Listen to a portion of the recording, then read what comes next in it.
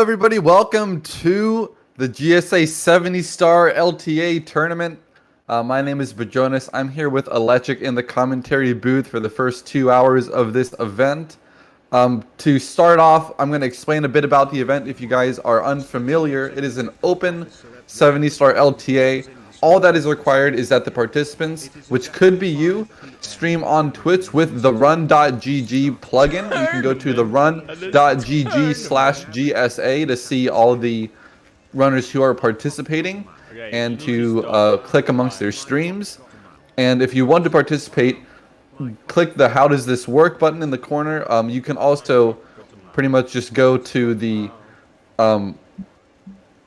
upload section, download the plugin, input your key, and your runs will be tracked on the run, so you can participate and be on the board, and we will be switching amongst the different perspectives and whoever else is running at the time throughout the course of this weekend.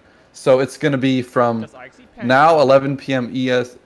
Eastern US time to after 7 p.m., probably 8 p.m. with overtime, and I will be here for the next 2 hours with Electric. So to introduce Electric, what's up, dude? It's been a while. How are you doing? Doing all right. It's great to be here back.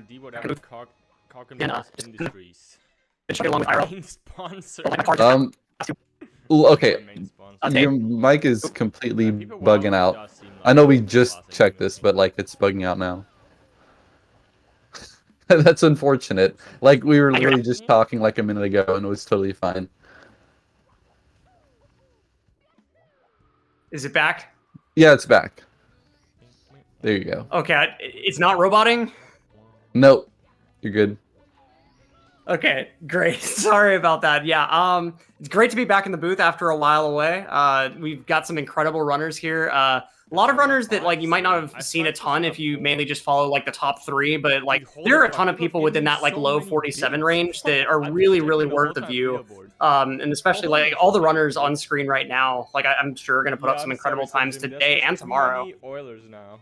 It's hard to keep up. Yeah, I mean, I'm super excited to see the huge variety of runners who we have coming out here. Already, this event has only just started, and we have so many runners who are already opening up their splits here.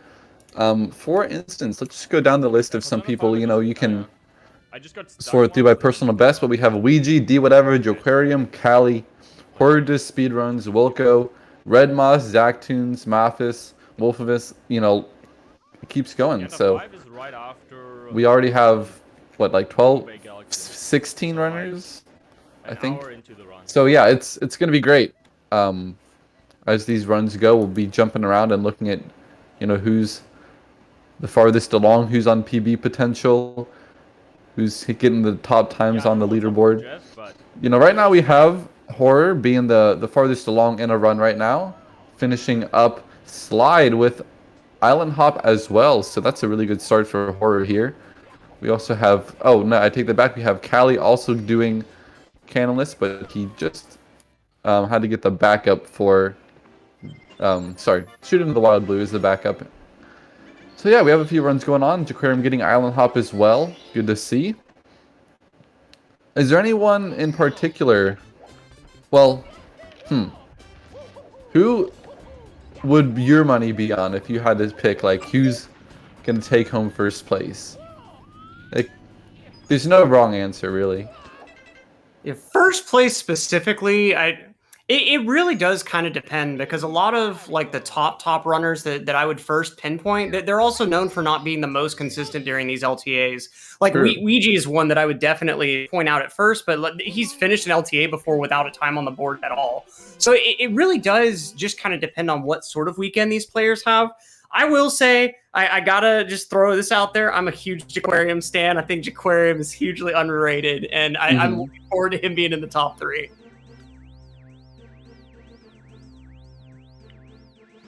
I would really like to see Jaquarium get a good time in this. He just won a tournament that was going on. This was the there were two. It's the CCG. No, God, this is awful. I'm so sorry. So BDF did the Club 100 Season 4 of 70 Star, and it was Jaquarium versus Bombs in the final. Huge you know, surprise for Bombs to make it there. But Jaquarium, yeah, showing like he's really, really good in the tournament setting, and he will be someone to look out for in this LTA. He went to last pace, and you know, it was really cool to see him there. Also, you know, very underrated as a runner, doing 120 now as well. Lots of good runs in that category, but 70 has always been his specialty. You know, currently got a mid 47 time on the leaderboard, and you know, he's been streaming super consistently for like 2 years now at least. Yeah, and like all of that consistent grind time has definitely been paying off. And you've got other runners like Callie too that I'd be really surprised if Callie's not able to put up at least like a low 47 across this whole weekend. And like really long time and consistent runners like Wilco, I'm sure is going to get like a nice like lower like upper 40s time and such. I really think that it's going to come down to just who's able to put it together and get like a nice low 47. Because I think most of these top runners that you're used to seeing these names getting like a low 49, and especially but like a high 48 isn't going to be that tall of an order. But it's especially going to be cutting those last few seconds off to get down in that low 47 range that I think is going to really make the difference for who ends up in the top 3. Yeah, I think that's a really good way to put it. We have people like Callie who also don't have a PB in 70 as good as they could certainly achieve. Callie has a 48.03, but in 120 star, he's got a 138.51. Or, sorry, I have to check that. 53. And the equivalent for 70 star, I would say, is like maybe like a 47.20 or something like that. And you know, what you would say is kind of like an equivalently good 70 star time, at least, you know, if not better. So Callie, this could be a weekend for him to get a 47. He's also been doing some tournament races. He's been practicing. He's one of the people who I would think approaches these events with like the best mindset for success. You know, he's really into it. So I would look at Callie as someone who's, you know, very susceptible to getting a true PB and breaking a minute barrier today or tomorrow. So keep your eye on him. He has had a couple of resets going up for Owlus right now. Going for the double jump, and that's good. It's been crazy to see that become like a standard within runs. Like just it's been insane to see how optimized Womps has gotten, and that's like we already thought that it was insanely optimized and like just a reset trap like back when I started running this game, and like it's only gotten worse. Yeah. You know, I don't think everyone will be going for Salt Cannonless, but you know, that's something that the top runners will certainly be going back and forth on. And then you also have more people doing the fast top of the fortress strat with the rollout at the end. You know, where you double jump ledge grab the rising elevator instead of triple jumping to land on top of it. You have more people doing single jump wild blue just to save that like 0.2, 0.3. Callie, what a big double jump there. I really feel like TJK is kind of the one that like really pushed the single jump wild blue. Because I seem to remember it was like after his video tutorial came out for it, that was when a ton of people just started picking it up, especially for 16 star. Because like, you know, if you're running 16 star, that tutorial kind of made it like a free third of a second. Yeah, I haven't seen that one, so I gotta go check it out then. I've learned it from Tag 609, who does some pretty interesting movement where he will. So watch Callie here. We'll see what he does. Oh, he handstands on the tree. Oh, Love no. it when you're in the limelight and then you do something a little foolish, but he's still going for that and gets it. Nicely so done. what Tag actually does is once he does a rollout on the little ledge after jumping out of the tree, he does a speed kick and double jump dive toward the corner, and then that gives you like a little bit more speed in the air from the double jump dive. So if your tree grab is like really good, you can save a couple frames, and it also kind of helps set up the camera. So that's kind of what I've been trying to learn. But there's, you know, several different ways you can go about it.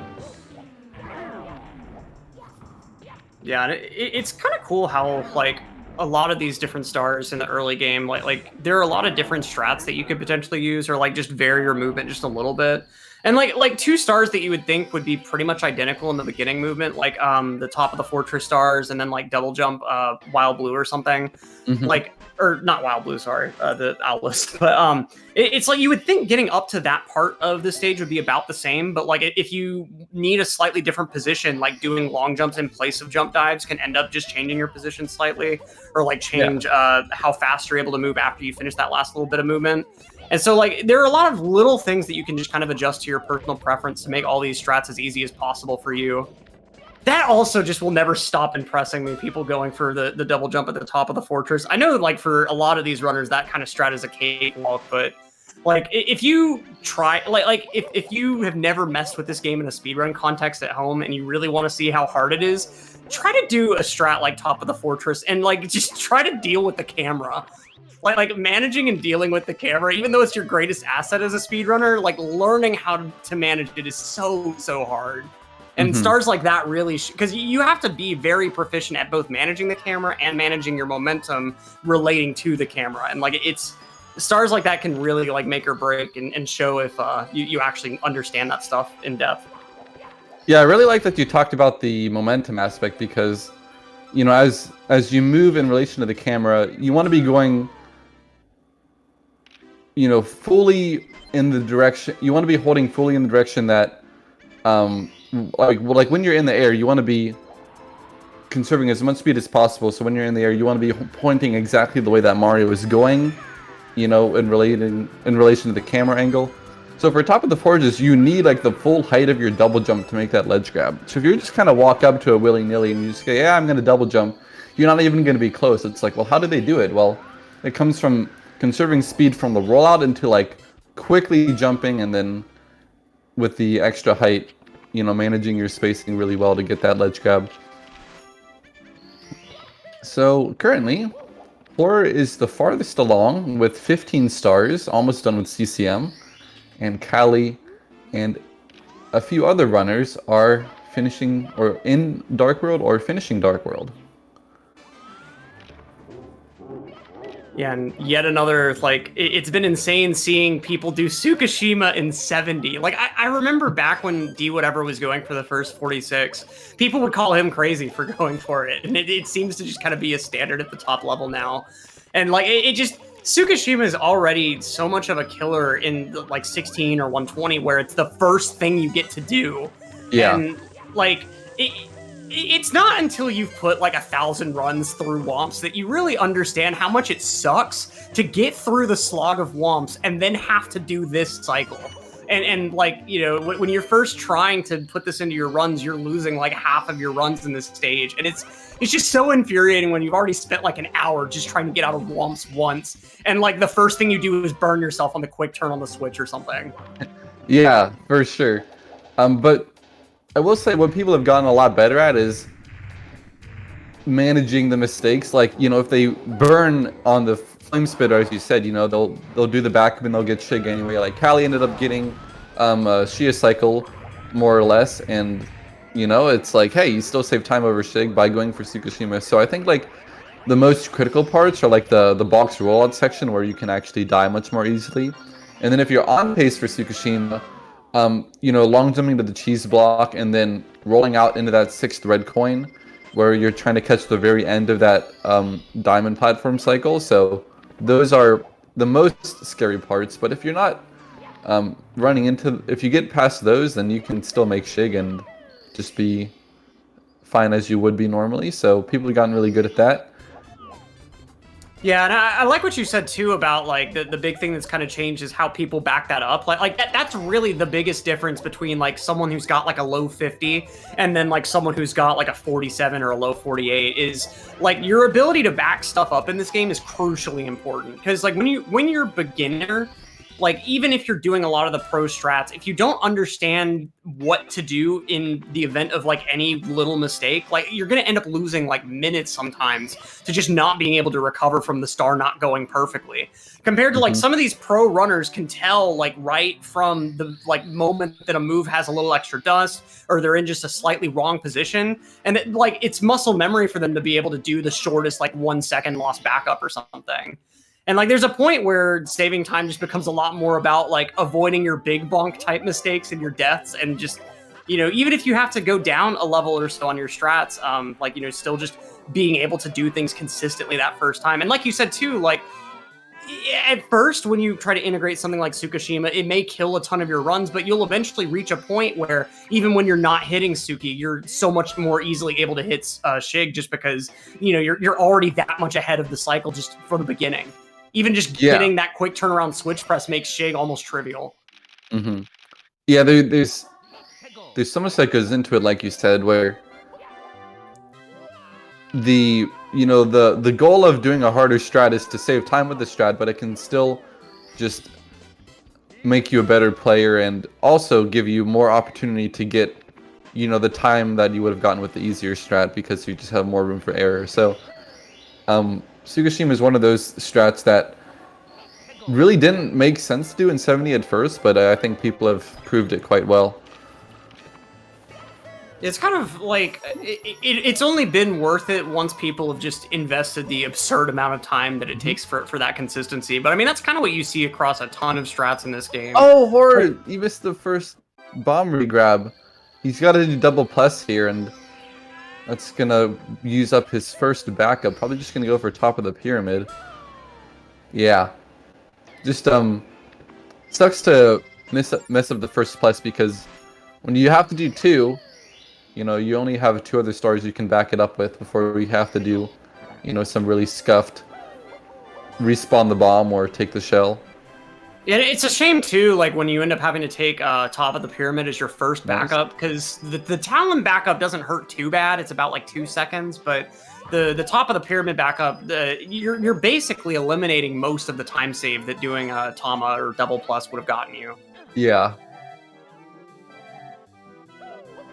Alright, but he's making it around the SSL secrets for this first of 2.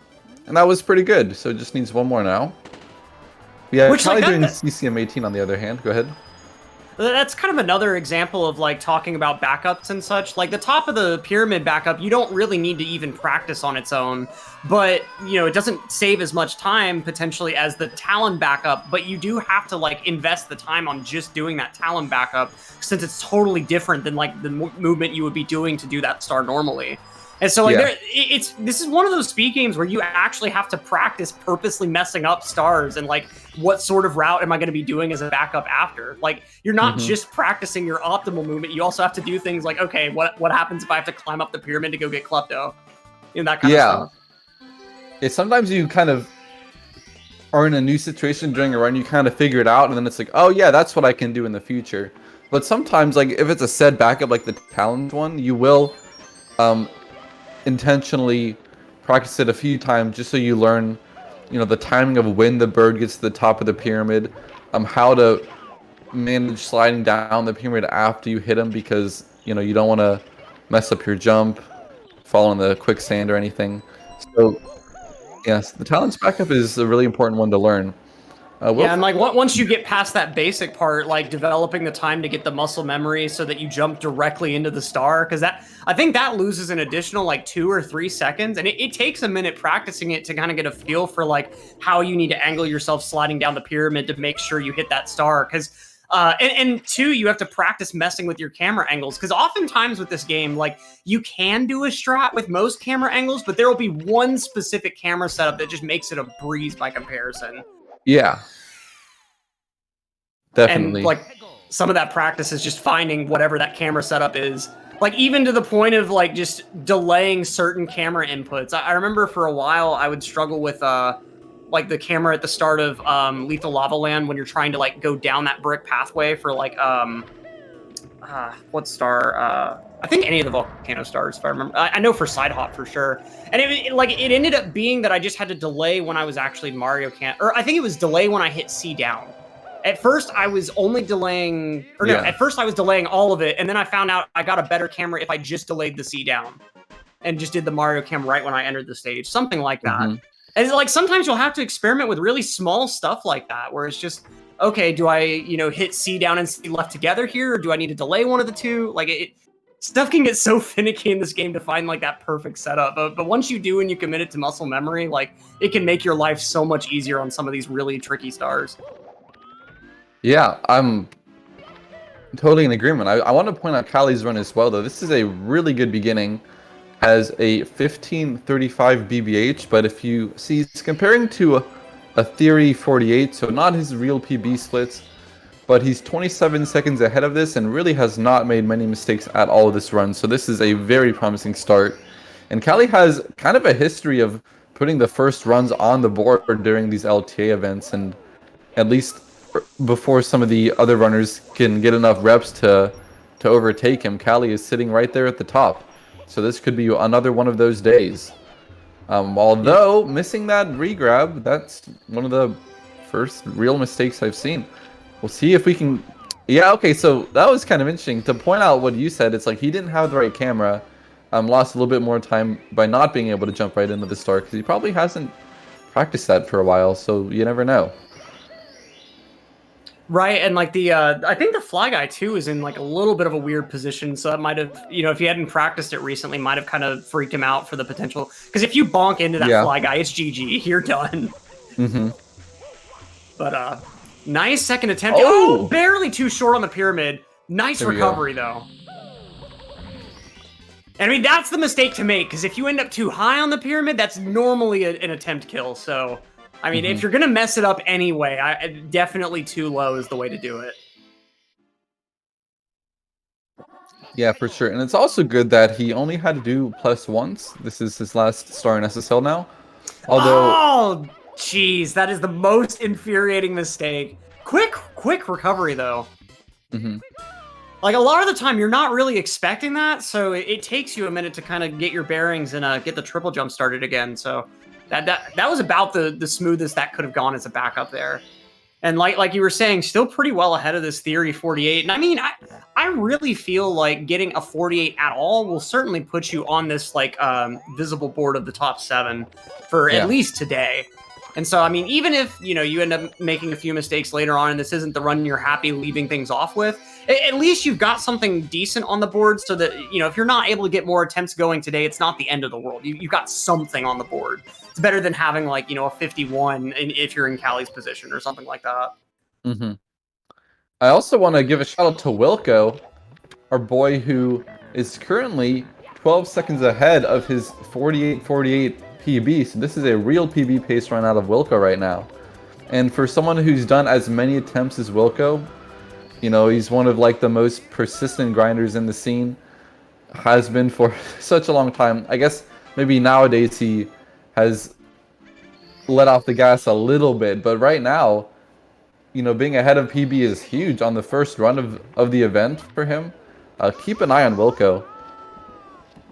And let's check out the other runs. We have Zactoons, who's also looking pretty good. I can't tell what his splits are. I'll have to go to his own stream, but I see some green. Nice bully from Callie.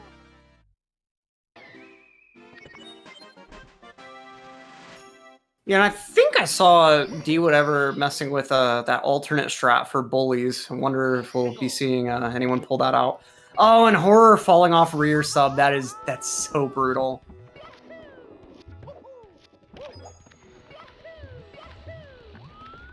We were talking about camera and the momentum management earlier. Rear sub is another place where you're going like back left in relation to the camera or some like really weird angle.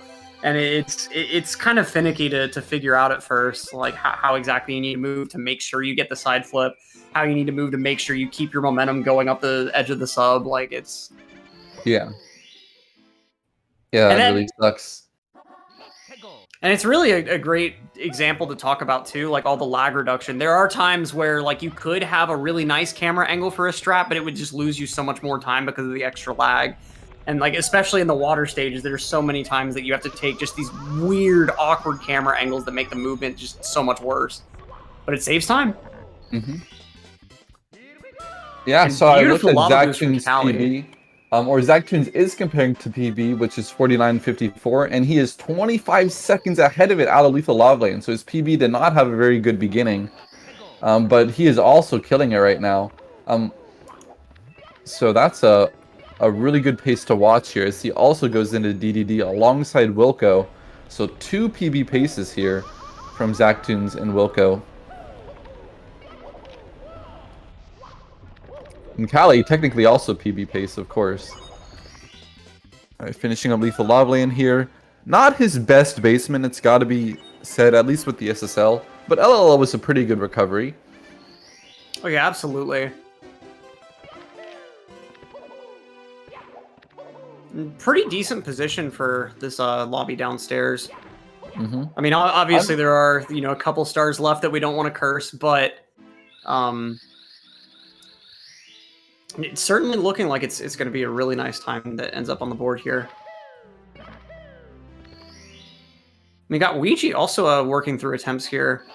Looks like he's got one that's a little bit in the red, leaving BBH, but you know, of course, SSL can go ahead and turn those things around. It's kind of why runners will end up continuing things through this stage, even if they're not going well. Yeah, for sure.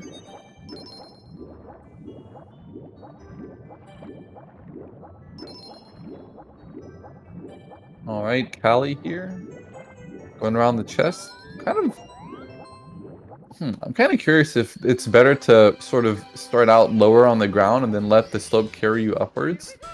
You know, I usually see people just kind of turn at, you know, like a flat line, but that's kind of interesting from Cali. Maybe it's better, maybe it's not.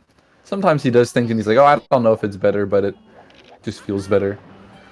Or like it's stuff that upstairs. It's stuff that probably only saves like a frame or two that you'd have to go to the spreadsheet to find the examples of. Yeah. And then that's a star that, like, if you really want to, you can invest way too much time trying to optimize it. Because I think most runners, as you're getting to like a lower 50, if you haven't put the intentional practice time in, you're probably getting like a 32, 33 on average. And like you can push that. I think you can get under 30 seconds on that star. Oh, no. That didn't work. No, that was way too shallow, it looked like. Yeah, he turned too early. All right. Good recovery, though. Nice backup.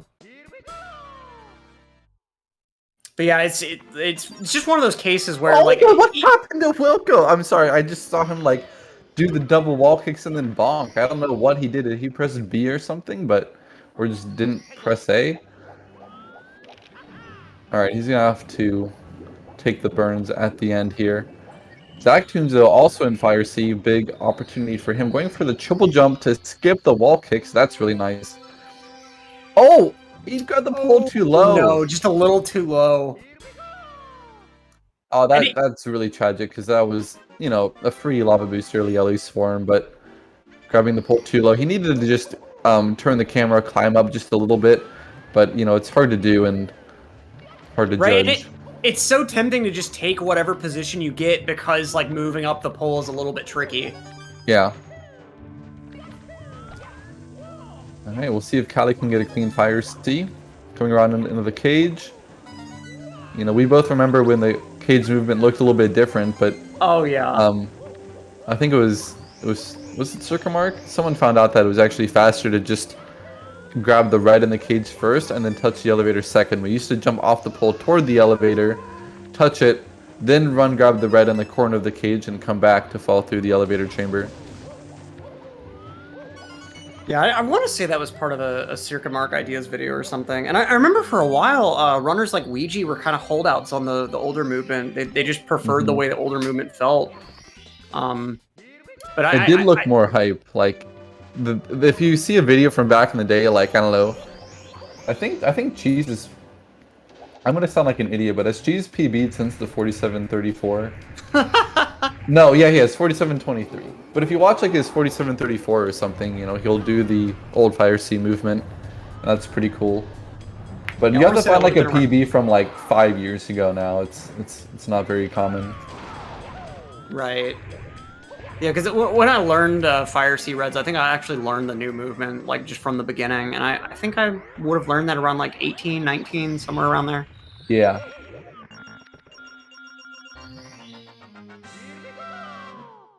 Even the fight itself in Fire Seas kind of changed a little bit with, like, the three-quarter spin and, like, the jump dive strats and stuff. A lot of that wasn't really a thing up until, like, a couple years ago. At least not in the longer categories. And that's been really neat to see too, like all of the various like micro optimizations that people have just moved up into 70 after just spending a really long time on the 16 grind. Yeah. I want to give a bit of a shout out to Horror, who we haven't really talked about, but has been having a pretty steady run here in the upstairs. Currently 18 seconds behind his PB of 48.36, but best possible time still in the high 47s and save some time in Wedge Eye World. So this is a legitimate run from Horror, and he could put the first run on the board for the LTA and could be a 48. Yeah, and that would certainly be a nice statement to start out the leaderboard with. Let's see, we also have Scythemer starting some runs, and V-Truncio. There's currently a lot of people going right now. I think we have about 25 people currently live, and I'm sure that number will continue to increase. All right, Callie wall kicking up the elevator shaft and nailing it. Yeah, nice elevators. Do you remember that like week or so where runners were experimenting with the cage clip? Yeah. I shudder to think of the day it will return and people will actually try to do it, because it's one of those things that might as well be impossible, but you know, eventually someone will try to make it possible. It's gonna take someone like I don't know, like sleeping with a metronome on, like to build in that wall kick pacing, because like the whole problem with it is it's like a 4 unit window or something, and like for perspective, I think Mario's like 150 units tall or something. Like I don't even know. He's like, it's a very small amount of space, and like your wall kicks being a frame different will affect like what unit you end up hitting that spot on.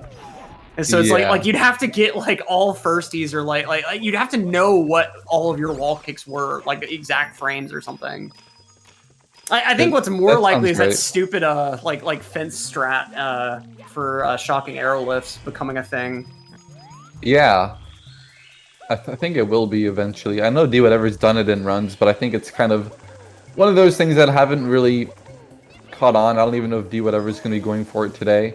But like you'd really have to have a death wish in your run to do that after Express Elevator, after 100 coin, after getting a decent enough upstairs for your run to be worth continuing through this stage. Or like it just... Well, it's really one of those strats that, like, I don't doubt that you could get a decent consistency level just in a vacuum, but with the nerves of being on a decent pace, it would be throwing over half your runs away, I feel like. I wouldn't go as far to say you'd throw away half of your runs, but if you throw away, like, 20% of your runs, that's still, like, way too much to risk on, you know, frame perfect dive off the fence, followed by... you probably wouldn't do the single star strat. You would probably do, like, just an early long jump to the skeeter, ledge grab the wooden plank. Then there's a thing you can do where you can do like a quick double jump, because like the floating thing has a little bit of like it tilts back and forth as you stand on it. So you can get like maybe like a 0.7 second time save, but yeah, Horror losing a red in the maze. That sucks. This maze is like the worst for backups. Like, it doesn't look that bad when you're looking at it dead on, but when you look at it from the side, you realize that like half of the ledges are at this weird like angle hang that like it makes it so that the higher that you go trying to like clear a gap, the more chance you're just gonna hit a wall on the other side. Like that maze is the worst to move around in.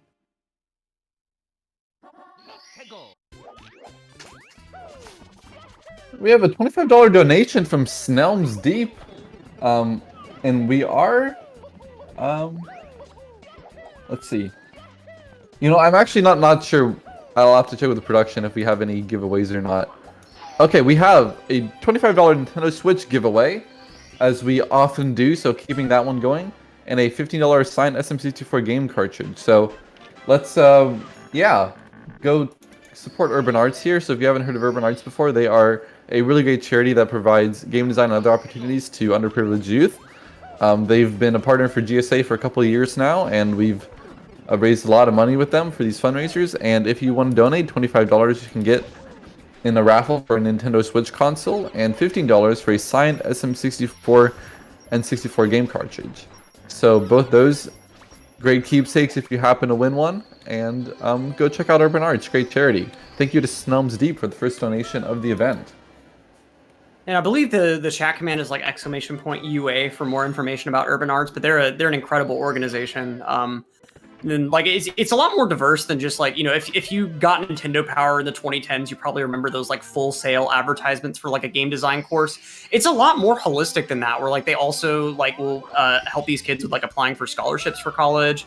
They'll help with like other sort of like career and like just like general like outside of high school readiness like help and stuff. Like they're an incredible organization, and like the effects that they have on the lives of their students are just incredible. Like there's like a really huge difference between the number of students that go on to college after graduating from Urban Arts compared to like just average high school graduation rates.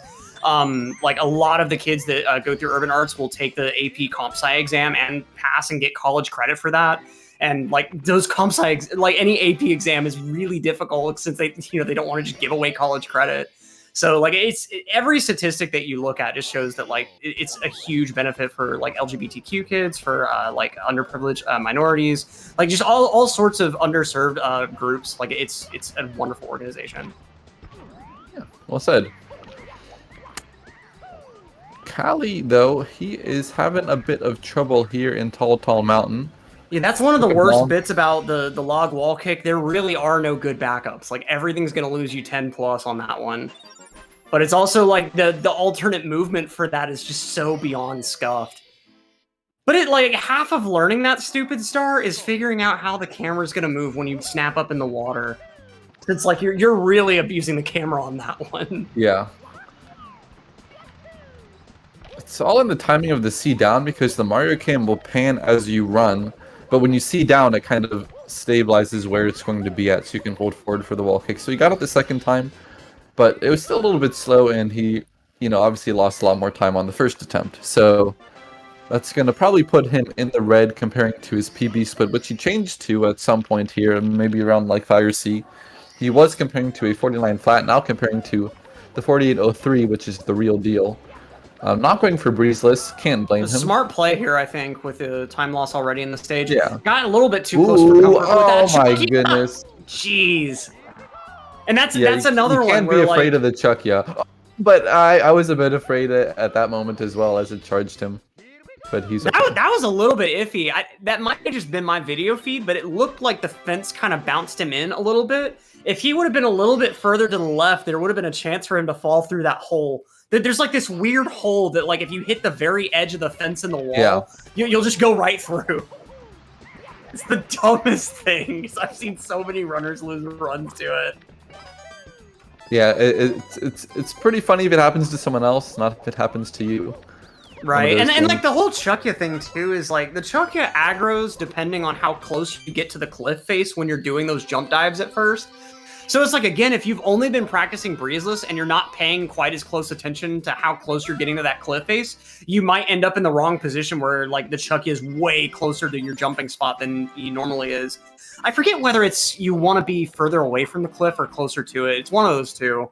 But like if you experiment with it, you'll notice that the Chuckya is in a slightly different spot when you get up there. Mm-hmm. Or having to redo the shake drop there on the switch. So unfortunately, we also have a bit of a time loss from our boy Wilco. At least Callie got a decent snowman's head, though. In THI, I'm not sure what happened there, but Yeah, it seems like the Wilka run has fallen behind. And Callie with the double speed kick movement on this slope here. Let's see if he gets the box break. Nice. Nicely done. Beautiful stuff. And like that's a really clean position for it too, since like the way that he angled himself against the box, like there's no play. Mario was shallow enough that he didn't bonk against the box when he made direct contact. Like if he was a little bit more to the left, he would have had to ground pound like immediately so that he didn't bonk the box instead. And so it's like you've got such a small target there and you're basically going for it blind. I know a lot of top runners will actually like use the texture on that like blue rock beforehand, and like where that texture is like on screen, they'll use that to kind of position themselves. But yeah, it's one of those stars you don't think of as hard because not many runners will like outright fail it, but it's so easy to lose like 2 or 3 seconds. I just want to point out, Ouija, is this real? He just golded Womps. If you know anything about Ouija, that's probably like one of the best Womps ever performed in a speedrun. So if you were watching that, then I don't know, let me know. What was it insane? Is it real? Did he go for Kanocycle or something? Like pretty nutty. Alright, Callie here is going down to HMC, but Horror into Rainbow Ride, first player to get into Tippy for the LTA, going for Lack 2 bounds. It's a critical going for like to the begin with OG Tippy. setup with the full side flip and everything. Yep. Yeah, we will probably see some people be going for the assless strat, which has been all the rage in 2023 at the top level. It saves about 3 seconds. 120 star, you can do it twice, save like 6 seconds. But it's a huge time save, but also very, very difficult, and people have been spending many hours getting good at it. And people have really cracked the code for consistency, but there's no magic formula. It really is just your own dedication and really feeling it out so well that you can make minuscule adjustments just based off of what you see every single attempt. So Horror going for the OG classic Lack 2 bounce, getting it. Same for Tricky Triangles, had a little bit of a slowdown, but he is up to 60 stars and looking really good. Yeah, sorry for Callie breaking the box. You never want to see that happen. In a decently fast backup, although nothing that you can do after breaking the box is really truly fast, unfortunately. Dude, Ouija got a 10:01 Dark World with Island Hop. So if you think of your own speedrun, you probably get like a 10:01 without Island Hop. Right. Well, like you're doing good if you manage to break 10 minutes without Island Hop. Yeah. Jeez, I will never forget. One day I woke up from a nap, or like I think it may have been in the middle of the night. I don't know. And Ouija's stream had been running in the background the whole time, and I thought I was still dreaming because he was in Wet Dry World on like no joke 46.2x pace or something. Like it's, yeah, he was. Yeah. Like it's rare for him to get like a really nice time at the end of the game, but he has gotten some just ludicrous times that don't make any sense in like the mid game. Like if he's ever been able to like put a run together like that, he would end up like a full 30 seconds ahead of the rest of the leaderboard. Yeah, and currently he is tied with his best 70 pace ever out of Dark World. So this is like as good a run as he has ever done in his life. And I don't know, maybe I can check like what the like community best splits are, but this has got to be close. I remember used to like he was the community sum of best. He's got about half of them still. Yeah, definitely. We'll look at Callie and Horror being closer to finishing the runs, but Ouija, don't take your eyes off of this one, because if it makes it out of SSL, we're having a real world record conversation on our hands. So let's just see how this goes. But you know Ouija, you know, he gets the beginnings. That's never in doubt. Very good triple jump dive into the top of the chimney for CCM 100 coin. He's got to get some coins here. So in the meantime, Horror speedruns doing TTC 100, probably the most technical star in 70 star. Lots of vertical movement and wall kicks. Although he is messing up a little bit right now as we go to him on the feed. I mean, as I'm talking about him. Alright, finishing up here. Got the safety red so he can afford to miss that coin, and he will get up to that box successfully, finishing off this 100 coin. Really good stuff from Horror. Yeah, that last bit of movement is certainly some of the more stressful, because like it should be pretty simple, but it's really easy for one thing to get a little bit out of place, just kind of shake you out of your rhythm, and then like it's really easy for everything to just go right down the drain. Especially like the ramp right in front of the final platform is like at a pretty high slant, to the point that like if you're on the right hand side, I think you really only need like a single jump to get onto that ramp, but you can just outright bonk on it if you're not like at least at a high double jump height on the other side. And I've seen so many runners break that box, get up to their 90 coins, and then like they just miscalculate where they are in relation to that ramp or something, and they end up bonking fall all the way down. Like it's so easy to make like all kinds of mistakes up there.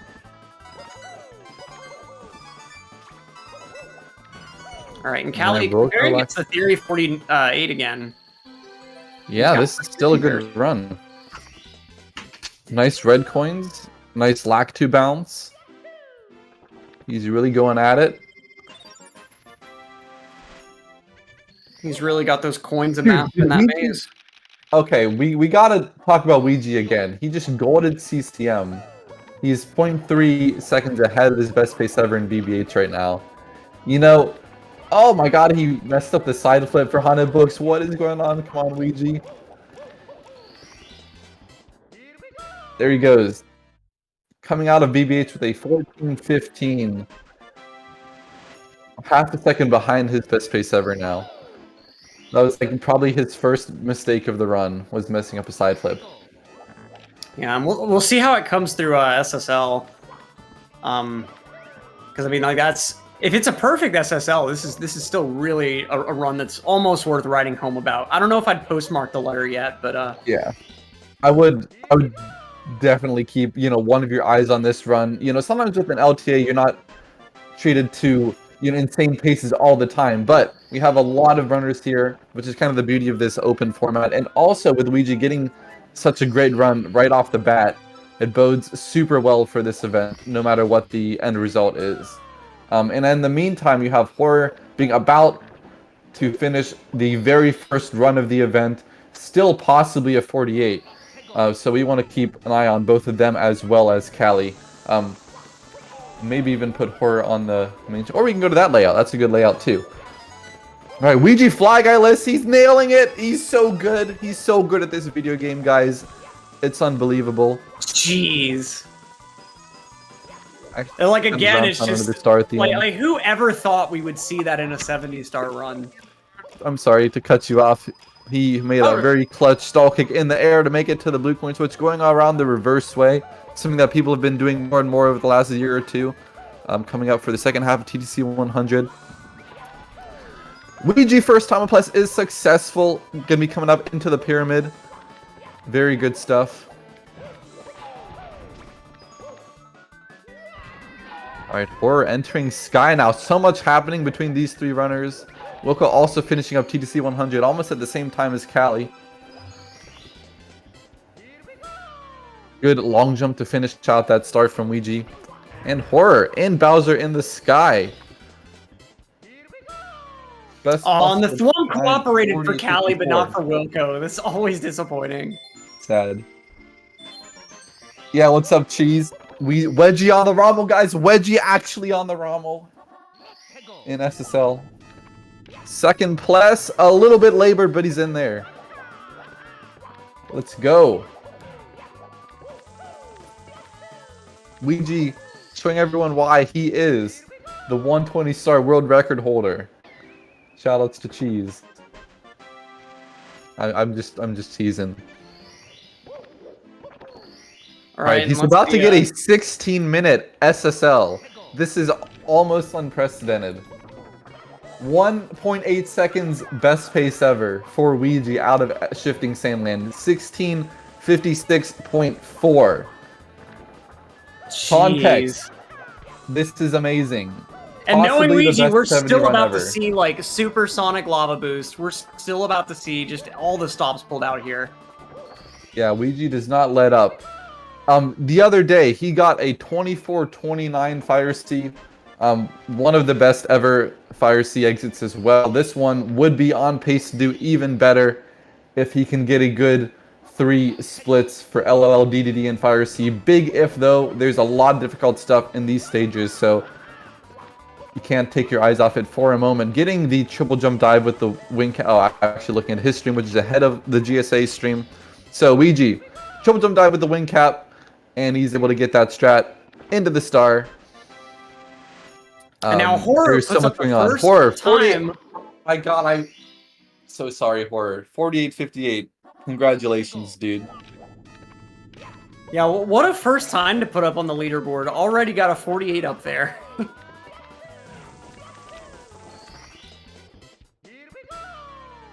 Great run from Horror to start off this event. Like, he is one of these guys who has very quietly been rising up the ranks, and, you know, no one's got a bad thing to say about this guy. He's just a really chill dude. Puts his you know, head to the grindstone, and whatever the saying is, I don't know. He's a very consistent player. Got a very consistent first run here as well. Like, really, really good stuff. 48-58 for the first completed run of this weekend LTA tournament. Alright, let's see. Ouija here doing elevator. So he must have done lava boost already.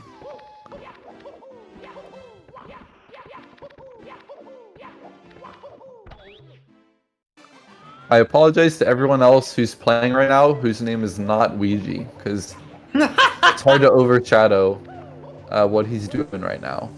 Yeah, I mean, we've got Callie here on, like, clean 48 pace, but it's still all eyes on Ouija at the moment, just because, like, even though he's so much earlier in the run, like, Well, times I'm like this still putting really an don't eye on come... Callie. This is like, Callie is going to get the first place spot on the leaderboard if he finishes this run without any big mistakes. Moving left side is good. Really nice angle there on that setup.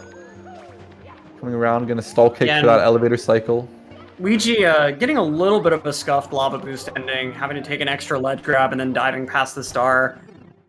In Ouija terms, this run is irredeemable, but in normal layperson terms, the run is still very, very good.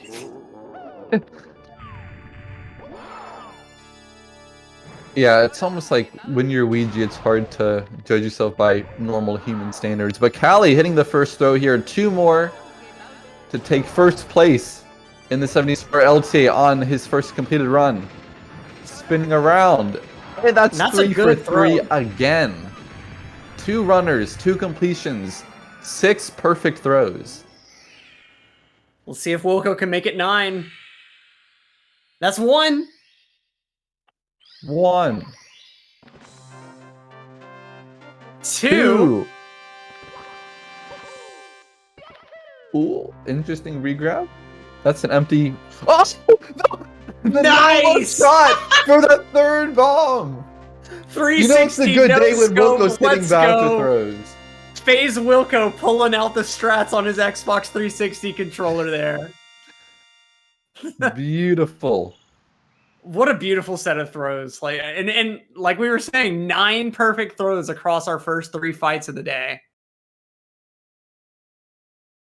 That's definitely a little bit unprecedented. Yeah, if you go to Ouija now, still within a second of his best pace ever. This is now looking to be a very fat deficit over the PB run, though, which is a 46.58 PB. 17 seconds ahead, which puts him, ironically, right at 46.41, the current world record by Sweegie, if that were the final delta. So I would say all eyes on Ouija for possibly the next 25 minutes. There's not a whole lot else you can do but clench and pray. Front sub. Oh, I think we have an ad on his stream. It's frozen. But he got it. He got it, everyone. Okay. Oh, okay. Oh, good jobs to Red Moss grabbing it too. Yeah, SSL gold as well. 23 seconds ahead of his 49.33. Met him at pace. Super cool guy. I hope he can also finish out this really good run that he's on. Dude, we can just go on a DDD. What is happening? What is happening? Oh wow, this is. Oh, I can't even look at FireC. Like this. Open up his stream or don't. But just it's on you, the viewer. All right, you're gonna have to go there. Like I'm not ready for the nerves throughout this. Jeez. Dude, I'm getting an ad too now. Dude, did you hear me talking about the 46 3x pace? And he was like, okay, let me just do it again real quick. Someone give me a sub so I can have no ad.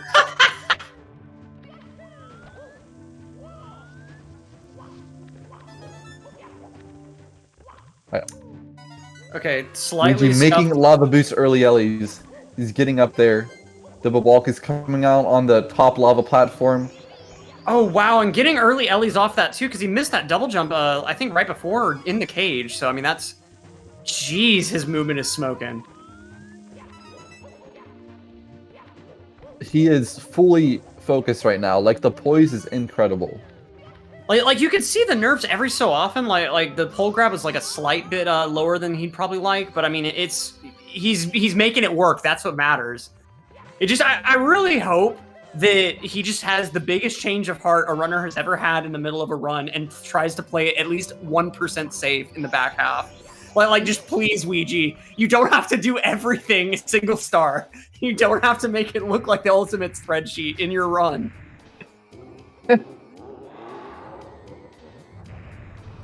You can leave a quarter second on the table. It's okay.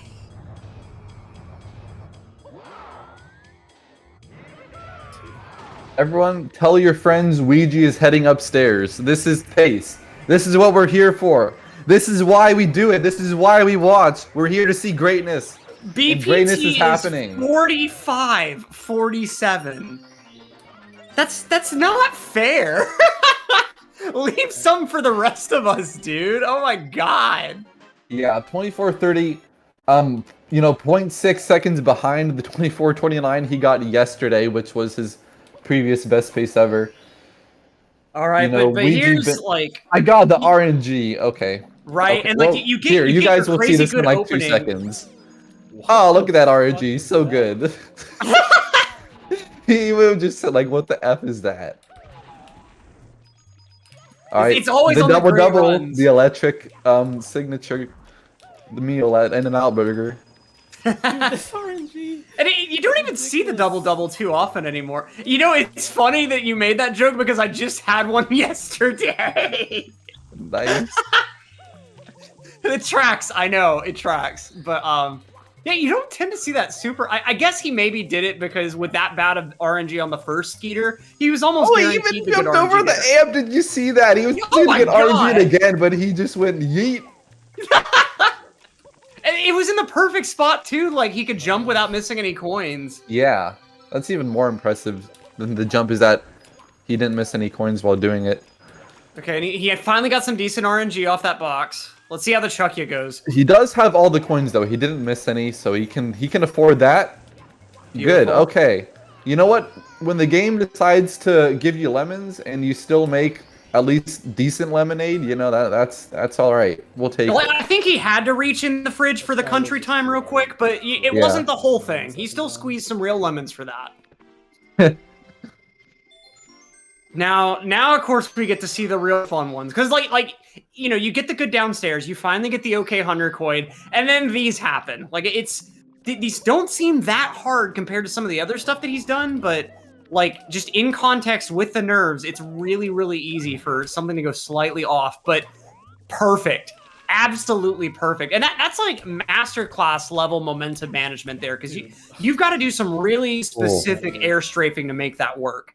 Like you not only have to hit like as far to the edge of the wall as possible so that you can actually get over that awning, you still have to have enough speed that like you actually will get some height on your wall kick there. Like it's really finicky to learn well. And I mean, it kind of goes to show like the easier way of doing that with the side flip is honestly harder. Like it's you if you force yourself to get good at like the stop and turn strat method, like it forces you to figure out the momentum just better. I don't know how exactly to explain it, but it makes it make more intuitive sense and puts like that's one of those stars that you just have to put the time in. Like just rent a log cabin for a week, you know, spend like 3 hours a day.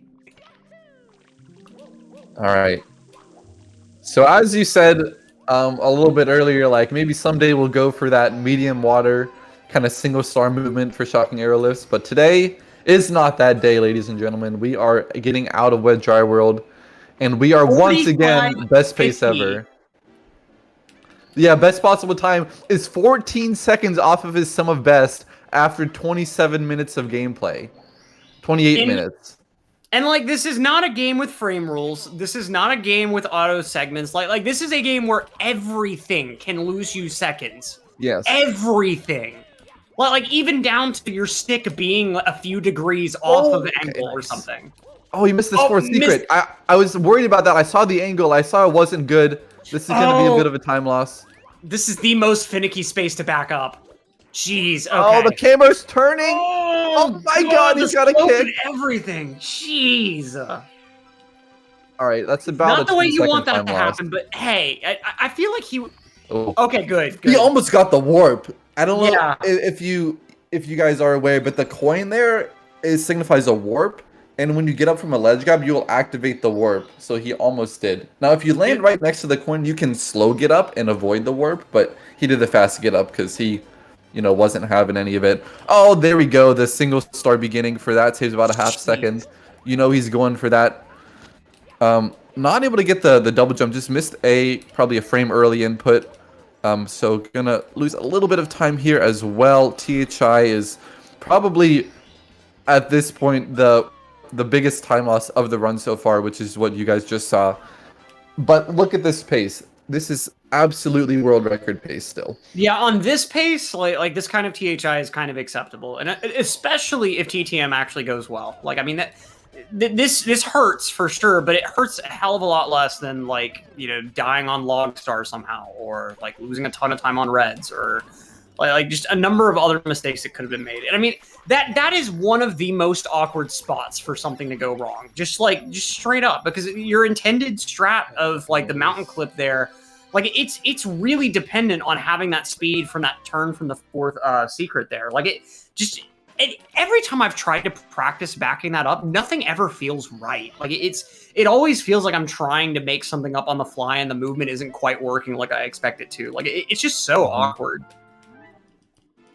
Like you saw him messing with there. Like it's awkward to try to do it with like a reclip. It's awkward to try to do it with a triple jump. Like no matter which way you try to do it, it's awkward. What? Oh, Wicco very nearly taking a death there on reds, but barely managing to wall kick off that mushroom. That's pretty impressive. Ouija, I thought you were saying that Ouija bonked on the wall next to the painting. Nice insta clip from Ouija here. All right, angle was a little bit awkward, strafing enough to get the ledge grab. Now he's coming up here for the wall kicks, getting the right amount of height there. The first thing he had held back, and he did, and was able to get that ledge grab. So really good stuff from Luigi. Yeah, really, really clean. And like you said, super close attention to detail accounting for that firstie, because most of the time that's a guaranteed second wall kick. Yeah, absolutely. Now let's see if he can do it again. Wow, oh God, let's go here. That's so hard to get consistent because, like, in order to get it instantly, you have to land in the bottom basin of water, but land so close to the edge that that little bit of sideways momentum you still have clips you over to the other body of water. Like, if you overshoot the lower body of water entirely, you do the full sink down in the upper body, and it loses you more time. Like, you have to have the first sink down happen, then move over to the upper body. Like, it's difficult enough that the tutorial most people work off of. Hold on, tutorial. Oop. Yes! Nice! Let's go! That was sketchy. Perfect 2 seconds there. It's just like I said, the THI doesn't matter as long as the TTM goes okay, finally. Yeah. All right, now it's time for TTM Reds. This is one of the most impressive stars in the run and a place where someone Especially- like Luigi shines. Yep. Yeah, someone like him, he's... Speed Well- kick movement. Perfect camera angle. The second rollout. No Yep. fear. He's not afraid of the scary shrooms. He's not afraid of the maze. He's not afraid of anything. He's gonna get it. Beautiful stuff. Absolutely beautiful. Oh, he couldn't die. He ground pounded though. All right, that's good enough. And in the Super stream, he fast. says, Really fine here, "It's though. good enough." Yeah, and most runners would want that on the spreadsheet as their attempt. Like, they wouldn't Yeah. want anything more than that. Let's go ahead and see the mushroom star here. Okay, the speed kick. Probably the most optimal thing you can do. Oh, late rollout. It's okay though. And like a second and a half off of gold. And back to best pace ever. It just keeps happening. It's like Now- a time loss, and then back to best pace ever. Snowman's head, please. Snowman's head, please. Jeez. Yeah, if we get Snowman's head, we are cooking. Come on. Come Okay, on. good triple jump. Good wall Nice kick. wall kick. And that's Perfect. good. Let's go. Jesse, it's time to cook. Yeah, breaking bad, breaking records. Get into the speedrun Winnebago, friends. Yeah, 3 more stars here. But it, like, after one's that also- one, it really... I won't say the rest of the stage is free because it's not in the slightest. That was but- so good. I'm like out of my seat right now. I literally had to stand up and Drake for that star. Like frame perfect, beautiful ground pound. Like there's no stopping this guy right now. You do not understand. You do not understand how good he is. Oh, we're He's about to see insane. a ludicrous deep freeze. This is gonna be stupid. I don't even care if he's going for it. Of course he's going for it. And of course Yup. he gets it anyway. It's just like, jeez. This is not how the game is supposed to work. We just You're taking us supposed to to use a triple school. jump up there. We should be going to church and worshiping. All right, now let's see. Of course, the bully star is good. This is the only free star in the game. This is Watch the this only gold. one you get to Watch say this that. gold.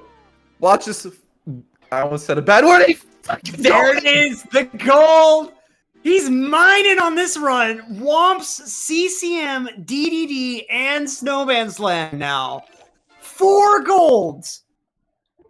Okay. Now Remember let's I see said- basement. Yeah. The All right, basement. HMC. This is hopefully a place where the momentum carries yourself through this stage without any further without making any mistakes. You got to get the grab on Mips. He punches. Okay, good. Beautiful. Perfect. All right, That's he's 2 got punches Toad. in this run. Now, HMC is a stage that you do in 16 star. Ouija is notoriously Yeah, he's also about good to. at We're about to 16. see left side emergency. We're about to see like a GTM slide. We're about to see It all does of it. scare me. It scares me just a little bit. The most scary thing for me is emergency exit if he goes for the single star strat that he would do in 16 star. I would hope No, he no, goes he- for the standard left side or standard right side. If he goes for like the cracked out of his mind left side, there is a high degree of risk to that strat. Let's see what he goes for. He's first. going for that. I guarantee it. Like absolutely. All I right, we'll haven't see. Will seen this him be do the box normal. jump? Okay, we're starting with the box jump. Okay. All right, Beautiful. nice. Beautiful stuff. That's a gimme for Ouija. He does that all day long.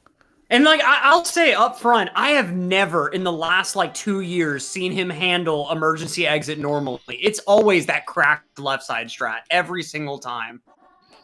Yeah. Well, there's I the don't doubt regular he's about triple to do jump, it and then again. there's like the rollout speed kick triple jump, which I'm talking about is like the god strat. So let's see what he does here. He's doing it. Yep. Every time. I don't He doesn't care. know how to go slow. Fire me! Like, what even? Like, any one of these things, anyone else thinks about going for, and they lose 20 seconds. Like, it it's another level. It's another game this kid's playing. Like I can't even call him a kid anymore, but like that's what leads to this. And when you do this day in and day out since you're 12 years old, like your neural pathways all form in Mario, and like that's how you get to this point. Some people see the Matrix code as like real life or whatever. He sees Mario as like it clicks.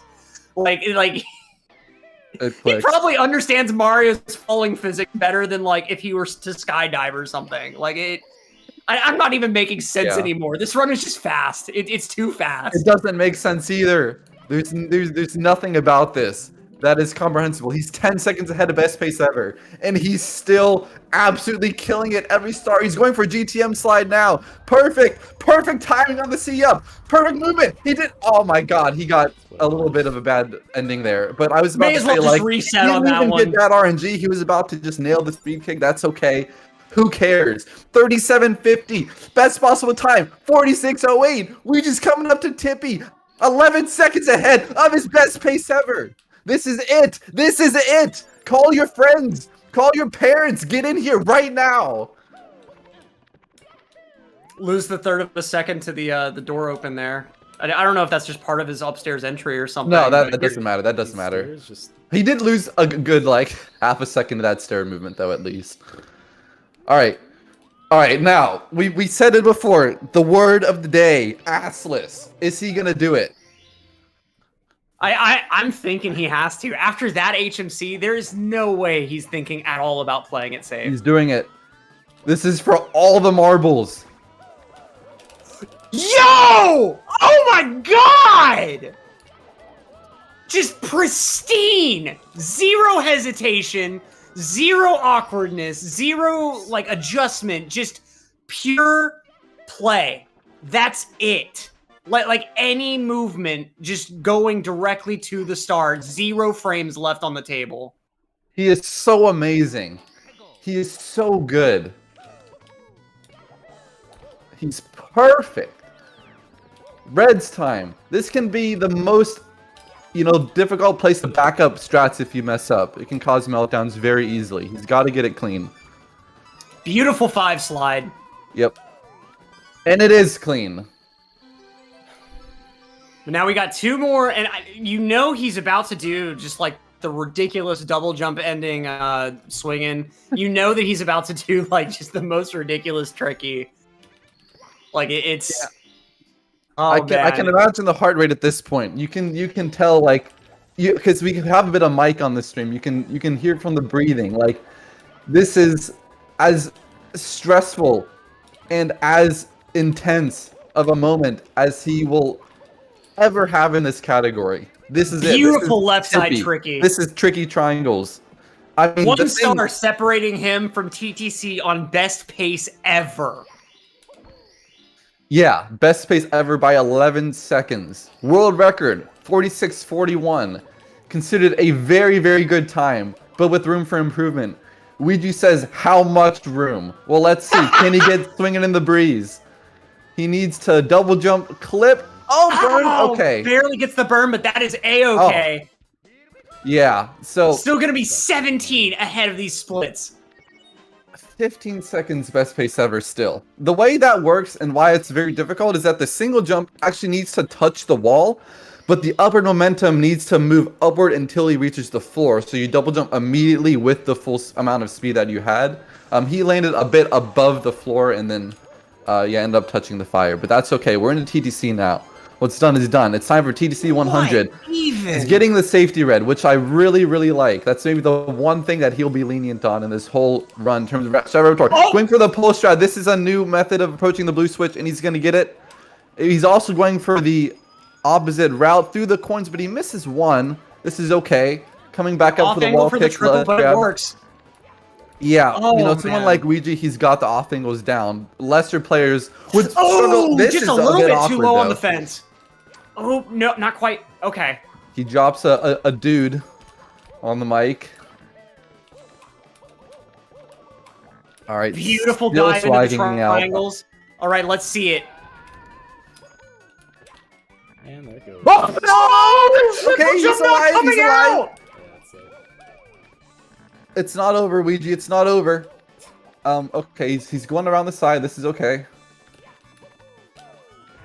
It is a He's big got the time loss, time. though. He's got the time to burn. It's okay. Yeah, he can seal absolutely world record with this, but that was a big mistake. Probably the biggest mistake of the run. Second biggest would have been the THI Secrets mistake. Yeah, okay. Oh, and the and then RNG the is not Thwomp cooperating. Not all What a backup though cooperating. with the angle though to immediately triple jump wall kick and then land on the Thwomp as he's going down again. That is like really well done from Ouija, but at the same time he has lost 20 seconds on this 1-star. Best possible time looking to be, you know, 46:35-ish, and then in that situation, the rest of the run will have to be perfect for world record.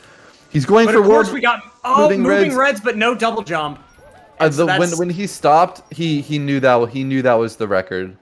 That's the end of the world record pace, ladies and gentlemen. But huge round of applause in the chat for Ouija. Please just give it up for this man on the screen. Like, yeah, this is still seriously. an incredible run, and I mean, Like, this is still looking at easy 47 pace for an LTA. yeah, like that was one of the most intense moments I've ever witnessed in this game.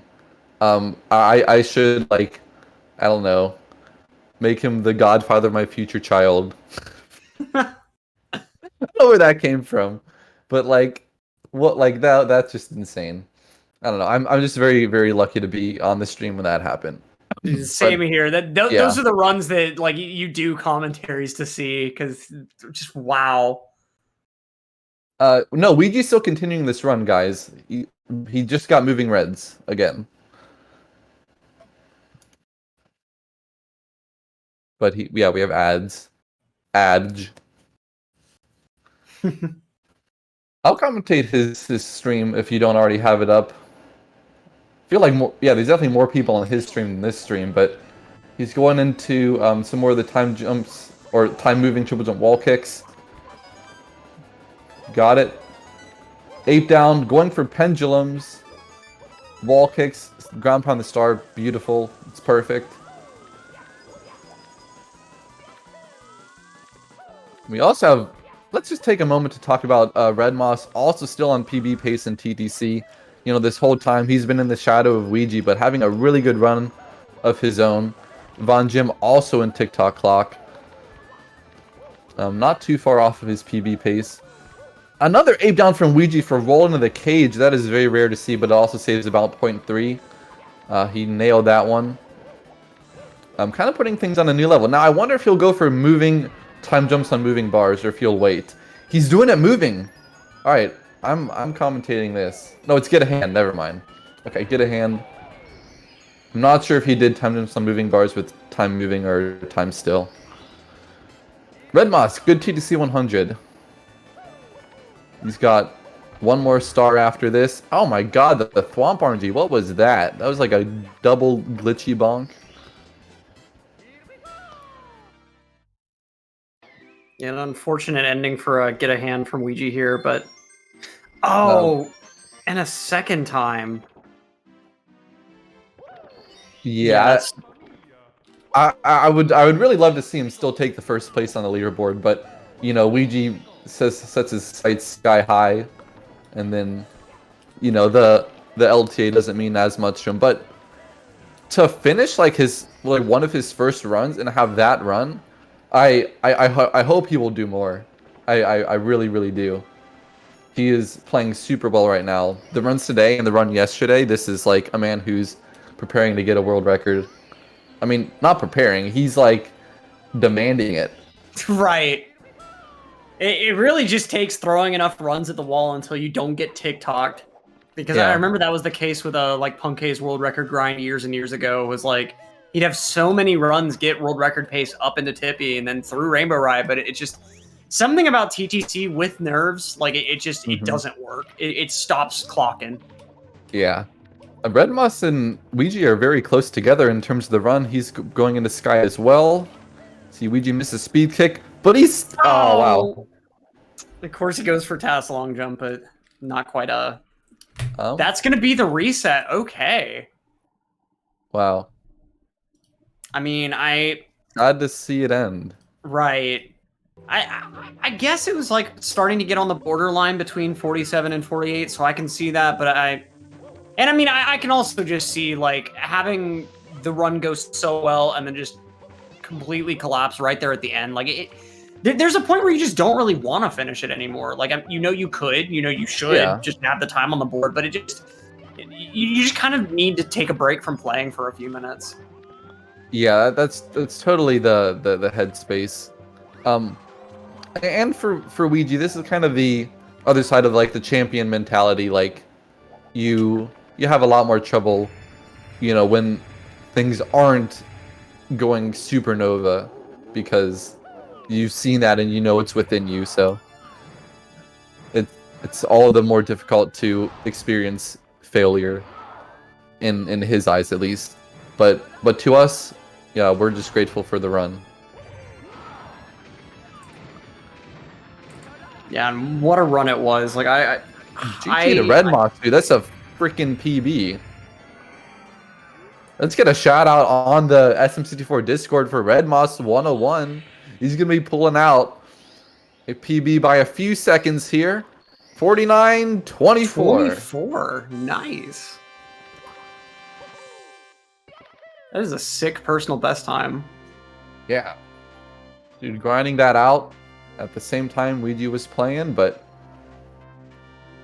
we were able to see him clutch that ending. Really, We really got well Von done, Gem dude. here too in Awesome the job. sky. So let's see what Von Gem's final ends up being here. He is... Okay, yeah, he's able to get a low 51, but his PB is a 50-53. He's actually improved quite a bit in 2023. Kind of part of the crowd that hangs on the SM64 voice channel. Big presence over there. Coming up into Bowser in the sky. Let's see if he goes for any of the triple jump wall kicks or if he will take the pole. Nothing wrong with taking the pole. Oh, but he's going for moving left and doesn't get the triple jump at the right time. Oh, this is a pretty big fall. Still on pace for 51, but he's got to get back up here now.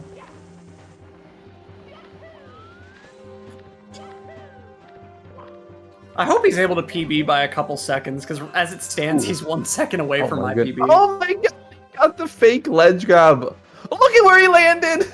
Jeez.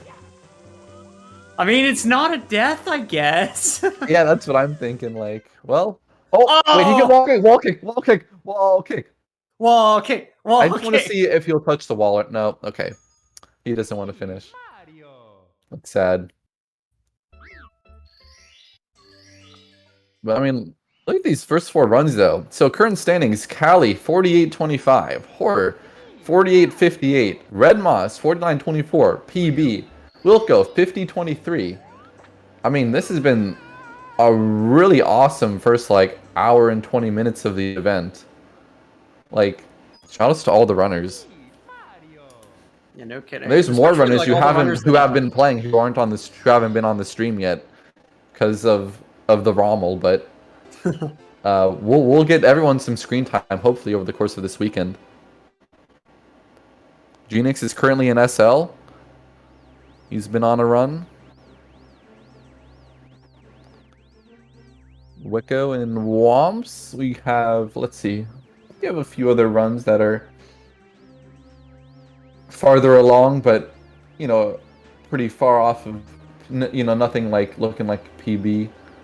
Actually, Joey Bag of Donuts is pretty far ahead of PB. If that's his real PB, if his real PB is a 59, I don't know if I might be better than that. You can go to the run.gg/GSA, by the way. That's what I'm looking at for reference. You can see everyone who's live and what their times are. But for now, while we got a bunch of players in the early game and such, we're going to go ahead and take a quick little caster break. But we'll be back in just a few minutes. So stick around, folks. Okay.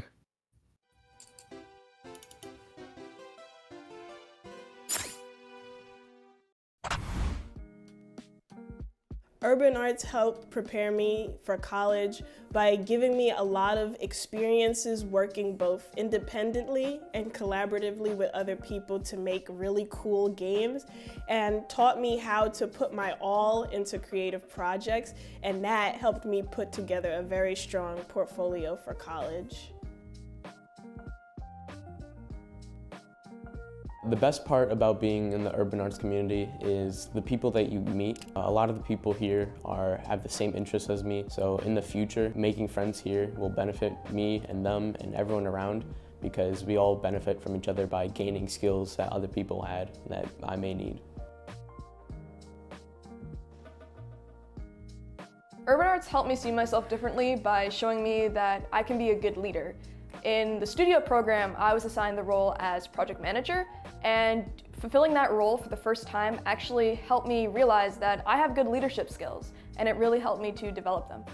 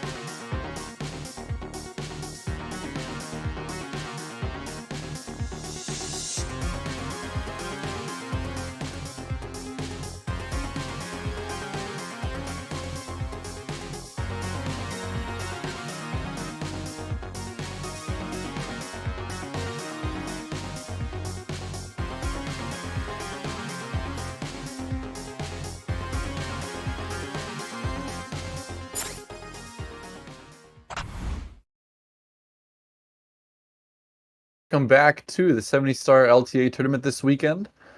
We have quite a few runs going on. We just saw that incredible run from Ouija, and some other really, really impressive runs from Cali and Horde and Red Moss, Wilco, and a few other runners who are looking to put their first time on the board and fill up those last 3 spots at the bottom of the screen before we really get into, the top of the completed runs. We've only had 4 so far. Genix getting a nice ending to TTC 100. Going to be stomping on top of the Thwomp or wall kicking off the Thwomp.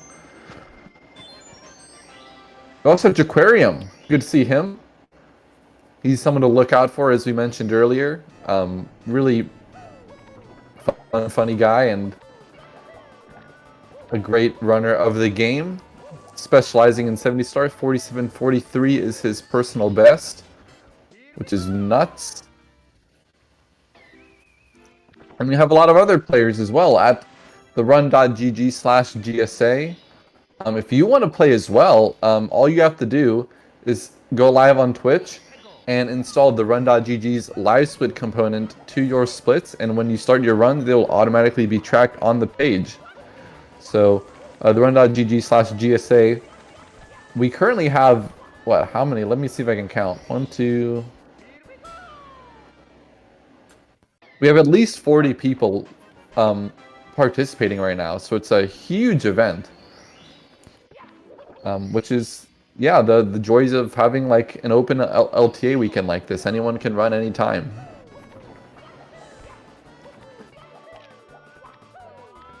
Alright, Genix, last few stars here. Get a hand. Nice. It's just a fair warning to the people in the audience. It's going to take the commentators just a second to recalibrate after that Ouija run. Yeah, that's true. I don't think we'll see anything else like that for... Well, I don't know. You know what? I'm not going to say anything. You never know. It could just be another run right back from Ouija, or like a 47 pace from Cali, or D whatever on a PB pace.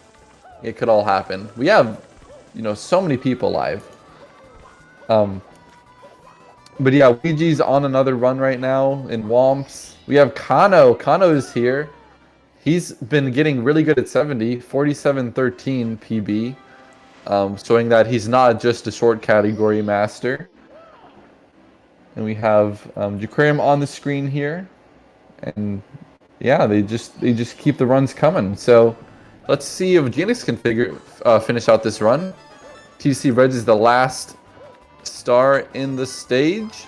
Genix conducted a lot of interviews at Pace. He made a tweet this morning saying that they will be he'll be releasing one I think tomorrow, and then one every week for the next 2 months or whatever, because he has 8 separate interviews that he'll be releasing weekly. So go check that out. Genix7 on Twitter as well. Really cool guy who I've met at Pace 22 and Summer 23. And if you want to get signed up for Pace Fall 23, you can do that at star.gg/pace. I have not done that yet. I really should. But here's his run going into Sky. Best possible time is 49.42. This is a really good run. This could be 4th place on the board, bopping Wilco. Alright, not going to get a Manamo cycle here, but he should be able to get the normal. Yep, nice and easy. Oh, slowing down a little bit, got rubbed up against the wall on that side flip. There's always a little bit of nervousness that comes in bits. I think with people like Ouija, you never know, because they're just so perfect and fast with their movement. But you can see with Genix, it's a little tentative at times. Oh my god! Oh! He just got completely trolled. He got down warped. That's super rare. I think he hit the bad one, the bad platform. Yeah, but even worst. still, it usually squishes you. It doesn't down warp you like that. That was something else. Game is good and fair. And I halfway wonder too, if part of that extra nerves comes from it being like one of the very few times that your whole goal is just getting to the end of the stage. You're not trying to collect coins. You're not trying to go for a star. Like it's just like front to back of the Bowser stage. That's it. Like one of the only other times you're really doing that is like the start of Piranhas and the Mountain Clip star in THI, where like you're just going for a warp pipe pretty much. Mm-hmm. And like I don't know if that dynamic kind of makes you even more nervous because like every mistake feels that much worse. You know, you're not waiting on like aside from the elevator cycles, of course, but Genix, he's still getting a 49. Look at that. 49.58. Let's go, dude. Sick run. That's really good. And that's gonna bop Wilco right out of 4th place. Yeah. So we just need one more 49, and the top 5 will all be sub 50. And I mean, if you haven't watched much of this game, you might see a time like 49 and be like, that's 3 minutes away from the world record. Why are you impressed by that? What are you talking about? Like, cutting each successive minute off in this category gets like almost exponentially harder. But like even getting yourself down to like a 51 or a 50, like usually takes most runners like at least a few months, if not years of work. Mm-hmm. Yeah, there's no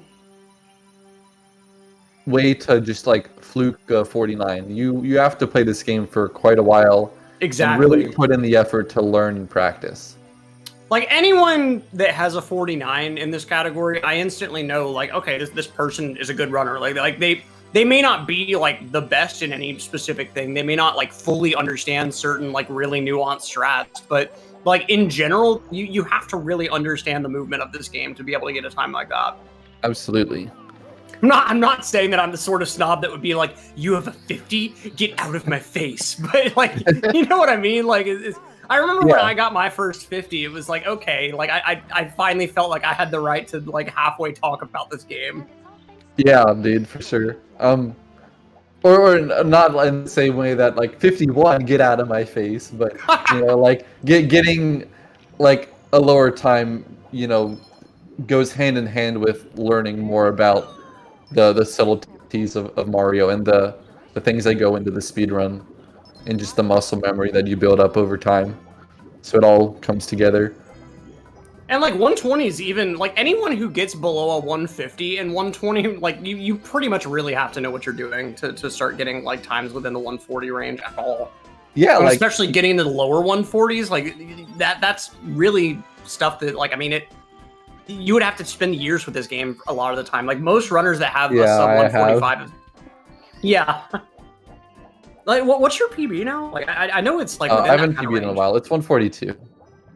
Yeah, so I mean, like that's and how long have you been playing the game for? Like it's like 5 perfect years. evidence there.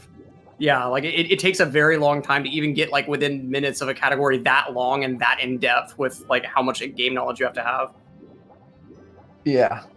I do want to go back to the run that Callie's having. He golded Lethal Lava Land, and he is currently 10 seconds ahead of his current PB, which is 48.03. So Callie also front sub yet again. famously, oh yeah, well that's commentator's curse there. But Callie also famously refusing to be seduced by the easy promise time save of CCM 17 IHOP. He's going more for the regular CCM 18 route. You know, IHOP and double plus save about 5-6 seconds each, so you know, giving yourself like about 10 seconds less to work with of possible time save to get a 47. But as you can see from Callie, greatly increased consistency and the ability to get a lot more runs deep. And I think for someone who focuses on 120, this makes a whole lot of sense. He's very consistent. And he also just wants to prove that like he can be good without the island hop and the double plus route. So 47 with the CCM 18 route is a really impressive thing, and he is on pace for it right now, heading into Fire Sea. Let's see if he can get Lava Boost early Ellies.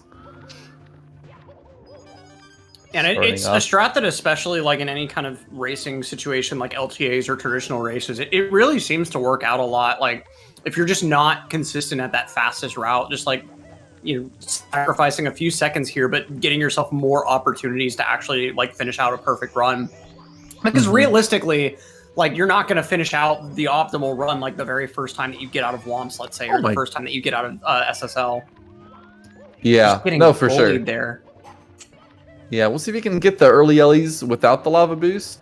You could be able to get that nice angle change on the double jump there. That it's a strange mechanic with the side flip, but when you land, you can actually turn and then double jump with that adjusted angle. Missing the 7th red, though, that'll also cause some time loss here. Ooh, look at this movement. Nice backup idea from Callie. I don't think I've really seen that before, but that's super clever.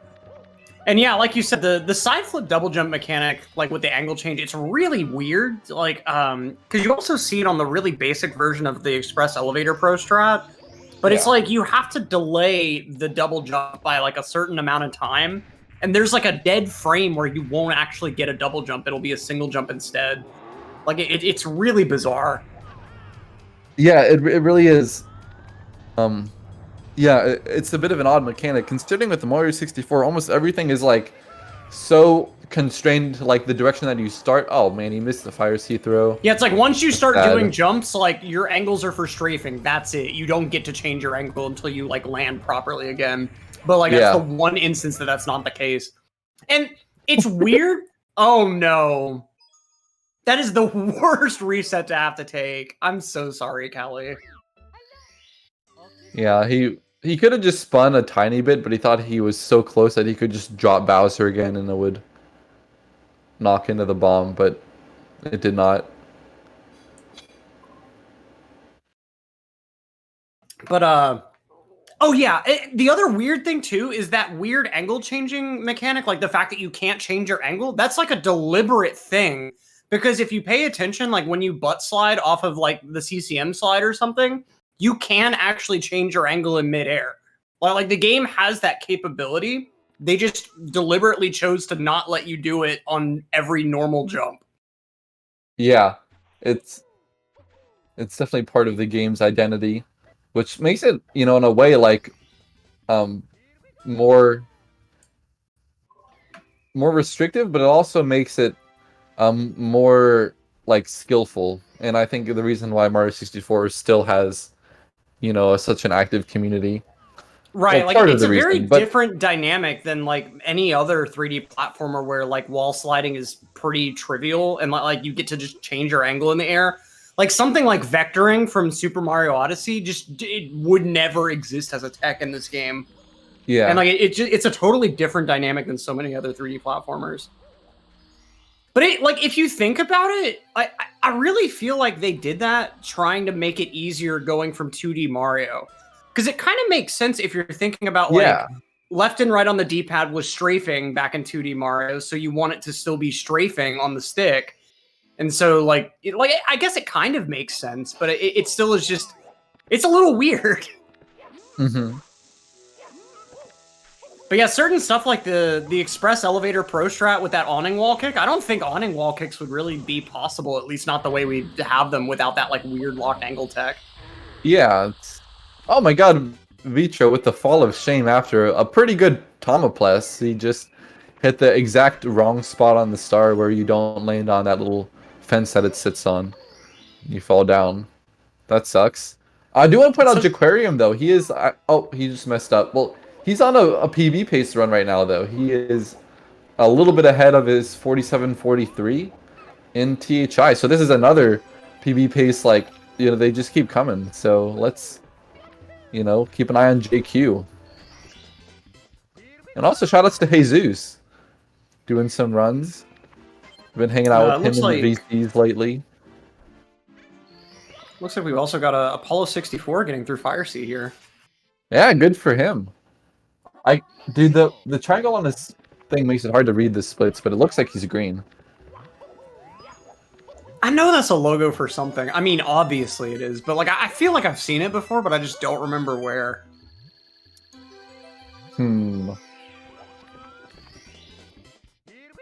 Like I feel like it's for a band.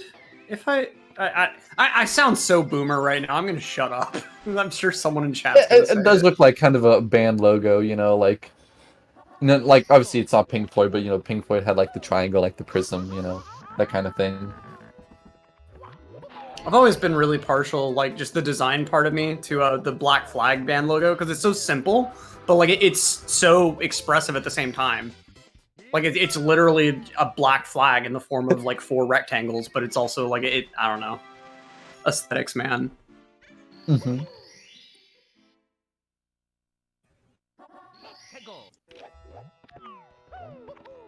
When we got Jaquarium advancing up the mountain here. Oh, has to do the second wall kick there, but That's still okay. manages to make it through. Yeah, as long as you get the ledge grab, that's okay. You just don't want to fall down the waterfall. Yeah, shoutouts to Jesus with the golds, Wedge Railroad and TTM in the same run. He's going for that 49. I don't know if it'll happen this run, but still on pace to beat his PB of 50-28. With the way he's playing now, he should also save some juicy time in Snowman's Lane on top of that.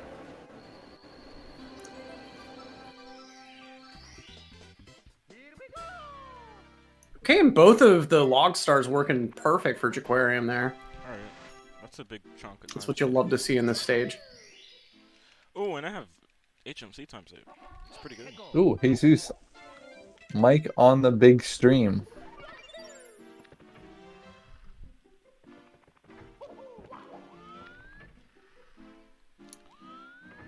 Alright, Jaquarium, TTM Reds. Playing a little bit safer on that second mushroom. That rollout on the small stream is responsible for so many dead runs for saving almost no time. Right. Yeah. Because like if the long jump goes wrong, you get your ledge grab, you're good, then no problems. But yeah, doing the rollout there, like I wish I'd timed out how much that even saves. Because like you said, it's minuscule. It's not nothing. It's like 0.3, but considering like how many times you see a good run in TTM, it's like they're doing reds. Oh, that rollout didn't have enough height. They just kind of keep tumbling as they fall. Right. It's like, yep, there it goes. Like it's so infuriating too, because it's like Mario does the rollout and on the wall, and you're just like, come on, just a little bit more up. Yeah. So that's what makes it hard. It's like you need like to have, you know, full forward speed so that the height of your rollout makes it to that ledge. It's not like after the height of your rollout where you'll start. If you start falling from the height of your rollout, you won't make it. So yeah, it's just kind of hard. And it's like, I think if you roll out off the very edge of the mushroom, because the mushrooms are angled a bit, and I think like the very edge might actually be too low as well. Yeah, I think so too. I could be minus 40 right now. That's one of the trickiest parts about any strat that involves like a rollout or a speed kick crossing a gap or something, is like actually getting very close to the edge without like falling off before you even do the movement. Ooh, I just saw Apollo attempt a triple jump wall kick. Falling in the water, though, it looked like a pretty good attempt, just, you know, wasn't able to quite get around the awning of that elevator. And Wilco here, also on another good run, going into Fire Sea. What's that, like, oh no, 15 taking or the something? burn on the... Oh, yeah, this has become a bit of a meltdown for Apollo there, but able to get the star. Jaquarium also having some issues. There was some spin drifts closing in, but he was able to get back up. I heard Jesus say that he could be like minus 40, so I assume there was like a big time loss early, maybe like, you know, deaths in SSL or something like that, which lost a lot of time. And that's what almost happened with Luigi's run. You saw like what happened there. Although good backup though, he knew to just go hit the switch and run to the island anyway. It works. And like you were saying earlier, like it's one of those differences you don't think about, but a fast ledge grab versus a slow ledge grab, like when you get up onto the ground, for some reason, the amount of time before you can actually do something is slightly different. And so like with the fast get up, you stay on the ground for just long enough to activate the warp. But when you do the slow get up, you start moving quickly enough that you don't actually activate the warp. And so like it's one of the very few times you actually want to do a slow get up. That was like, it took me a minute to break that habit, because for some reason when I was a kid, I always did slow get-ups. Like, I just always used the stick for ledge grabbing. And so, like, it actually took me a second to break that habit and start actually properly doing a fast ledge grab. Go ham this week. And it took even longer to like properly start doing the fast releases instead of like hitting down to release from a ledge grab. Yeah, I totally agree. I'm actually like, I'm chatting right now. I caught like half of what you said, but yeah, it is like with the ledge man, grabs, what? there's That's just not fair to... 7TV chatting GIF emote. yeah. Now I'm distracted by Jesus doing lack 2 bounce. Into reds now. Like, whoever developed... Oh, nice 5 slide. Just... I'm glad to see that like people have been getting a little Get more fired. consistent about that. It's kind of like we were just talking about with like the dive and rollout. Like anything that involves diving in a specific spot is always going to be kind of finicky tech. And like that slide to get the 5th red coin in the maze is like I've seen like world record holders constantly end up like getting too much dust and you end up staying on the I know how to platform. do You it. end up being too shallow and you don't grab the coin. Like every which way you can fail that.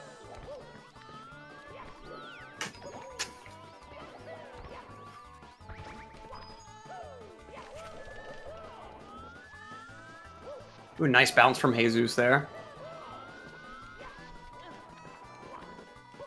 Which I don't think we've mentioned today yet. The that I'm much glitchy more pole consistent. grab is like always It's more super consistent finicky. than what I do, or like no, mine is more consistent than Glitchy Walker. Yeah, the Messed up glitchy pole grab is so difficult for me because to grab the pole you need to have like overall, a B press, a frame where you press B, a frame no B, and then a frame with B again. So it's like, you know, a really quick like 2 button mashes. And it's like I at the mashed, pace of like a fairly steadily at like once every 3 frames, and I just like cannot for the life of me reliably get like that like 2-frame B press or like, you know, that double B mash to grab the pole from the bottom. It's so infuriating. I'm there for like 3 seconds.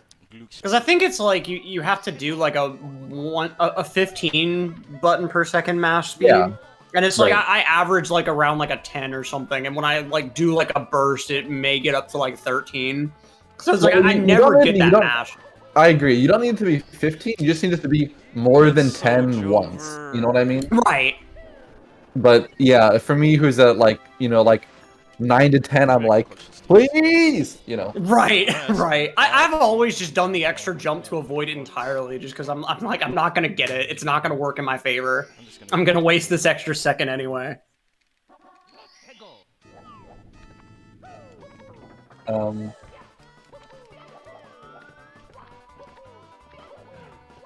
Right, and we got D whatever getting started with runs. 345 TTC, are you nuts? I got a good one earlier though. I got a And I guess we can kind of do a direct comparison. Wait, segment RTA. D whatever just left BOB without the bomb clip star. And had Oh. the slide kick back in for it. I'm pretty sure that lost most of the island hop time save. I think you would be correct. That's just unfortunate, man. Whatever. Also, I've always loved that tech. Like if you go through a door that you don't want to go through, just slide kick the other way. I'd be going Yeah. 4 and a 65 for real.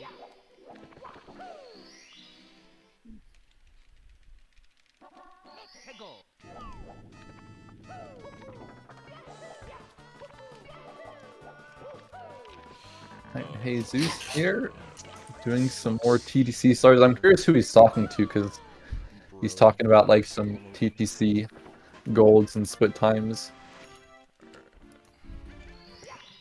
I literally only Yeah, have time Jaquarium though also still should move in with it. Golden bounce, he has single star split, so not really golding stage by stage, but just had his best bounce. I don't know if he might have done an assless or not, but really clean lack 2 bounce from him. And now doing reds. Good movement. Oh, missing the 5th red coin. He's gonna back it up though. Nils reference 147, the guy with the Nice and quick, at least. Oh wait, Yeah, that's crazy. it's good to see D whatever live on the stream. Wait, You know, for the period of 2019 to 21. You know, he was the GOAT of 70 star. First 46. He Jesus set with that like 5 world unfortunate fall. records. Yeah, unfortunate fall from Jesus. That's just Yeah, and that run when he was going for the first 46 was just like legendary in 70 star. Like I think there was a time period where like the top 10 was D whatever. That was it. so Yeah. done.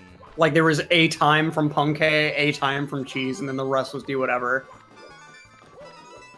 And like especially just that final climb down from 47 2x, like it was just, oh man. Yeah, those were the days. Also, the pop-off for the 46 was so great. Like, he's such, you know, like a I can still PB, surely. kind of happy-go-lucky guy most of the time, but, you know, he was just screaming and shouting when he got the 46. It was beautiful. It was just like the release of so much tension. Yeah. Oh, nice block fire Oh. from Apollo. You know, I've got some bananas on screen. What's that about? They look a little bit brown. Maybe a little bit past their, you know, peak. Ripened a bit too long. I don't know what that means. Is that a jab at the commentators? No. Oh, D-Spin. Von Jim bringing out the D whatever emote. I love D-Spin. I don't think I have it. I haven't subscribed to D whatever in a little while, but I do have like a 2-year sub badge or something. I'm so awesome. Let me brag about my invisible sub badge. I know. I was just saying, like, I posted lots of D-Spins in my time. D No, bounce man, from where am Markinator. I? Lots of D whatever support. Oh my god, Jesus, no! No. This sucks. Aquarium also a little bit behind PB out of Rainbow Ride, but this is still like really close. Best possible time is looking maybe just a bit out of reach now after this TTC 100. It's always the But star that does it. this is still like first Oh, and place an potential, invisible though. on Jesus. What? Oh, and a second one! Okay, finally gets That's around just it so there. I would put Jaquarium and I would switch Jesus and Jaquarium because he's about to take first place potentially Bro, 50 with this run. dead. That's so cringe. I love the Oh commentary my from God, this game Jesus. is so shite. I mean, I'll He's keep so Jesus on the main screen. Like, I'm fine with it. Okay. Whatever, man. Oh, no. I mean, I'd prefer Jaquarium, of course. Jaquarium stands all the way. When toes win. But, Jesus going to be finishing out the run in just a couple here. Probably going to be looking at, like a lower 51. Yeah. I mean, I think this will actually give him like a good bit of confidence for this weekend though. Like first run, pretty decent. Had some meltdown and Tippy, but who doesn't? Yeah, and especially like just kind of getting a little bit of a awkward start and then turning it into a really nice attempt in the end. Yeah. Like, I think that's definitely gonna, you know, he might be a little bit more reset heavy at the beginning, just trying to look for an optimal start, but at least he's got that confidence my going into God, the later game. Ooh, that is way too steep of an angle. I'm glad that he avoided that. It's not over. That would have just been completely wishful thinking. Like I've been there, I've done that, but like, Yeah. Go give Jesus a follow on Twitch if you haven't. He's a fun guy. he's been Not a around for a mushroom. minute, I think. Oh, moving right side, dude. That was nice from Jesus. I was not expecting that. Let's go. Okay. Huh? I fell in the pipe. What is that, man? Oh my god. Everyone does I was it. just Oh sitting there man. for like 10 seconds. Alright. Always gotta wait until you're actually in the pipe before you make the switch.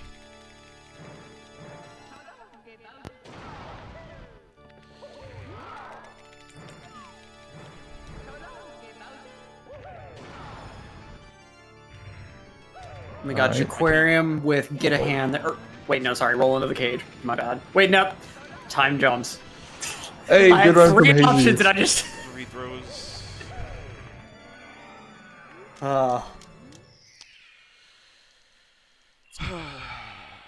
Here we go, last star proper before we get into the Sky. And yeah, still on like really nice pace here. 47 would be certainly iffy, but I definitely think very low 48 could be on the table. And like you said, a definite first place possibility. And there we go, Jaquarium on the main screen. Here we go. Time to go into Sky. 47.58 is the best possible time. Oh, this is a really good Sky Gold. 155. Ooh, that's some heat. We'll see if he can maybe clutch out a 47.59. Probably would need a Manamo cycle to do that. So we'll see what he does. Maybe even a TAS long jump. I hope not. Oh, the stairs though. Oh, the stairs. It's always the stairs. All right, this is still very comfortable first place in the LTA so far. I don't know what is happening to this window right now, but it's having a seizure. We're time traveling. We're going forwards and backwards in time. It's like being in the fourth dimension. Ooh, this is really good. Okay. Really Nice solid speed so kick. far. Probably gonna be yeah, moving right side. Here we go. Nicely done. Nice. Clean elevators. All right, let's see the fight here, but this is 47 pace. Just barely, but still technically possible. You're right. Here, let's see it. Maybe actually, no. Yeah, let's see how this ends. So here we go. First grab. And that's gonna be a good throw. One. Perfect Count 'em regrab. down. Here we go. Two. It's absolutely possible. All comes down to this throw, and it's good! There we Let's go! Aquarium with the first 47 of the event. GG's. Nice job, Jaquarium. I wish he was on with Mike so he could pop off for us. Oh, there's the gold. Yeah, The brand Glod. new bits gold too. 154.9, a full second bits gold. Nice. Awesome ending from Jaquarium. Huge GG's to Jaquarium for that run. That was a really solid upstairs. I mean, just looking through these splits, you could see like a little bit of shakiness in Snowman's. I'm sure that, or I think, yeah, like we were seeing, that was the spin drifts issue. And then like still just managed to go ahead and put it back together. A little bit of a bobble on TTC, but then, you know, nice, super strong finish. And that ended up being the decider there. So really nice, solid first place time. A full 28 seconds ahead of Cali right now. So this is definitely going to give people a pretty big trough to clear if they're wanting to get into that top three. Already for top three, you have to get a 48, and I'm sure that gap is just going to keep getting narrower and narrower as the day goes on. Yeah, really great start to this event. Electric and I are going to go hop off now for a break, and we'll switch some commentators. We're going to get Markinator and Sarah Starenka in here and bring the heat in the booth. So, yeah, thank you guys so much for watching and chatting, and all the runners for all the great runs. It's been an absolute blast being here. Stick around, folks. Catch you later. And it's all thanks to you.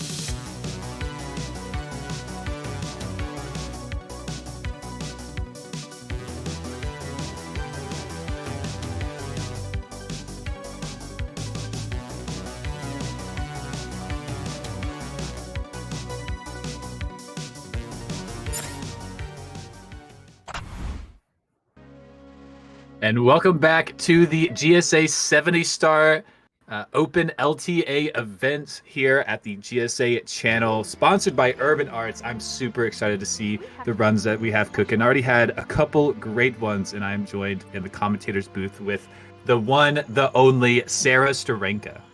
Hello, Mark. It is so fun to be back in the booth with you. I'm so excited to catch these runs.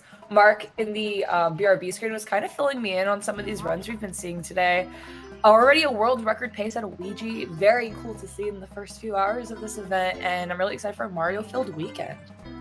Yeah, that's same here. We've had some pretty incredible runs so far. I mean, you can just see the leaderboard down below here. 47-57 from Jaquarium. Yeah. We have 48-25 from Cali, 48-58 from Horror Does Speedruns, 49-24 from Red Moss, 49-48 from my boy Genix, very nice. 50-23 from Wilco, and then another 50-40 from Super Viper. So some pretty insane runs. Definitely expect to see those times eke down as the weekend goes on. But yeah, we have one from Apollo currently in bits. Let's see what happens here. Yeah, not looking to be quite the pace to be up here on the leaderboard. But still really nice indeed. If you're interested in participating in this event, it is an open 70-star event. So you do have to have the run.gg download for your live splits. And there, GSA's got some links and stuff for you to figure that out. But yeah, you could be a part of this. You just have to download that, make sure that you are in the Super Mario 64 70-star category for your splits, and you can be up here on stage. Yeah. Very, very cool stuff. Yeah, I was actually talking to Elisa about that. Hopefully we'll see her up Yeah. here. Elisa, recent 49 getter, but should be like, honestly, at this point, like a mid 48. She is actually crazy at this game. I saw that she just went on right before we started with comms. I'm very excited to see some runs out of her. Yeah, there's a lot of big names up here that are just running the game and that have been on and off the stream. We got Wilco currently in TTC. Yeah. Doing their reds, and is like ending their TTC. Yeah, let's go Wilco. And Apollo nailing the throws for the 54-19. Super sick. It looks like through the splits, a little bit of trouble there in Tippy, but you got all weekend to get that time down. And Yeah, to perfect that run. yeah, if you want to give these runners a little extra time as well to do some runs today, our donation goal is $750 there in the bottom left.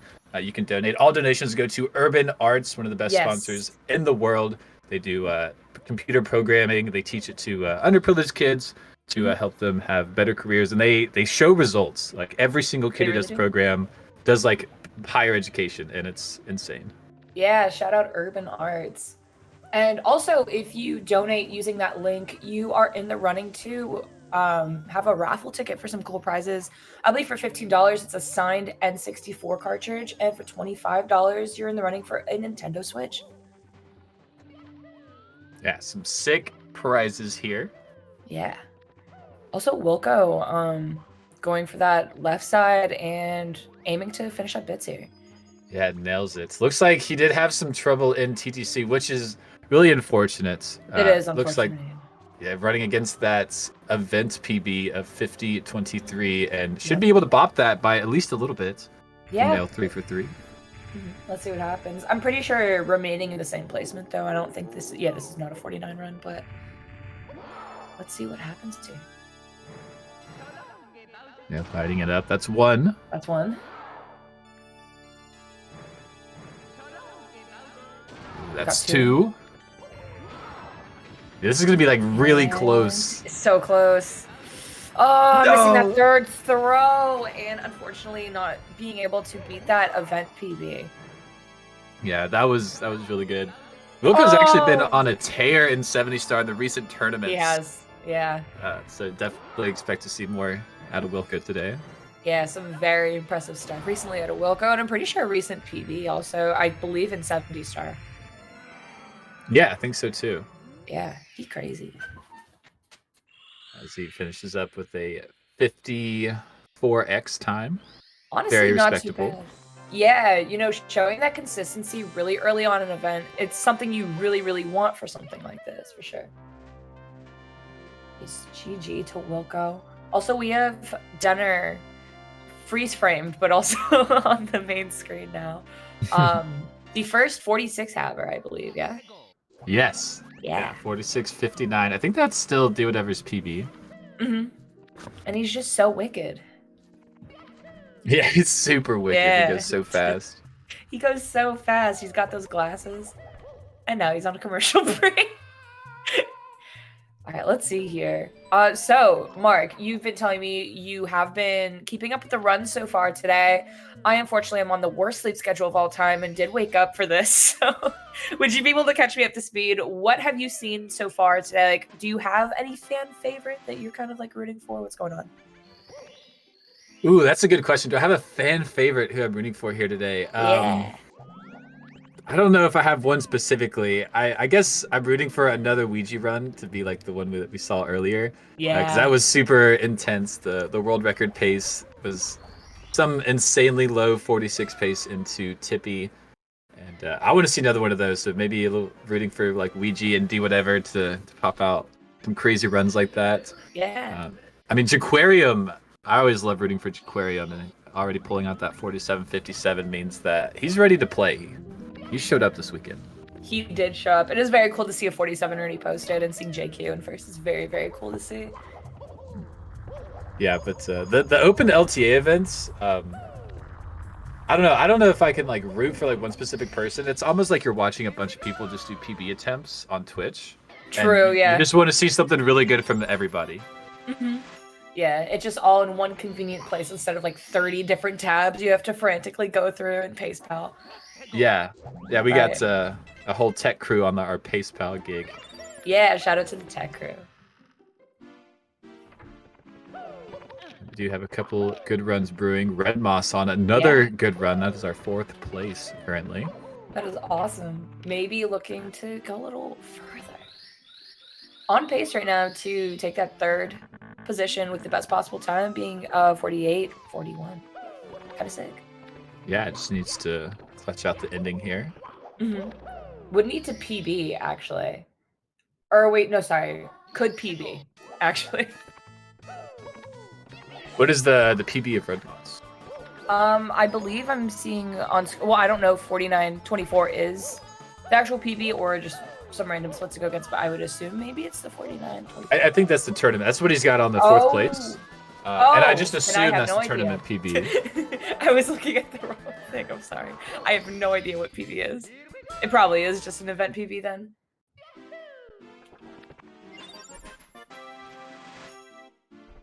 Yeah, so I get a lot of you never know from the splits. Every runner kind of does their own thing. You don't even technically need splits to run Mario 64.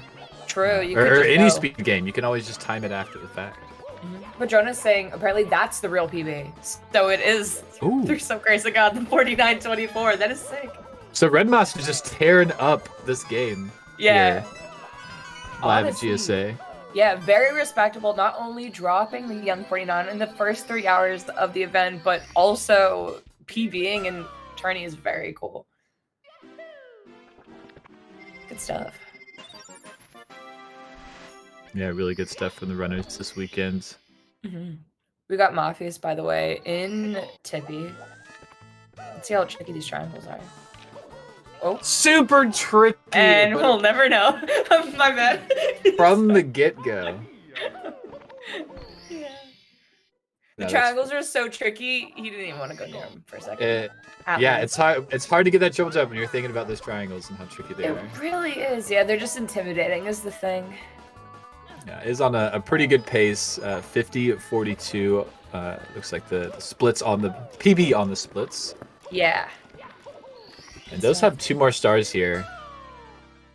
Or 1 more after that one. Yeah, I was here 10 minutes and already hit the caster curse. It's crazy. My bad. Just gotta start knocking them down. Yeah. Get a Yeah, nice you like gotta- map of all the players and you start like coloring them in. Yeah, exactly. They fade out like it's the like or like America's Next Top Model, any of those kinds of like elimination reality shows. You just gotta make sure you get them all. Oh, Yeah. and nails that the star.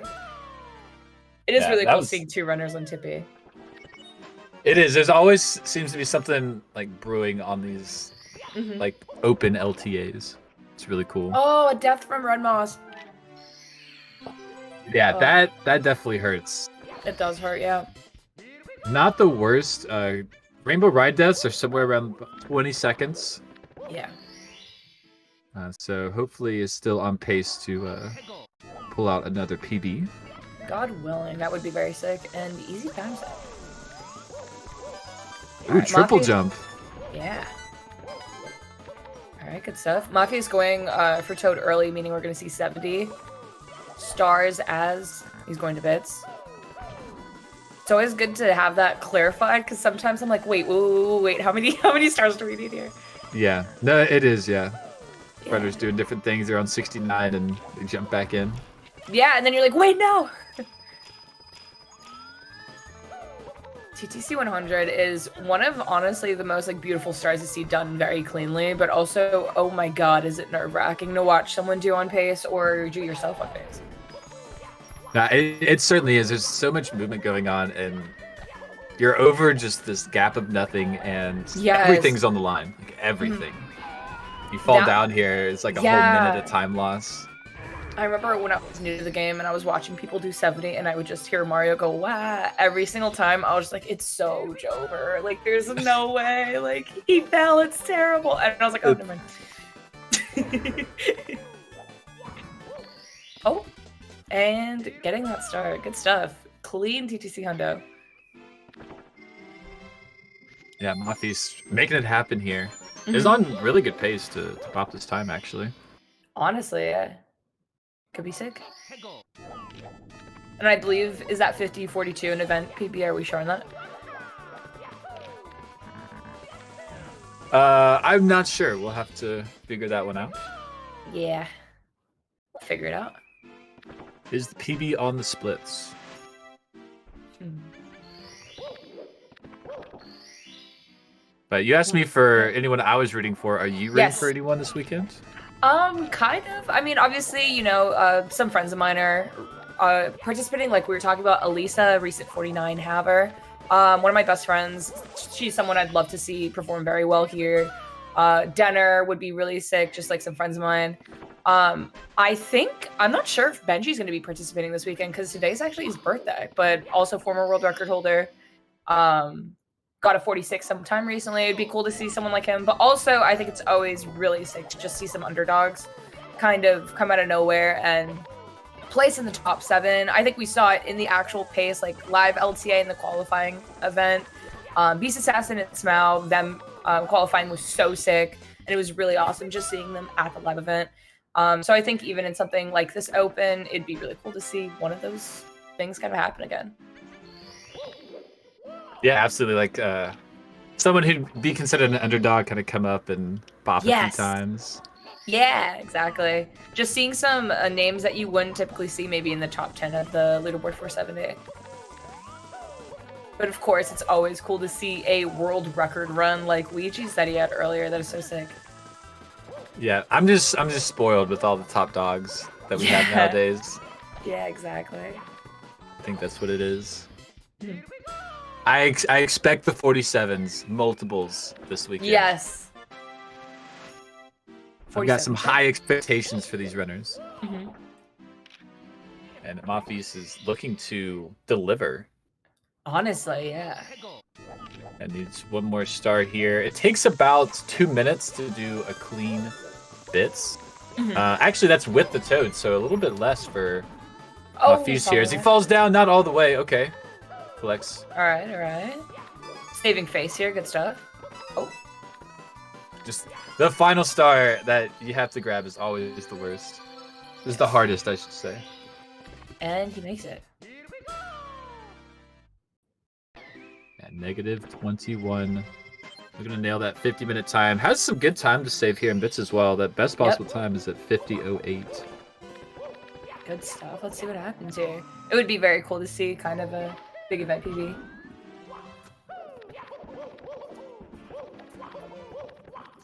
Making his way up the stairs. Those stairs are actually like really hard to run up. They love to catch your jumps and your dives and. Yeah. Especially when you're frantically running there on pace. It's like, no, let me go. Yes. Yeah. Please. Let me finish. Let me- Please, God. I can make Oh. it. Getting bought by the amp, not the worst thing ever. It's gonna be costing him an elevator cycle at least. At least one. I was told recently, I think in the past few months, that the amp is RNG. Is that true? Yeah. That's there's, crazy. So there's like a few spots it can be in. Oh, falling on that left side. Yeah, but it will be like, it's not like 100% random within like that ring, but Yeah. it is like random between like, like, a few when you enter. different locations. That's crazy. There's a few random RNG things beyond just like coin splatters and Goombas and everything that I've never realized exist in this game, because I don't think this game is necessarily known for its RNG, but it's crazy that something like the amp is. I always thought it was cycle based, so the more you know. Yeah, the more you know, and it can kind of seem that way because if you get good enough and you kind of see the amp in the same spot every now and then.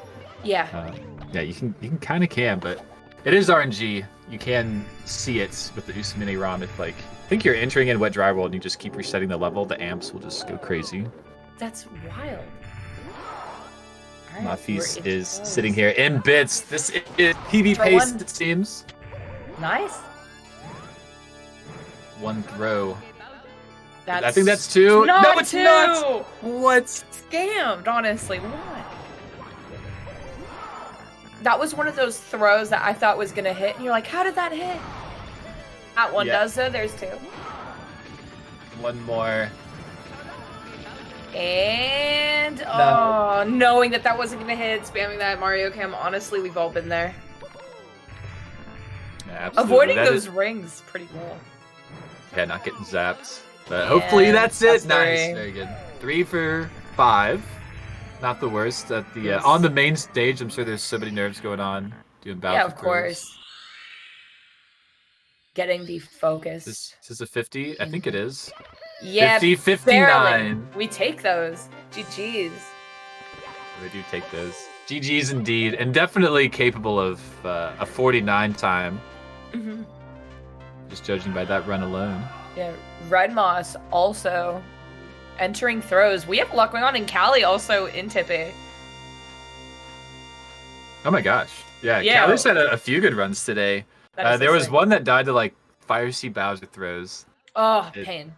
Yeah, it was rough, but yeah, Oh, back sorry. in the saddle.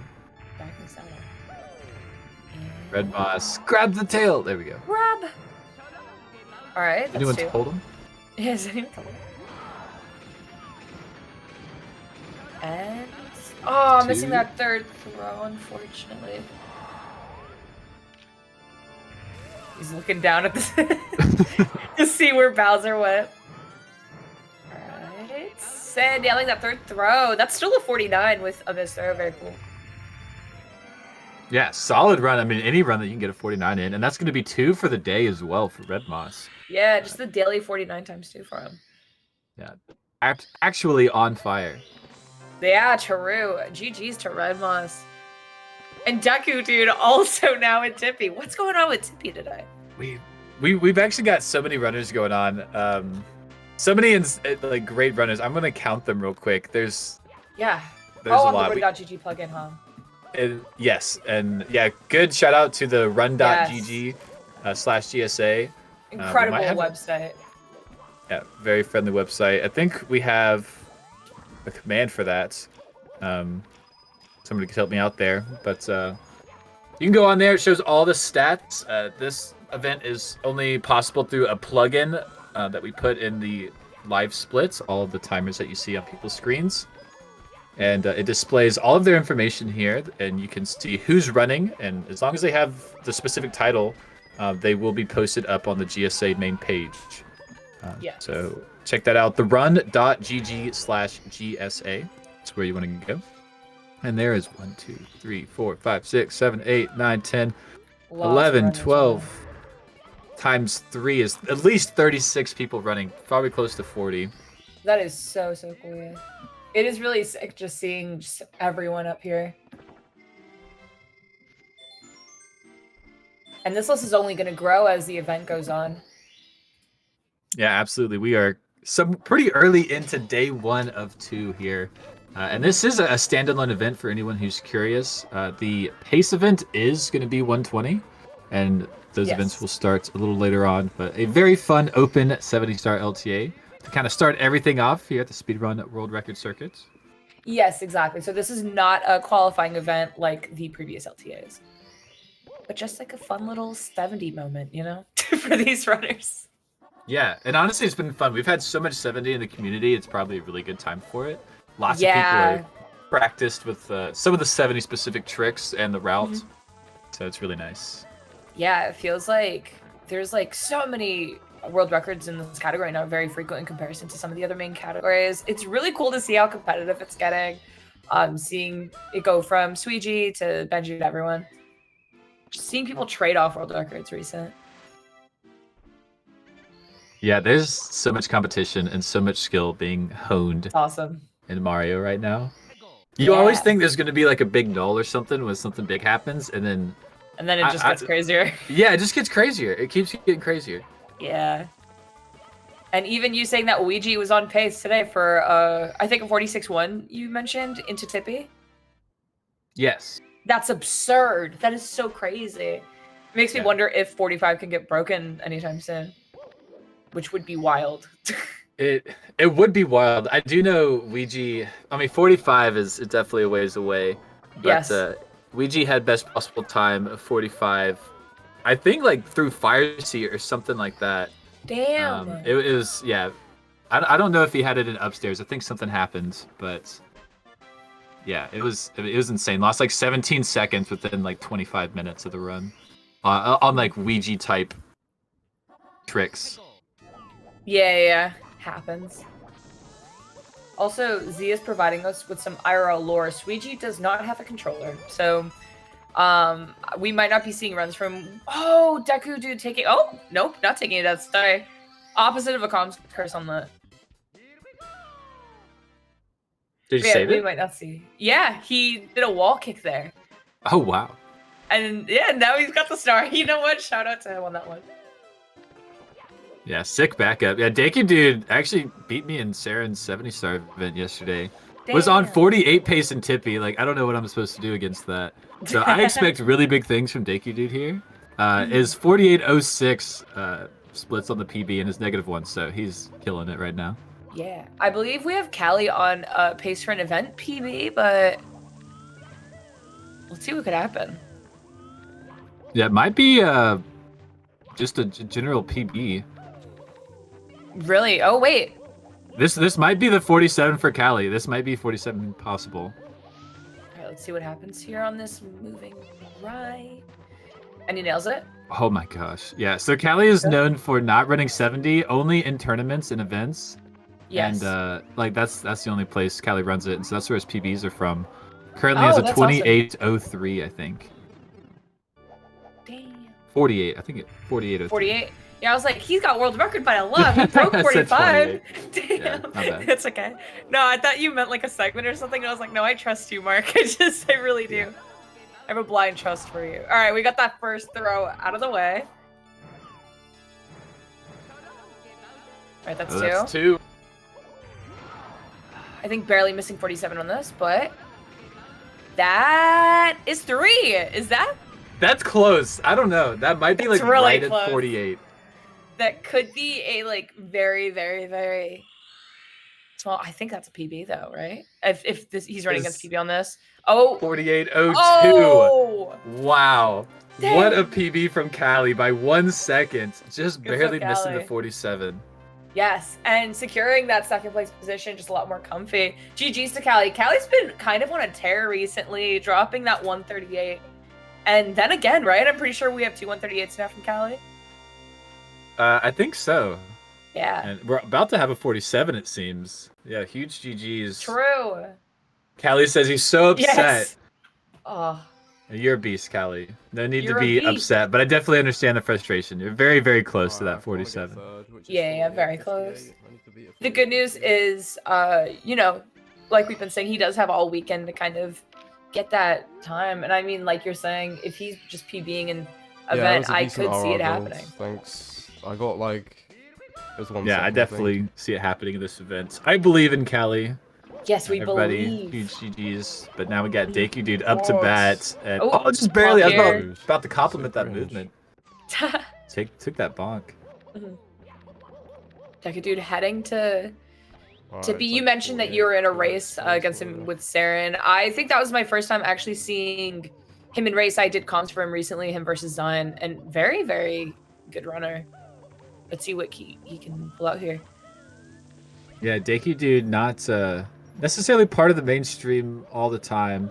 A little more less known than other runners, but is a fierce competitor and has played in lots of high-end tournaments throughout the last couple of years. Knows what he's doing. And... Oh, barely. Oof. I think was going for an Right. optimization there because if you hold A, Oh, obviously we can get Mario will like 48 keep now. going up after a wall Yes. kick. But if you let go of A a little soon, Mario will grab that ledge a little A sooner. little sooner, yeah. Hawks But in my arse, big unfortunately, balls being in a my little too short on that jump bumhole, and missing that second left side. Also, I've never seen anyone go for that long jump where you go and you get that wall kick while you're waiting for that platform to go back. So respectable. And Yes, making it up. Very nice. I've got 10 seconds. Third tries to charm. Did I was lose about a to good say. bit of time, but is going to be up here for on the leaderboard. Oh my god. Yeah, let's can I see what get it? happens. Oh, I can get 48. It's Perfect definitely range. on pace for a top 7 time here. Yeah, And Deku honestly, it's Dude, fun. I believe does 1 spin, so this should be 48 possible if we get a 3 for 3. Damn. That's one. Yep. Let's see it. Oh my Two. gosh. That was so fast. I know. One spins are 48. crazy, and that's I think that's it. 48, 3. Better my GG's to GG's. Deku. That is 48, I believe. Yeah. It is, yeah. Nice. Definitely, Yeah. by a couple seconds. Good stuff. I think it is, right? Our Yeah. fourth 48 48, of the 40, day. 58. It's not bad. Good I'll And lord. take that. tying for 3rd against Horror. Oh, is that a Very tie?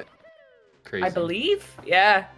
The second 48-58 of the day. Crazy. And the Yeah, second huge. or third 48, sorry. Mhm, yeah, third 48. I mean, we Nice have a one. 47, but Yeah. whatever. It's huge GG's Whatever. to Deku Dude. Yeah, No big yes, deal from GG. Jaquarium. It's fine. Yeah, just like the casual 47 that everyone's always getting, right? For sure. Yeah. It's been quite the day. Absolutely insane runs. Yeah. I can't think of a single day in like the last year or two where we've okay, actually had like next run. so many insane Goes 70 on to the runs next come out. one. Right, it's so cool. And I mean, like I've said already a billion times, but obviously it makes sense seeing how many active runners we have right now, GGs, everyone. seeing everyone trade off in Tippy. It's so crazy. Like Horror is about to be entering Tippy here. While on pace, I believe, or at least on pace against Z-Splits. And we have Wolf on the main screen also now in Tippy. It's like a constant adrenaline rush. Like it's never ending. You can't And look I'm away. Yeah. And I'm sure by the time that those guys are at a Tippy, we have JQ kind of cleaning up upstairs right now. I'm sure he's going to be going up there right after. And Wilco kind of cooking in BBH. I got so lucky to get a good Yeah. We have a lot going on here right now, honestly. It's very sick to see. Very true. I think there is something about the lifetime attack events, even though they're structured just like your normal PB attempts, because it is an actual like tournament and you're racing against other people. There's a little extra like focus and like I think intention or what's the word I'm looking for? Motivation in the run. Motivation. Yeah. Yeah, like to finish even if you make an early mistake, like you don't want to reset, Mhm. and you can kind of finish out more runs. I think that's the huge thing about these events is seeing all the finished runs come out. Yeah.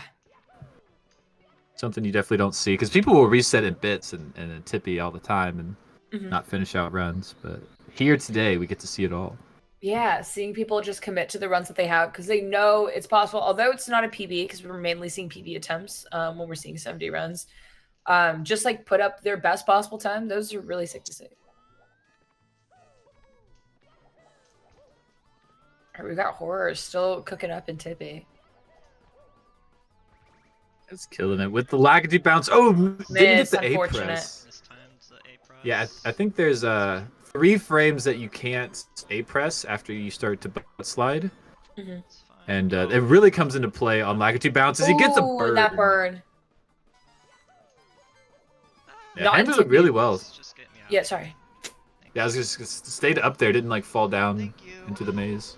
Yeah. Okay. Not in Tippy, but Wilco getting a clean Tama there and going back into SSL. I'm sure I'll get it the second try. Yeah, Sarah on that daylight hours. Rare daylight, by the way, for me. I'm very brave to be awake at a normal people time, honestly. Unwavered bravery.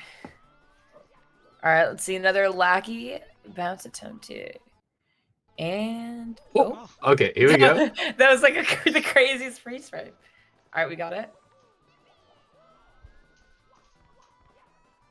Clean with the wall kicks up.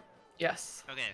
Those are a lot harder than I think people give credit to, because a lot of top runners do them.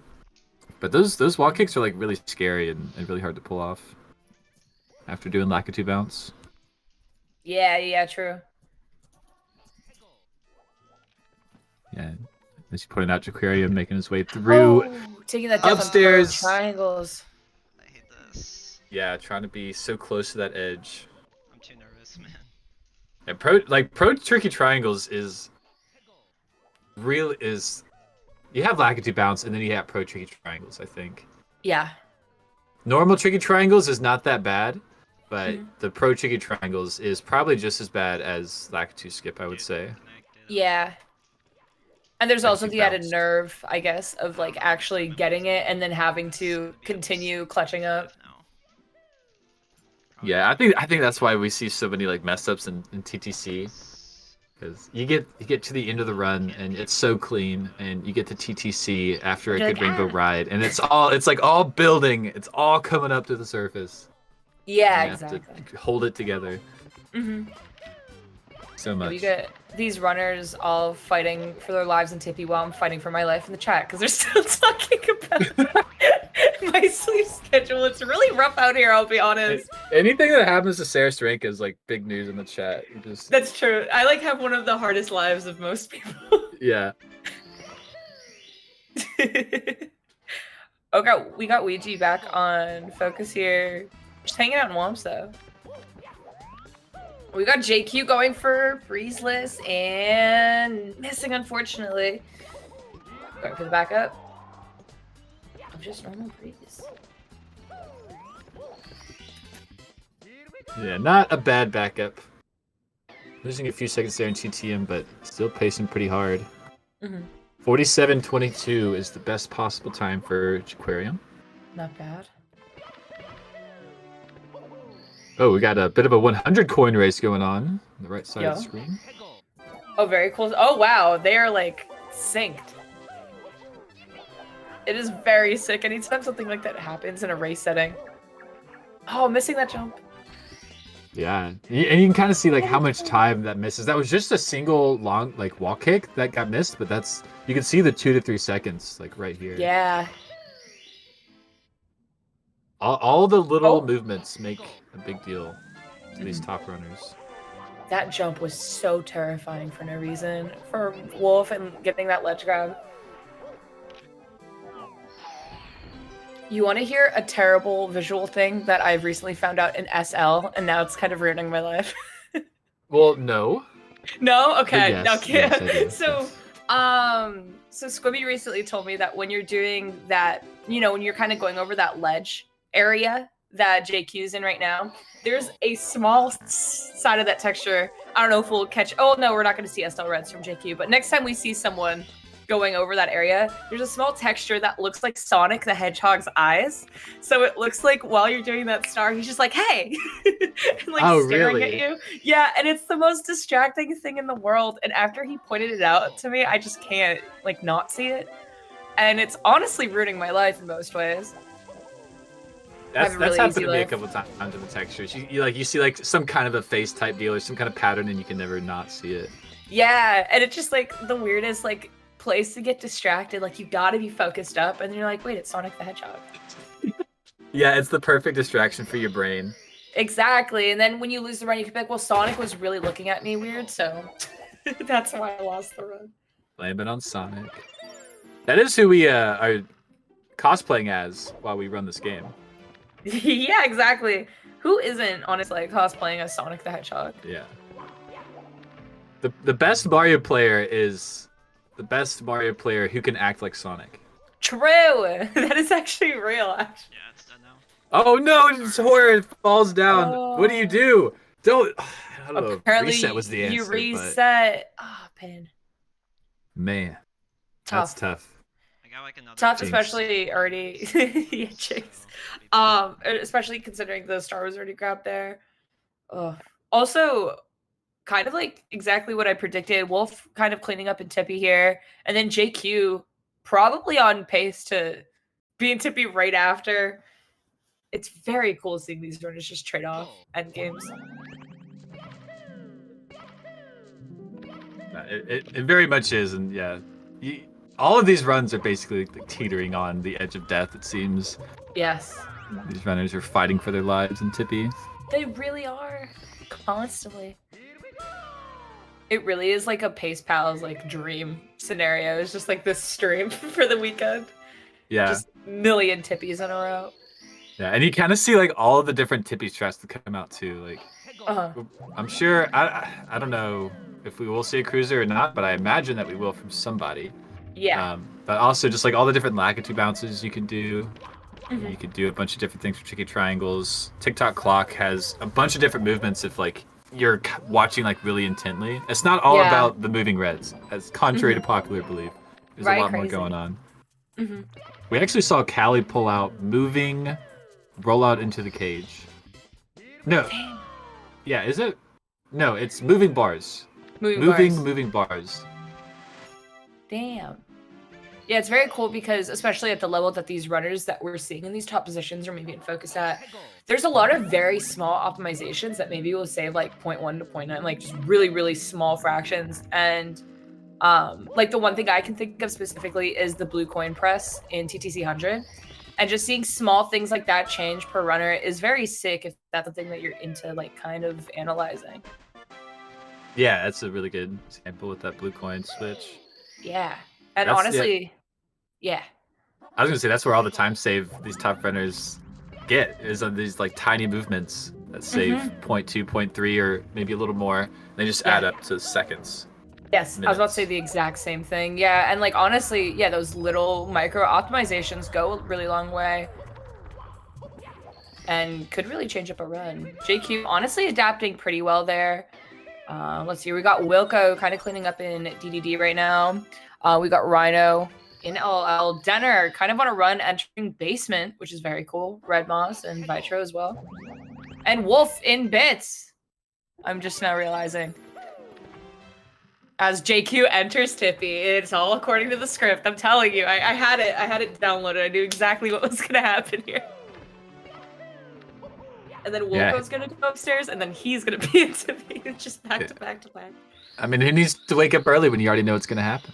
Exactly.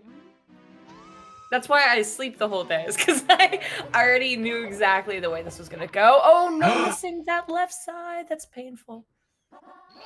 That is very painful. Nobody expected that one. Nobody did.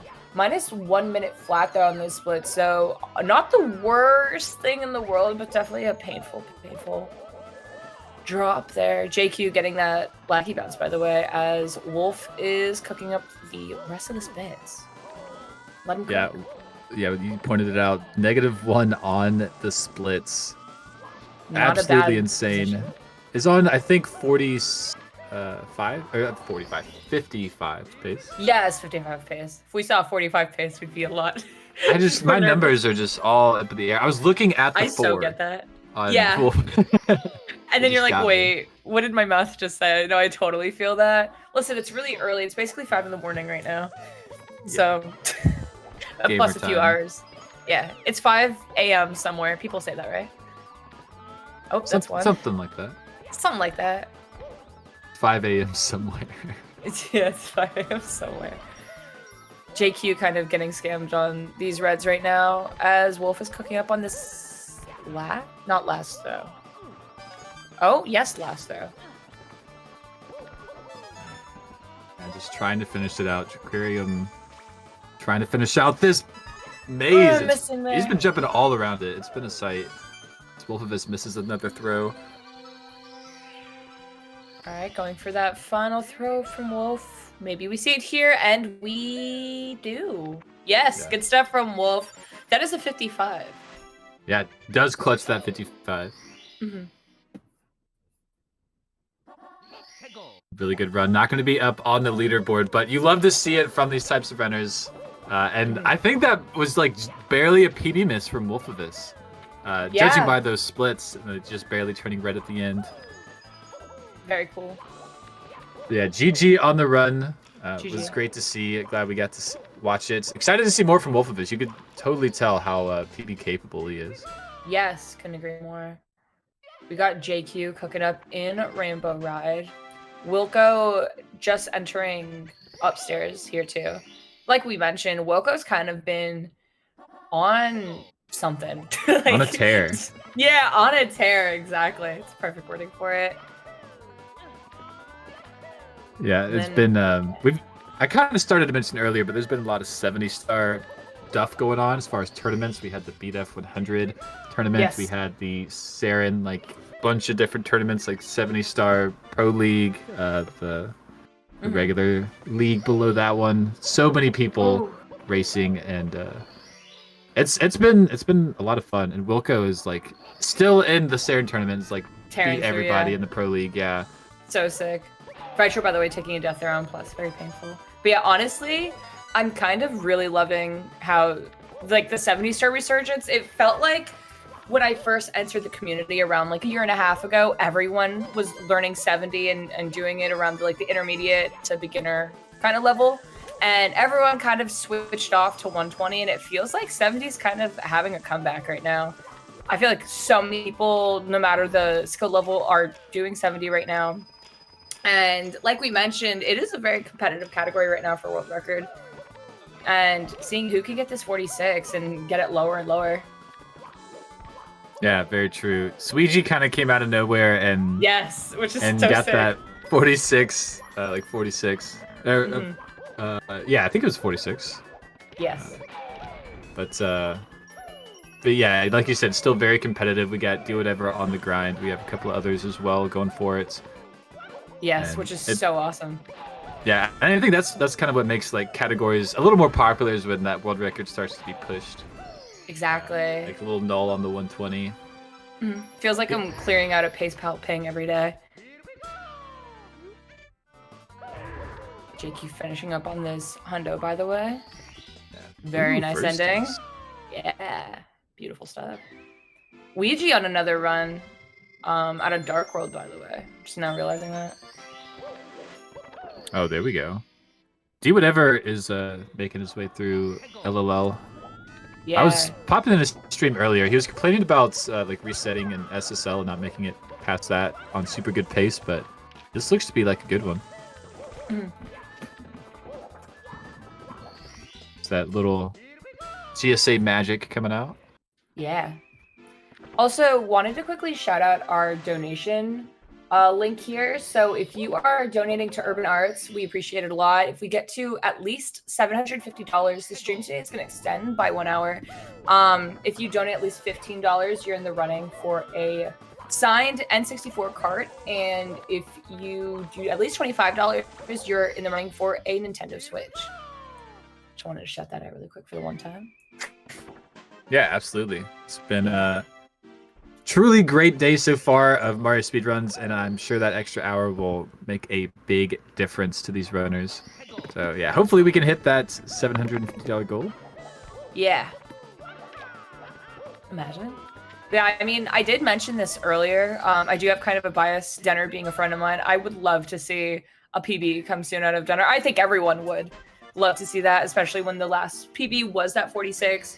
Denner's on the grind. I'm, like I've mentioned, on a terrible, basically an EU sleep schedule at this point. So I'm usually catching his morning streams for us in the East Coast.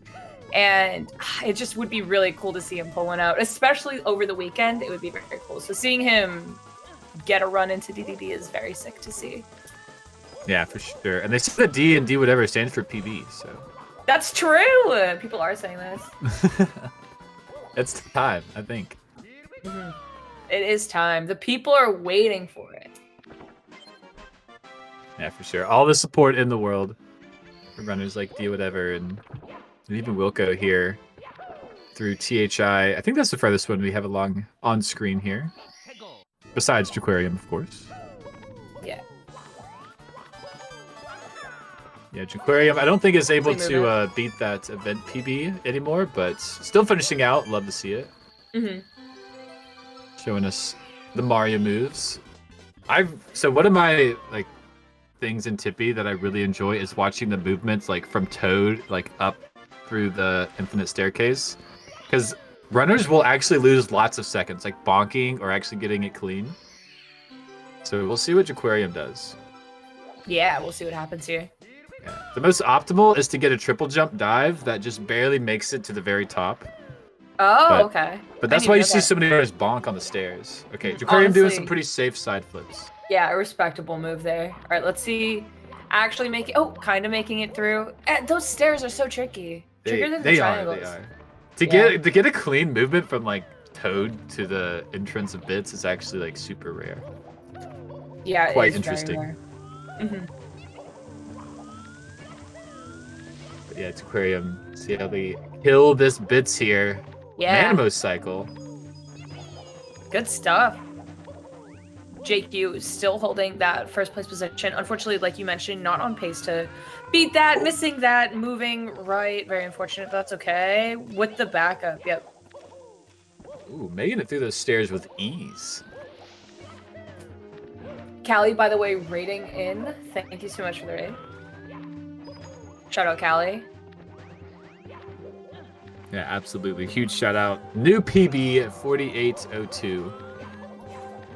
Yes. The same time you see at the bottom of the screen there on the leaderboard. Very cool, very cool. You know, see if Jaquarium can nail this 48.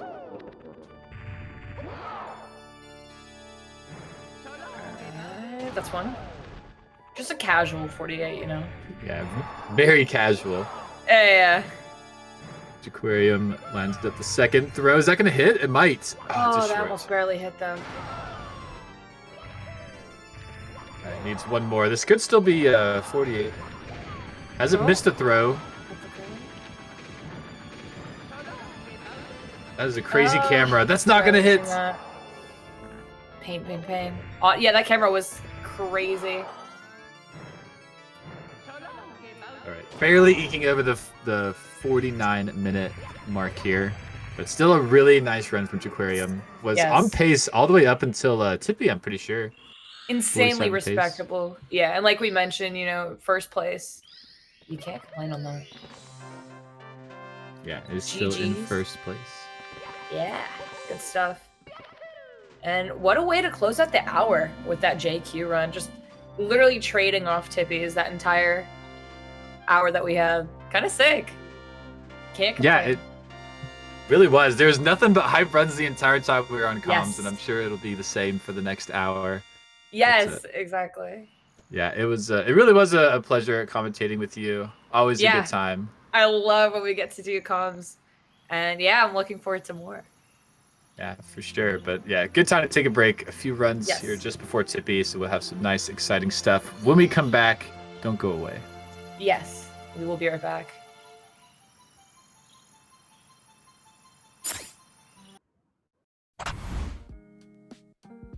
Urban arts helped prepare me for college by giving me a lot of experiences working both independently and collaboratively with other people to make really cool games, and taught me how to put my all into creative projects, and that helped me put together a very strong portfolio for college.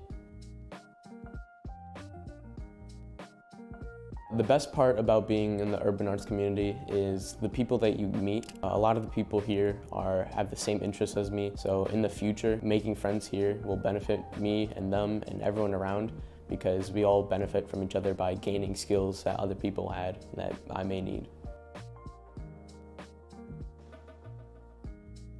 Urban arts helped me see myself differently by showing me that I can be a good leader. In the studio program, I was assigned the role as project manager, and fulfilling that role for the first time actually helped me realize that I have good leadership skills, and it really helped me to develop them.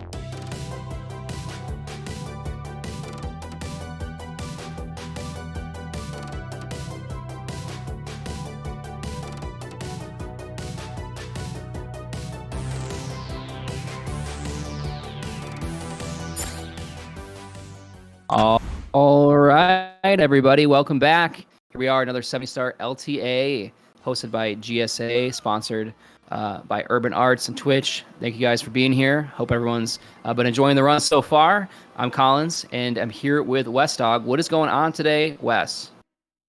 Well, I got to tell you what, Collins, we are seeing some amazing 70-star runs here so far today. Jaquarium posting that first 47, and so far only 47 in the tournament. Callie getting a 1-second PB, but still eluded from the elusive 47. And we've got a good variety of community members competing for the top time, as we see on the screen right now, with Wilco now on a deep run in Rainbow Ride. Yeah, it's looking pretty good for Wilco so far. Comparing against the 50-23, I'm not sure if that was the last run or perhaps his most recent no reset. I don't really know what Wilco's been up to. I know he's primarily 120-star runner, but looking pretty hot here. I did actually watch Deku Dude's first, or his, actually I think that might have been his first completed run of the day. Deku Dude, for those who don't know, kind of an OG in the Mario community, despite only being 17 years old right now. He started when he was 11. So he's been around for quite a while, doing a lot of 120-star, a lot of 70-star. He got really good really fast. Took a bit of a break, but now he's back, and he just posted up a 48-58, which is excellent. Tied, I believe, with Horror here. Horror does runs. And that was I think he lost like almost a minute, give or take, in that run. So and that was like on the last split. So I expect us to see definitely a 47 out of Deku today. I think that is more than possible, or for the weekend I should say, rather. But yeah, like you said, Callie 3 seconds away from the 47. So I don't know, we got a lot of exciting stuff going on. Wow, I did not realize there was so much history behind Deku Dude. I knew they were still a kid, but I didn't realize they've been around for so long. Yeah, Deku Dude came up with like Benji and like Flixer and basically all that, like that kind of crew. This is like, 2017, I think, or something along those lines. So he's been around for quite a while. Was really competitive in the race scene for a little bit. And like I said, now kind of just finding his way back. So it's actually really fun to watch him race. Wow, that Thwomp RNG was was horrible for Wilco there. Fortunately, though, not a horrible 100 whatsoever. Wilco even trying to get that safety red in the beginning of the 100 coin and just missed out on it, but was able to make use without it. Clean 100 coin, of course, up until that Thwomp RNG. So good start here for Wilco. Let's see if they can keep up the pace and dazzle us all with a sub 50. Yeah, looking like PPT is a 48-41 here. So this is on track to get to go into third place. So would be really excellent for Wilco to, kind of achieve that. Von Jim, unfortunately, missing the Lakitu bounce there. All good. And, of course, we have, Denner on the screen. We all got to watch out for what D-Whatever's up to. Definitely, I think quite obvious when it comes to thinking of someone that has a lot of potential to get first place. Obviously, we have Ouija doing runs, too. Jesus, Genix, all these guys, lots of potential. And then we have Cryptic, who is, for some reason, doing 120 right now. He's the only person on my entire directory that's just not doing 70 right now. So, yeah, if you want to see some 120, I guess. But 70 is where it's at for the day. I do want to ask you this, Collins. Wilco getting an unfortunate ledge grab on that flipper, having to go back it up. I can't remember the last time I've seen a ledge grab there. Yeah, it's not super common. Back to the original thought. I woke up this morning, unfortunately having missed out on something incredibly epic. Was wondering if you witnessed it. I guess Ouija was on a massive world record pace up until TikTok clock with a BPT of 46.14, but the run somehow died. Were you able to catch that at all? No, I actually didn't even know that. Doesn't surprise me because when Ouija is on, he is on. So no, I actually didn't see what happened there. Maybe somebody in the chat could let us know what happened there. But Wilco, unfortunately, taking a death there. That actually, when I used to play this game, was my patented move. If you could ask Bev Prune just at the beginning, I would just hit the invis wall there every single time. It didn't happen to Wilco with the invis wall, but this rollout right here, I'd always manage to smack some sort of invisible wall, but Wilco luckily avoiding it this time. Still really solid pace. That's a relatively quick death. Man, I've forgotten the name Bev Prune. I haven't heard that out in a couple of years. They've unfortunately left the world of speedrunning and have become a literal speed runner as they now focus primarily on running. Yes, like quite literally, he is now a speedrunner. Bev Prune, awesome dude. One of my favorite people in the community. He was definite legend. One of the first people that I actually came into my stream when I was like a little baby playing this game, and it was really really fun to have around and really helpful. So pretty excellent stuff. But Wilco finishing up this TTC Reds here. Nothing crazy, keeping it kosher. Oh, okay. I spoke a little too soon, going for a bit of different ending movement there, and that was pretty clean. But you can see we're still at a 49 BPT, I believe, if I can see correctly. Looks like a 49-20, yes, for Wilco. And that's solid. We can still get that 7th place. Looks like he's already in 7th place, so nowhere to really go but up from here for Wilco. You got a nice split screen here of 7 good runners, including the unofficial queen of 70, Elisa, and new member of the 49 Club, Zach Tunes. But I think all eyes are on Wilco right now, as they're already sitting in 7th place with that 50-23. But with a 49-20 on the table, they have got the ability to shake up the leaderboards here for some movement into the top 5. Let's see how Bowser in the Sky treats Wilco. All right. Gonna play it a little bit safe here. I don't know if I've seen that camera angle too much for that triple jump dive, but all good. I've been out of the game for a while. Looks like he gets the cycle. And I don't know about you, but I just lost a couple seconds of gameplay there, but looks like we're still cruising. Yeah, I was about to call out a splice, but fortunately audio was still there, so as far as I'm concerned, it's still verifiable. Oof, that was that barely worked, that triple jump wall kick there. Jeez. Actually, Collins, I gotta ask you, I believe you're still a moderator. What happens if the video does get spliced for a couple of seconds, but the audio is still audible with no noticeable glitches? Would that still be a verifiable run? It depends on how much of the video is gone. First of all, to address that, I'm no longer a mod. I'm sorry. But no, it's all good. I had to step down a while ago just because of stuff. But yeah, so it depends on how much video is lost. If it's just a couple frames dropped, or it kind of goes to potato quality, it's all good. Just really depends on the amount of time. Looks like he's gonna hit that last bomb. So nicely done by Wilco there. Looks like we're going to get pretty close to the 49-20 BPT that he had. He's going to be a little bit over. This could be a tie for 5th. Could this be a... No, it's not going to be a 49-24. Just missed it. Yes. Oh, with a .69. Nice. There we go. So we may need to go in for a retime to see the millisecond breakdown here, as we're currently sitting at a two-way tie for 5th place right now, as Wilco moves up a couple spots on the leaderboard. Excellently done by Wilco there. Really nice way to clutch out the run. Lost a little bit of time in TTC, but hey, that's all good. I remember when Wilco was going for the 49, and now he's just busting them out. So lots of improvement coming out of Wilco there. And yeah, lots of time to save in the future as he gets some follows there. So go follow Wilco, everybody. Looks pretty solid. I don't think we're going to retime that one quite yet. We'll wait kind of towards the end of the day, perhaps. I'm sure we're going to see some more PBs or some more, I guess, PBs for the race, or for the event rather. So yeah, we'll probably hold off on the retime for now, unless Gothic Logic is just hanging out, or Kaiman's just hanging out and wants to, keep busy. But I think we'll probably just hold off for a little bit. Kaiman never sleeps. They are the true unsung hero of Mario 64 moderation. That's primarily, honestly, the reason that I no longer mod, is because for a while it was just... So for a while everybody was like doing a pretty good job, and this is how it always goes, like no shade.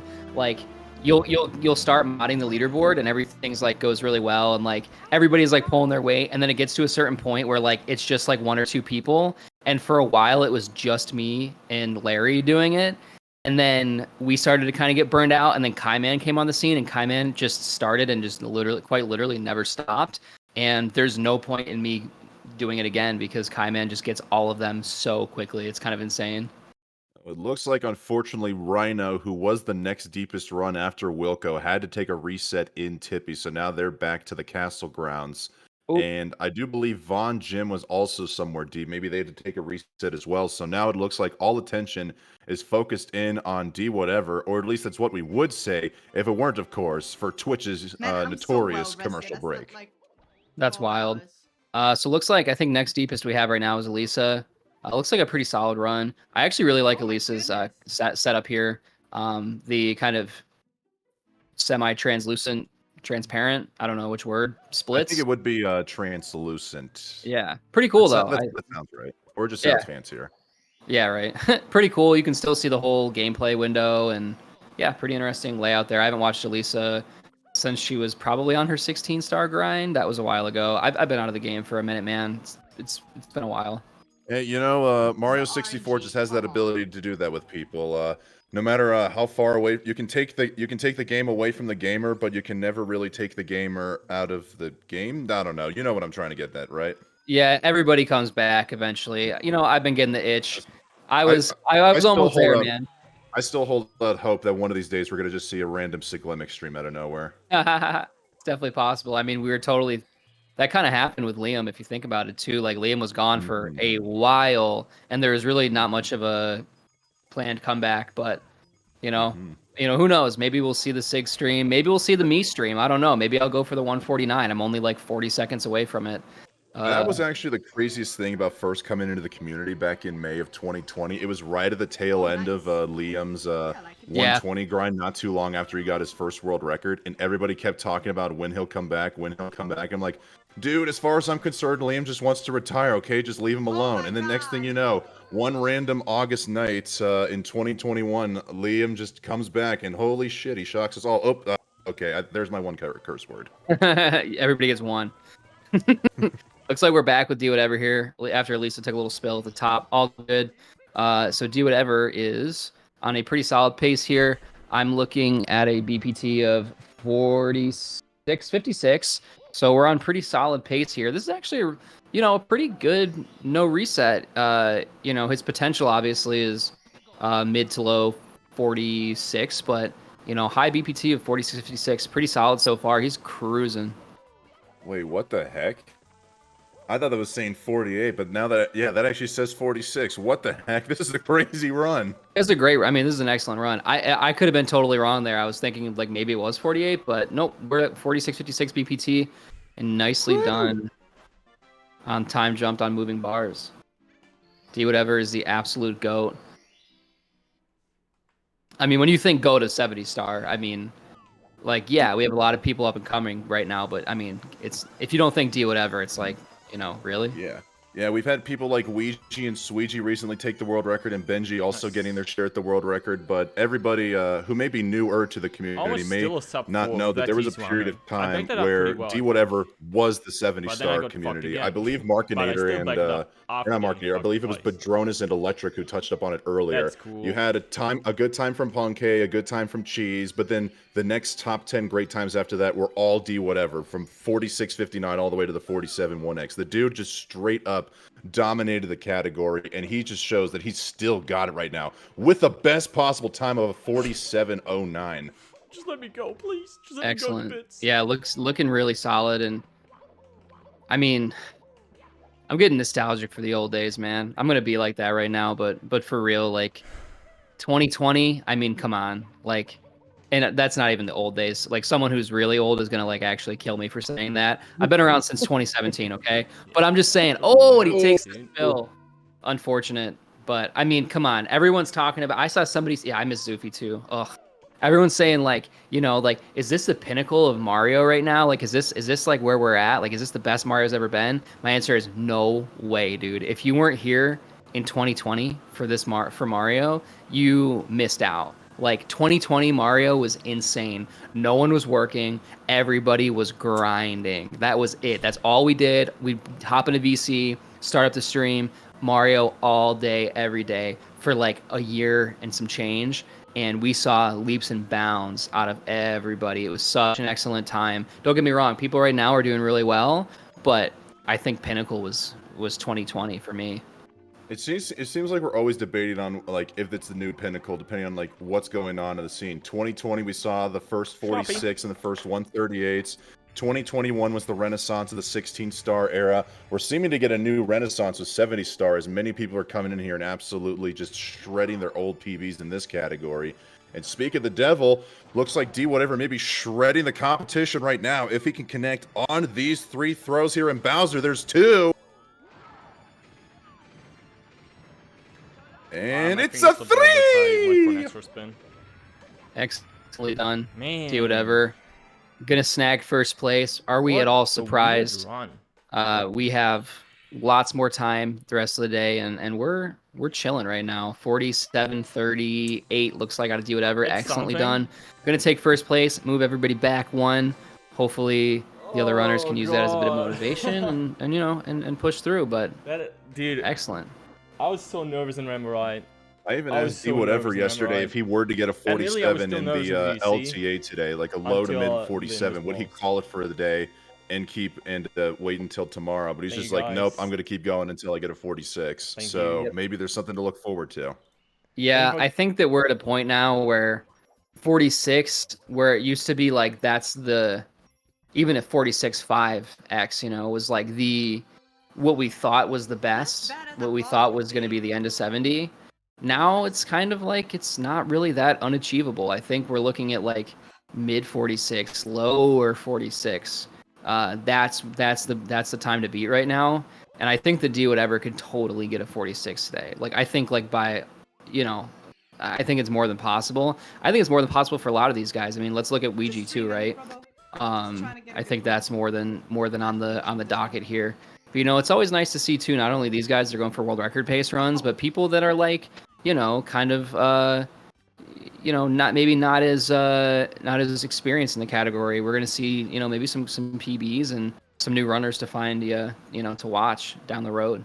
It is one of the great things about having an open qualifier LTA, a really big change that I commend GSA on doing as of the last 120-star series of LTAs for the Speedrun World Record Circuit, is that you don't have to be the top of your game. And even if you know that you aren't necessarily going to be one of the top dogs to finish in the event, it's still nice to just get a moment in the spotlight and just say you got to compete along with the people, with the legends like D whatever or Elisa or Jaquarium and whatnot. Like I've even was tempted to try out a 70-star run just to say I was in the LTA, but unfortunately I stayed up playing Smash until 2:30 in the morning last night, so I just needed my beauty sleep.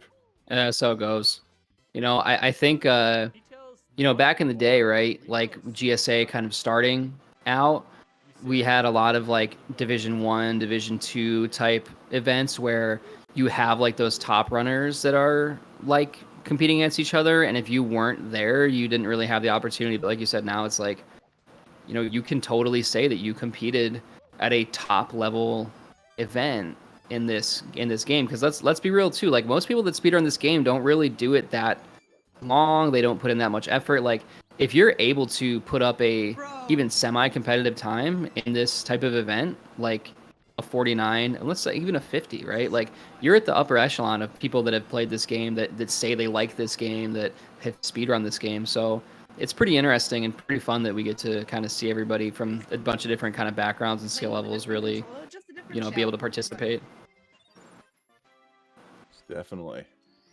You see Kebab get a nice lava booster. Just looking around on the screens here, we've got a couple of people going for double pillarless there, as I saw Fleeting Gene Azure also connect on double pillars. It looks like Super Viper T going for it. Wait a minute. This isn't the same. There's a guy who runs Grand Theft Auto games that also I think has Viper in their name. This isn't the same guy, is it? Do you have any idea? The only GTA runner that I could the only GTA runner that I could think of is Anti, to be honest. Super Viper is like OG in the Mario speedrun community. Super Viper has been doing GDQ runs for like a long time. He did Super Mario Galaxy, I think, at a GDQ a couple years ago. So I don't know if he runs GTA, but I think that yeah, I think you're maybe thinking of Dark Viper. Yeah, Drum mentioned in the chat, Dark Viper AU. Thank you for that, Drum. Yeah, Dark Viper has been getting into like these hilarious Twitter spats with people where like he just kind of says like the weirdest things ever, and it's just really funny to watch him kind of get like owned. But that's neither here nor there. Wait, I'm sorry. What's a Twitter? I'm only aware of X. Yeah, that's my bad. I dead named X. I deeply apologize. Yeah, got to be one of the weirdest rebrands in history I think I've ever seen. Imagine taking the most recognizable social media brands of all time and then just like yeah, changing it so well right now. for no reason. Oh, Horror looking at the corner of the screen there. Missed out on Lava Boost, but was able to get the backup onto the elevator as Gene takes a fall in shifting Sandland and has to go back in there for a second try. I was looking around the screen, I'm realizing there are quite a few displays here with some input displays. I've always wondered that.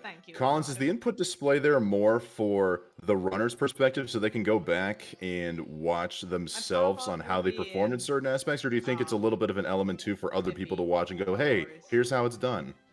Yeah, so I think that a lot of the time you're well, to answer your question concisely, it's mostly for other people. To go back and watch how like top runners do their strats, or like somebody on Wikipedia does their strats or whatever. But a lot of the time I think we're having these input displays, or sorry, not the input displays. People buy the controller switchers, right? So we can switch to Hori and do our spins. Those are so frequently bundled with input displays that it almost kind of just makes sense to like pay the extra $5 and get the input display anyway, because just why not? It's more stuff for like about the same amount of money. At least that's kind of like when I was looking into mine, my controller switcher, I was like, you know what? I'll just pay the extra, like it was like $5 or something, and get the input display. Why not? And then who knows too, because you could actually like say you take lessons from somebody. Like back in the day, I used to do lessons with like Punkay. He could look at my input display and kind of tell me like what I was doing wrong. So that was another thing too. So I think primarily it's just for other people to kind of either critique you or just so they can watch you if you are the top runner. We'll say, speaking of lessons, one of the two main runners we've got here on the screen right now, Elisa, she actually has started coaching people in the way of 70 Star not too long ago. I believe she has Coach Sundays, or I know she primarily does it on Sundays. I don't know the name of it. Maybe somebody in the chat, much smarter than I, can clarify that. But she has been coaching new and experienced 70 Star runners and is happy to help out anybody in the community. Honestly, one of the most wholesome people I've met at Pace. And, of course, let's not shy away from Kebab, a name I'm personally not too familiar with, but they are rocking it right now in Dire Docks. Yeah, it's pretty cool. We're at a point now where, like, pretty much anybody can be good at this game without a ton of requirements or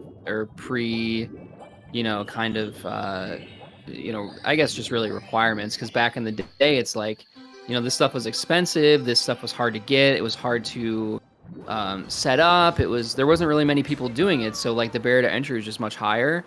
But now it's like all these resources that we can have people like Kebab, who, like, as far as I'm aware, must be somewhat new. I don't remember that name from when I was around for like the 3-4 years that I was pretty active.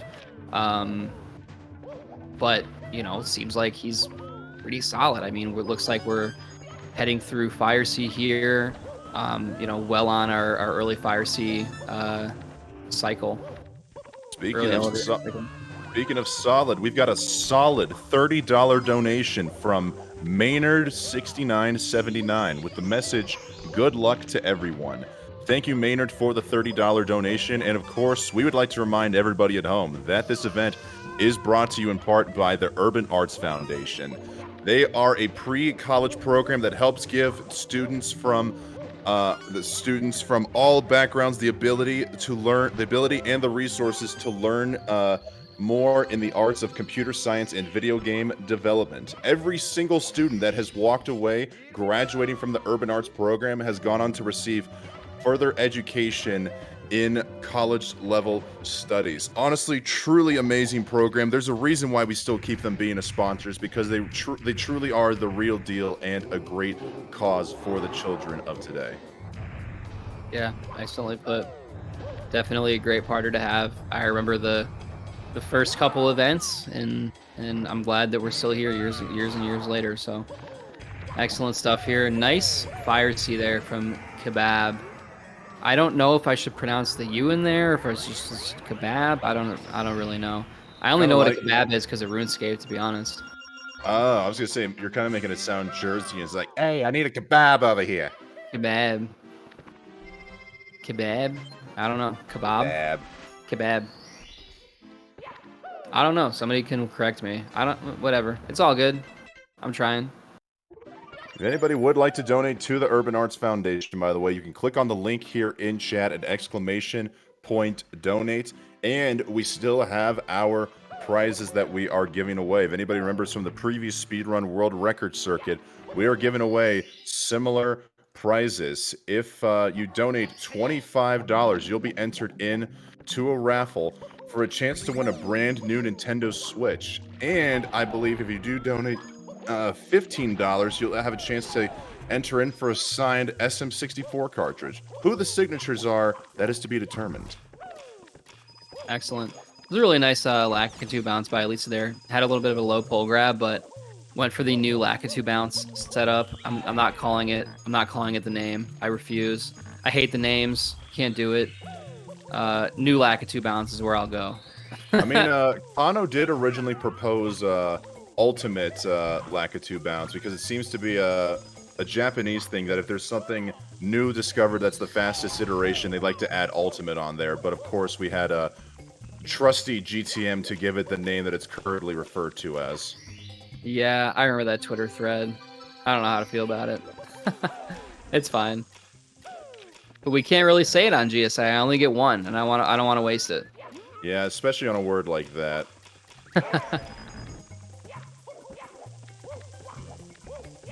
All right, looks like Elisa's cruising. I wish we had a... Oh, actually, we're minus 3.5 on best pace ever for Kebab here. So really nicely done so far. Looks like Super Viper is ahead as well. Scythemer's still playing. That's awesome. Scythemer came up a couple of years ago, so I'm glad to see that he's still playing. Yeah, if I'm not mistaken, I'm gonna double check right now, but yeah, Scythemer actually just went from a 47.5x to a 47.36 within the last couple of weeks. Really? Yeah. Wow. Wow, that's really cool. I unfortunately don't really keep up to date with the shout outs page as much as I used to. But yeah, it looks like Kebab missed twice on the triple jump. That's too bad. Looks like he's gonna go for it again. This triple jump wall kick is really tough. Like it's way harder than it looks. Yeah. I mean, just being able to precisely get Mario onto the platform is enough as it is, but I didn't even realize how tight the angle really was until I talked with Laysauce about it back at Fall Pace of last year. It's really just a tricky jump overall. It's a lot more difficult than you'd imagine when you try to go for it yourself. Yeah, I think that's most of this game too. Everybody thinks that like, oh, I mean, it doesn't look too bad, and then you realize that like Mario is essentially moving on ice skates the entire time you're playing the game, so that in itself just makes it pretty rough. But all right, Elisa looks like finishing up Rainbow Ride. Had a bit of a rough one, so it goes. Better just to finish it out and get a run on the board. No, I was going to root for Elisa, but as her screen states, apparently she's giving people addictions to Twitch. Not really a fan of getting people addicted to anything, even Twitch. So, Elisa, you might really need to reevaluate your life priorities there.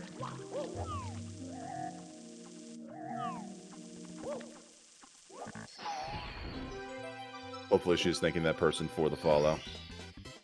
And it looks like in the chat, kebab is pronounced in French according to one of the chatters here. So maybe it's like kebab. I don't know. I don't have a good French accent. Yeah, I never. I did Spanish. The only French accent I can do is Steve Martin from the Pink Panther, and of course, that we all know how that sounds.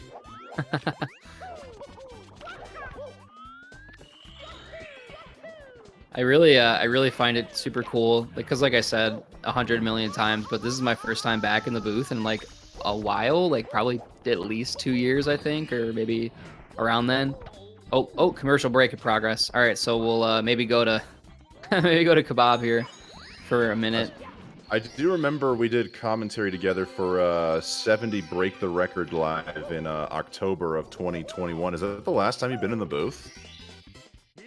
Yeah, probably. To be honest, it's been a while. It's been a while, but it's cool that like there's so many new people in the chat and stuff. Like, I feel like I just remember it being pretty like the same, like pretty much the same amount of people. But now it's like, I mean, the people I've never even seen before, and probably people that have never heard of me. So it's kind of cool that we are ever growing and expanding as a community.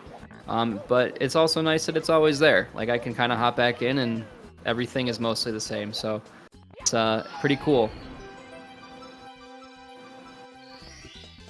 It looks like Elisa having a little bit of trouble with this 100 coin, but let's be real. This is probably the hardest star in the game, just in terms of movement. I don't know. I truthfully believe that. Anybody who says differently, I think is I don't know. I remember seeing a Twitter thread one time where like Suiji did like no advanced movement and he got like a sub minute or something like TTC 100 like, and he was like, yeah, it's like actually really easy, and someone's like, nah, it's actually kind of hard, and he's like, no, it's like really easy. And I remember being like, yeah, says the best player of all time. Like, it's pretty easy. It's like, well, yeah, man, you're literally the greatest player of all time, arguably.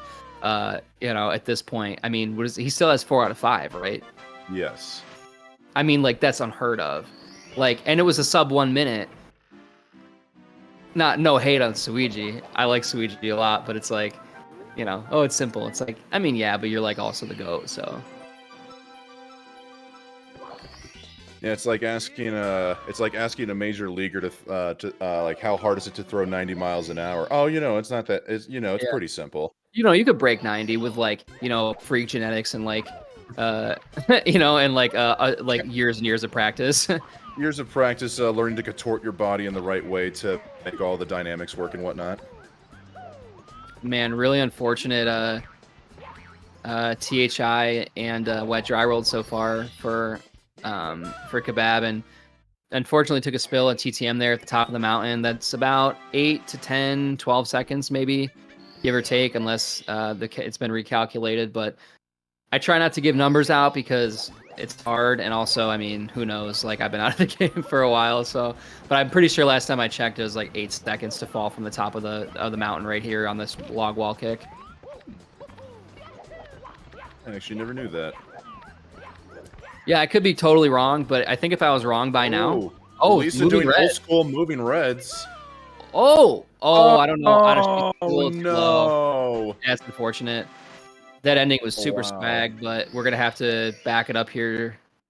And this shouldn't be too bad, just a couple of wall kicks and whatnot. But oh, excellent backup. Elisa has gotten so much better. It's so crazy. I mean, she's always been like really solid, but like just the difference in gameplay from the last time I watched her like a couple of years ago to now is like insane. So really well done by Elisa here. Germans kind of own 70 star. I don't know. It's kind of crazy. I've always kind of found it crazy that Americans and Japanese runners will seem to prioritize 16 and 120, but it seems like the biggest 70 star runners hail from Europe. We had Cheese for a hot minute there, Tago. Punky, of course, did have 70 world record as Elisa took an unfortunate long jump into the abyss. I'm pretty sure there's an invis ceiling right there. There's an invisible wall and an invisible ceiling right there. And I think what we saw was the invis ceiling, if I recall correctly. There, it was unfortunate. Yeah, I do know there is the invis ceiling as you're going for get a hand, but I wonder if it just extended out to her. She was trying to long jump for I can't remember the name of the star. I think it's just roll into the cage. Yeah, I think so. You know, these are all unintuitively named in my opinion. Yeah. Speedrunning really messes with your ability to understand, or not understand, but to get star names correctly, because the star that everybody knows is Christmas Miracle, as we see a nice bracelet there from Kebab, is actually Metal Mario Can Move, because the intended strat is to get the metal cap and get Mario to activate the switch, but little did Nintendo know that even with just a simple double jump ground pound, you could activate the switch without Metal Mario. So it's like, well, so why did we name it this way? You know, being out of the game for a bit. Sorry, I had to say that because some chatter wanted me to say it, so. Oh my goodness, that was insane. Did you see that? Kebab with an insane Snowman's big head star. Wow, excellently done there. Always, I haven't seen that. I don't think like ever, actually. I missed it as I was taking a sip on some water and I dipped my head back. Did they go for the movement off of the penguin's head? Yes. I don't know. I don't know who came up with that, or if that's been around for a while, or what. The first person I saw do that was D whatever, and I thought that was a single star strap, but I think some people are slowly trying to integrate it into 70 runs. I wonder how much faster that is. It's pretty wild. Question I'm wondering is how precise does the movement got to be? Because I don't know how big of a, so to say, platform the top of the penguin's head is. So I don't know how much leeway you've got before you can land on there and have to immediately go for the next jump. Yeah, I'm not sure to be honest either. But yeah, it's a pretty great strat regardless. So excellent stuff there by Kebab. One more to go in SL here as Elisa heads into bits. And just finishing out a run here. Lots of improvement, I think, shortly coming here from Elisa. I think she just probably wanted to finish this one out. And, you know, then you got some splits to run against at least, and you get to see some green, and it's a little more exciting, right? And it's a little more easy to kind of go about the next run, knowing that there's a lot to improve on. As also looking at the bottom right corner, Scythammer is comparing against their personal best, and there's just nothing but a row of green there. So Scythammer on a very solid 47 pace right now. As Elisa just got standing right side? Definitely the least utilized out of all the platform movement. It's a lot harder than standing left, for sure. But yeah, gotta do what you gotta do. I would love to head over to Scythammer after Elisa finishes up these throws, by the way. Yeah, good string of runs together here. There's one. A lot of people in the 30-minute marker, though. And Ouija's apparently on a good pace, according to somebody in the chat. Elisa far right on the second throw, unfortunately. And honestly, like getting like a 54 is like okay, you know, during one of these events. Like lots of the nerves are there, you know, and there's a lot of room to make mistakes, especially when you're going for your PB strats. But nicely done by Elisa there. Going to be getting approximately a 54 flat if I had to take a wild guess. 8, 9. Man, I still got it, Wes. I still got it. Never goes away. It's a beautiful thing. Nicely done by Elisa there. And she's getting right back into it. Smacking that reset button. Let's go. I would love to get on Scythammer here if we can.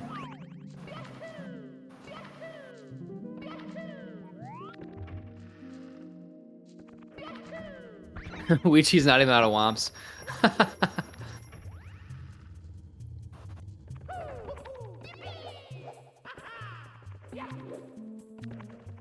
Looks like Scythammer is 4713 BPT, and we're in TTM.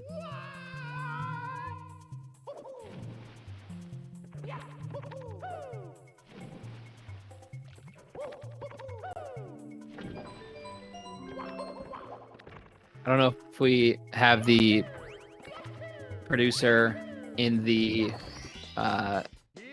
listening here, but if we can get Scythammer on the bigger screen, that would be excellent.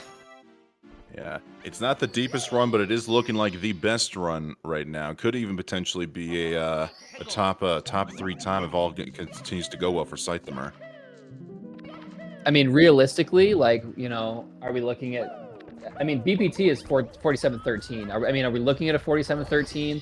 Probably not, but, you know, at the same time, we could see a potential first place run out of Scythammer. So, yeah, this is looking really hot. And if you look at the spread, he's comparing against a 47, so he probably did some sort of shenanigans with, like, his splits here. But we're at on a really solid pace here, so this is looking pretty good. How did I take damage, dude? Oh, a little nervous about this one, but okay, gets the box break. Whenever you fall and you know and you hit like that, on the ground and you're kind of bouncing all over the place. I always used to get a little bit worried about my angle because that angle is so important, but it looks like Scyther is able to get it no problem. And we have one more star here. Probably going to see a breezeless if I had to take it. Oh, no breezeless attempt. Just wants to get a 47, looks like. Bit of a slow turn, but all good. Finishing up here. Yep. -6 on his Shit, I could 47, still PB. 59 splits. I mean, and it's crazy because, like, you know, now we're at a point where there are multiple runners at any point during a live event could get a 47, whereas before it's like you're like maybe Punke, maybe Cheese, you know, Maybe D.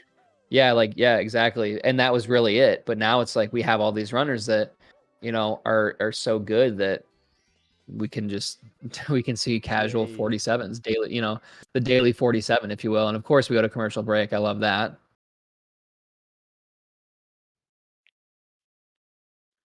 Love a good old-fashioned commercial break. And looks like Wilco also in an excellent place. Wilco's playing really hot today. Wow, back-to-back runs here for Wilco, going deep as they get a nice lava boost cycle as we now got audio focus on Kebab here in Rainbow Ride. Best possible time still in the sub 50 marker. Good to see them powering through this run despite being in the red for the better part of upstairs.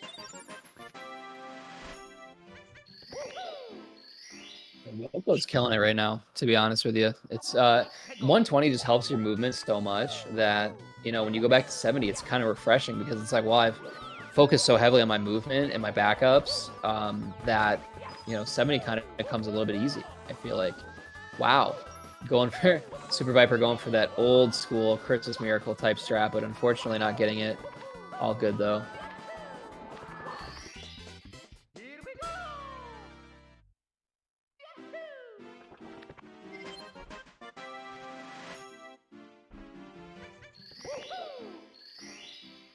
We've got Horror now about to make their way into Tippy. Horror's honestly been on the 70 grind for a while themselves. Still trying to get that 47, if I'm not mistaken here. Really been aggressively pushing the category as far as he can possibly go. Oh, looks like we saw a gold SL out of Scyther. That's one of those stages where when you gold it, it's actually like, you know, it's not a crazy hard stage, but that's kind of why it's almost more impressive to gold it because like you really did well because like you can kind of, oh, and he misses the bunny. But that's yeah, really clean up your movement because I'd say considering the stages in upstairs, it's one of the more, I wouldn't say easier, but it seems like to be you're just kind of running through the motions with all the stars in SL. Outside of 120, there isn't really a whole lot of varying difficulty or strats to do there. So yeah, if you do gold SL, just really shows you had some really good cleaned up movement. Yeah, you probably just didn't hit any dust frames or, you know, had really nice just general movement. So pretty cool for Scyther. Unfortunately, going to lose a little bit of time missing the bunny there, but all good. We are, you know, looking pretty solid right now. I think he's comparing against PB now. So we can see that he's +7 ahead of behind, PB. But I mean, hey, in a live event, +7 on your PB is like really, really solid. Horror, unfortunately, not taking the death in Rainbow Ride, going for the tricky triangle strat there. So they are taking a reset, and we're now getting them off the screen. Hopefully, we'll be seeing him later in the day with another high-quality run. But speaking of high-quality runs, we now have one of the newer, definitely not a new name, but one of the newer names in the top-level 70 community coming into play, and that is the legendary Kano. Oh, where'd he go? There we go. There he is. Yeah. Stream Unlimited, everybody. Stream Unlimited. Yeah, Kano might still be trapped in 2020, Collins, as he is just streaming non-stop until he achieves the time that he can. I think he probably is one of the most like dedicated runners of all time. I don't think anybody, I can't really think of a comparable grind. It's maybe Cryptic's 49 grind, you know, but I think even still, like, you know, Kano's like, you know, initial 16-star, you know, unlimited stream was quite insane. Yeah, I will say at the very least one of the more public grinds for sure, because I imagine there's a lot of people in the top level that grind and practice this game relentlessly, but most streamers don't really stream all of their practice sessions, whereas Kano, he's just not afraid to share everything with the world. So we see all the ups and downs and all the hard work and dedication that goes into putting in a good quality run. He was doing like IRL streams too for a while. Really? Yeah, it was pretty sick. Oh, unfortunate RNG there for Scythemer. Gonna lose a little bit of time here, but all good. Yeah, no, I'm pretty sure there was one stream where Kano went out into Japan and just like bought like a bunch of N64 stuff, like a bunch of controllers that he needed and things like that. So it was actually pretty cool. I don't know if anybody else remembers that, but I do remember seeing, like, I didn't watch the stream per se, but there were photos of it that he posted on Twitter, and I remember those. Do love how there's just an abundant supply of N64 stuff available in Japan, because at last pace, Emmy Bella also brought home a bunch of N64 gear for people to buy at the Pace store. Unfortunately, Super Viper taking a death on the backup there for the Pendulum Star, and it looks like this is just going to be a reset for them. It's also in the bottom left corner, Red Mossy was in Snowman's Land, unfortunately started sliding down the slope after failing to get up for the head star, and so now they're taking a reset. Maybe we'll have a couple more deeper runs to peek into, as we now got all eyes on Kebab, who's about to get ready to go into bits, and Scythemer, who finally connects on Lakitu Bounce. Or why am I saying finally? Looks like it's their first star. Oh no, they took a death earlier, I think. If that's the case, I missed it. So much Rainbow Ride going on, I'm losing track of who's who. There's a lot of streams to keep up with right now. Yeah, and Genix is actually on a pretty solid run too. Genix, I think, being the first speedrunning buddy that I met. We linked up a couple years ago, and it was really fun. Genix is a really cool dude, so I'm glad to see that he's still grinding, and having a good time with the game. And speaking of Genix, if anybody does follow Genix on Twitter/X, it was officially announced, I believe, earlier this morning that Genix, who went out of their way to interview all of the 120 star contestants from Summer Pace, as well as a couple of other top runners like Squeegee and Ouija, his video docuseries will be coming out on YouTube starting tomorrow through October 8th. Yeah, I actually saw that today. That was really sick. I'm like super excited that Genix did that. New interviews all the way up until October 8th. That just means there's a lot of content, guys. You know what that means? You're going to need to go to YouTube and subscribe to Genix immediately. Absolutely. Looks like Scythemer is cruising through Rainbow Ride, minus 2.4 on the theoretical 47. And the 47, I mean, he's in contention for the second place right now. So with a really solid, TTC, we could see the 47 happen. Second place, possibly losing a little bit of time on Rainbow Ride here, but no worries. And even still, even if the 48, 7 doesn't happen, we could still see Scythemer jump all the way up to potentially third place. Looks like Kebab is making their way into the pipe. 3 throws is what separates him from a sub 50 now in this LTA. Could Kebab send some shockwaves to the rest of the 70 runners and be the next person to get a sub 50? Let's see how these throws play out. There's one.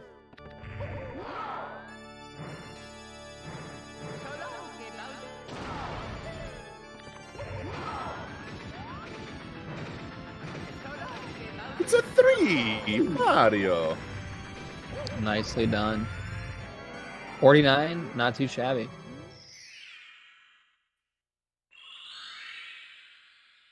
Oh, a little hiccup there from Scythemer. Oh, can't get the side flip. I swear the requirement to side flip for Mario in Rainbow Ride and TTC just becomes much more difficult for some reason. Wow, nice movement. Oh, and hits the invis wall. I shouldn't have said anything.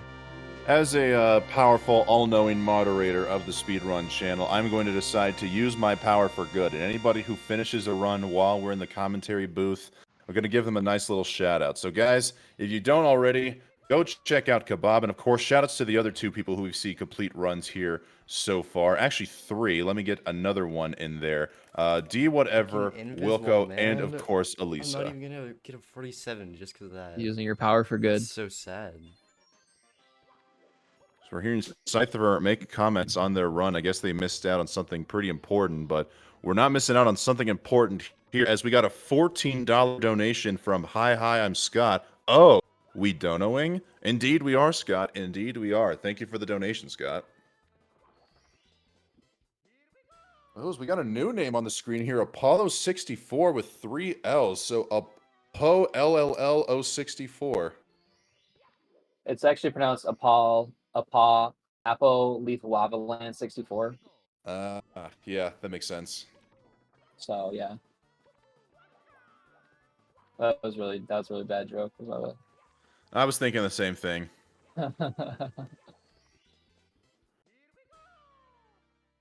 If we look closely, it looks like Wilco is still comparing against their actual personal best of 48, I think 49. This is their personal best splits as they're comparing it here in Tall Mountain, as it looks like, unfortunately, they were not able to get Breezeless, but still, Wilco very comfortably in the green right now. Yeah, missing Breezeless is... I mean, if you're not at a top level, that's okay. Unless you like... Well, I can't imagine you dying in any capacity trying to do Breezeless, I guess, but not too shabby. Wilco going to be heading into SL here. Choked it. As Scyther has 2 more to go. Yeah, I think the Wilco PB is inevitable today. Nice movement there from Scyther.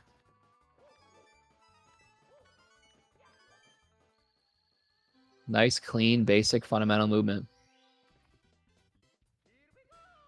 And the rest of this is so... It's like Apollo missing the bunny too. And he thought you could go around, but you can't go around there. Oh no. I hate it.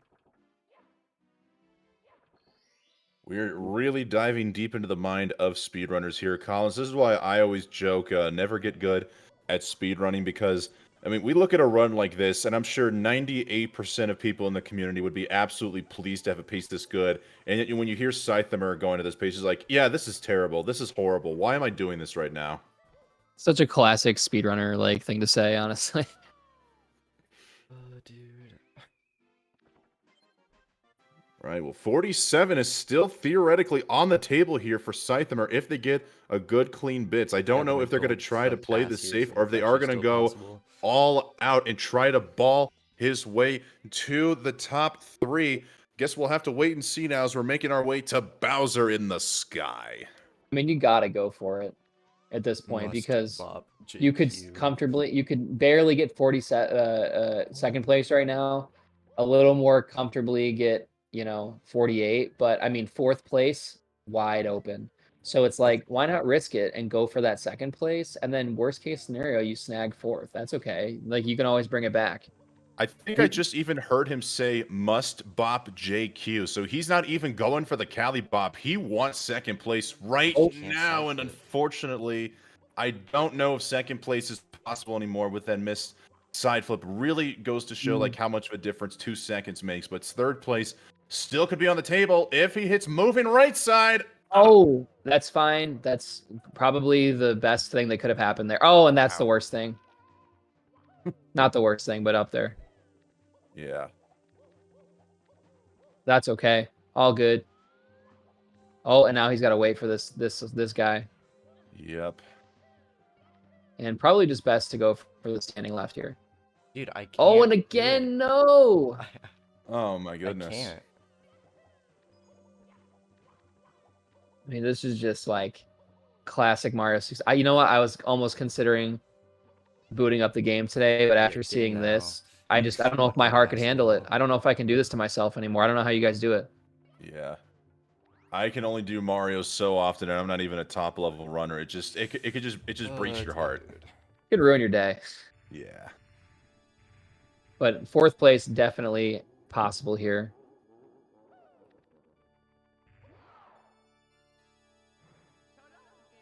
And that's gonna miss.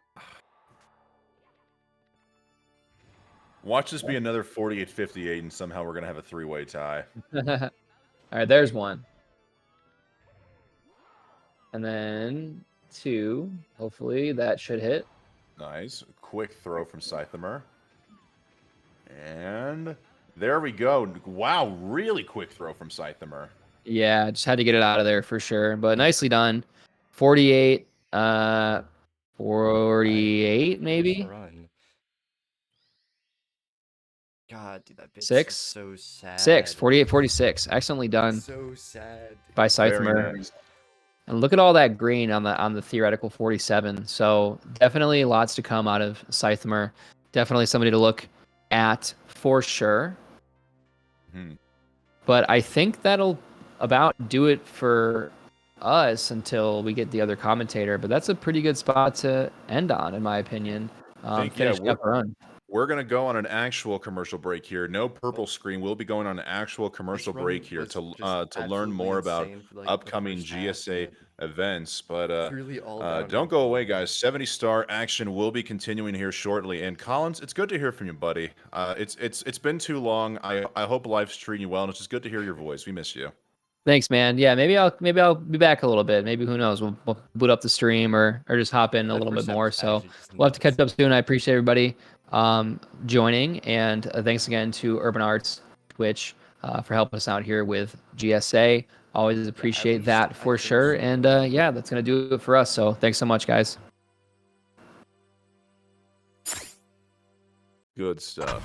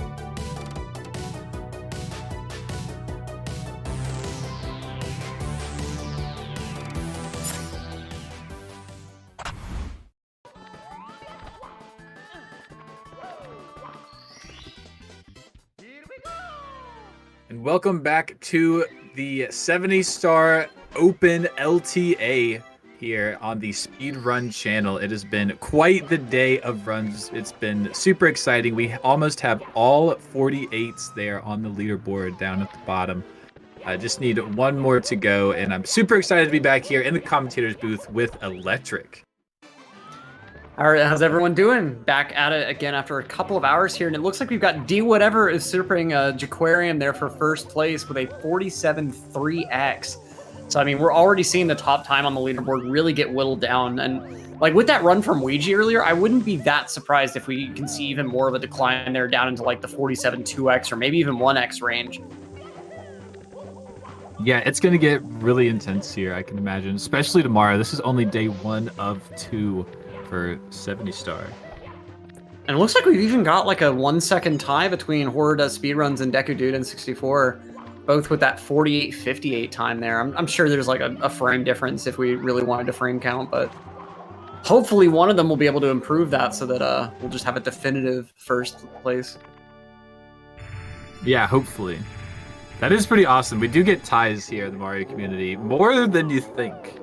Right, for a game where like you're guaranteed to have differences of 1/30th of a second, you wouldn't expect as many ties as there have been. The ones that really kill me are like the people who are trying to get a minute goal and they manage to hit exactly just above that minute goal. Like shoutouts to Cryptic with the 50 flat. For sure. And there we go. Apollo here is trying to finish up the run, getting that throw. Does need 2 more. But for those of you who are just kind of joining in and haven't been here all day, this is a lifetime attack format these runners will have until, I think, 7 o'clock, unless we hit the extra hour.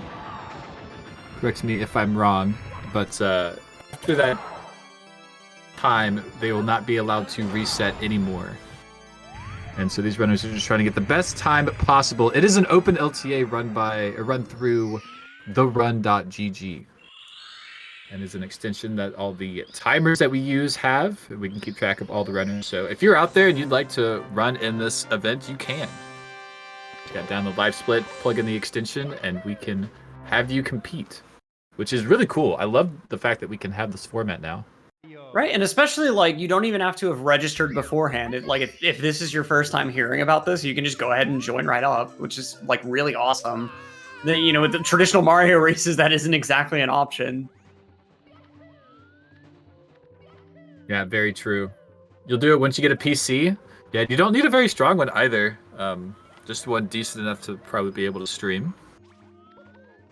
Yeah, and honestly, at this point, like I feel like the running OBS is the harder part compared to like just being able to emulate the game, since emulation's come a long way over the years. Yeah, for sure. We got Wilco in the pipe here, looking for a leaderboard PB improvement. I've been standing all day. Wilco has been on a tear in the last couple months. Really killing it on the Mario 64 side. Looking to nail this 49. Had an event PB of, I think, 50, like 20, something like that. Open. He tried to go for that just wild side throw yet again. He went for that earlier as like the third competitor going through Bowser throws and managed to hit that for a perfect 9th throw of the morning.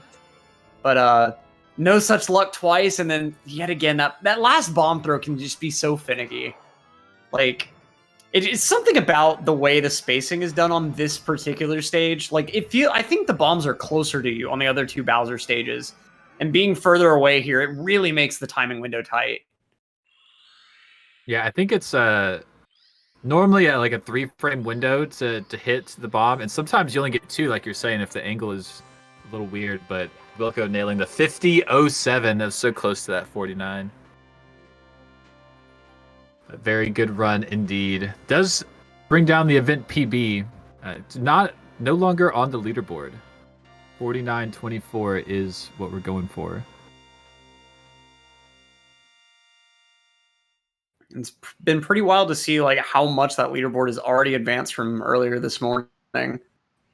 Now let's see, it looks like Genix going on into Rainbow Ride, and I'm not sure what he's running against. Since it's solid green, I'd imagine it's like a theory comparison or something, maybe event PB.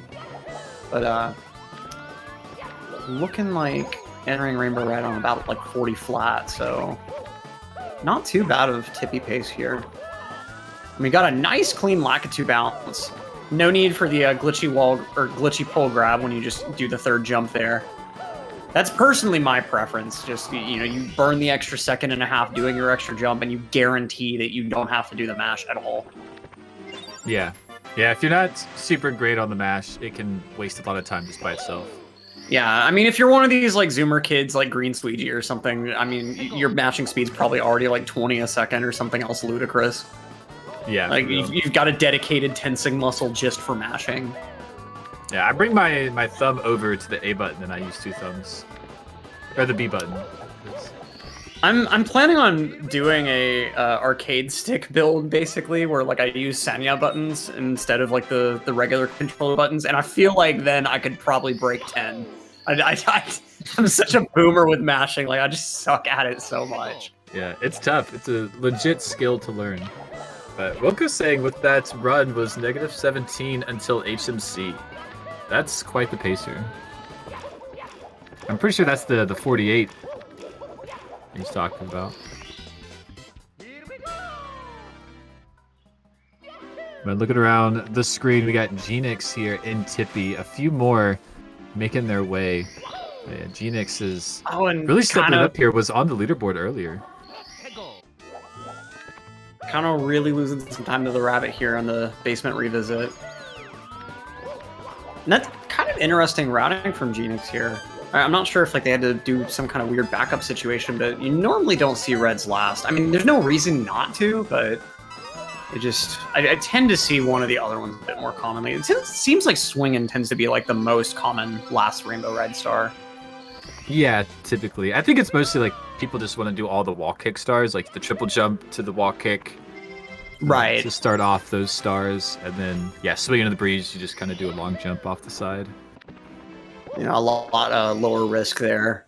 Like, the main point of risk is just a long jump to the swinging platform. Ooh, yeah, nice the upslide from Kano. You get so many different risks, and yeah, a lot of different strats been pulling out. This weekend, we've seen so many things like GTM slide, like you just pointed out. A bunch of different blue button switches here as Genix just goes for the standard movements, nothing too crazy. Yeah, we saw Ouija earlier pulling out that pretty nutty looking pole movement. I hadn't really seen that recently, I know that's been like a pretty recent development. The one I'd seen before that was pretty wild was like that triple jump under that like one platform in TTC 100, where it's like I think your double jump ends up being like almost like you just tapped A for a single jump or something because of that ceiling over you. So it's like really weird timing, but it seems like from the runners I've seen go for it that the camera angle actually makes it a really consistent lineup. Yeah, and there have been some optimizations too that have been coming out recently, like just doing a side flip and grabbing the pole at the end, and you don't really have to climb too far to just jump off instead of kind of doing the run around. So it's been interesting. Genix with a down warp, I think. Yeah, oh my god. what? I've never seen that there before. I mean, I'll take that over the smash any day, but still.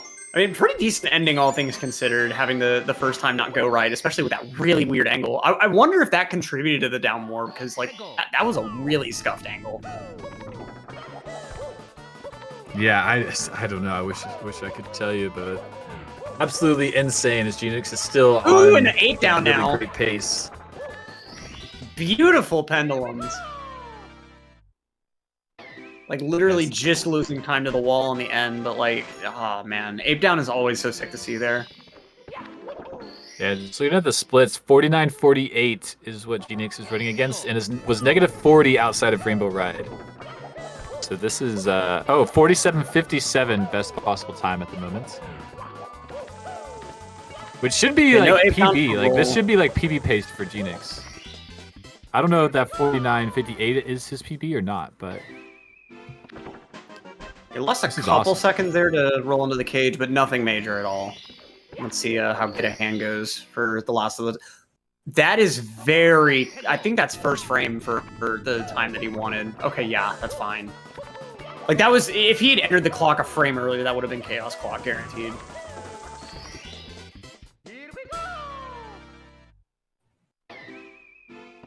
Just absolutely cruising at this point.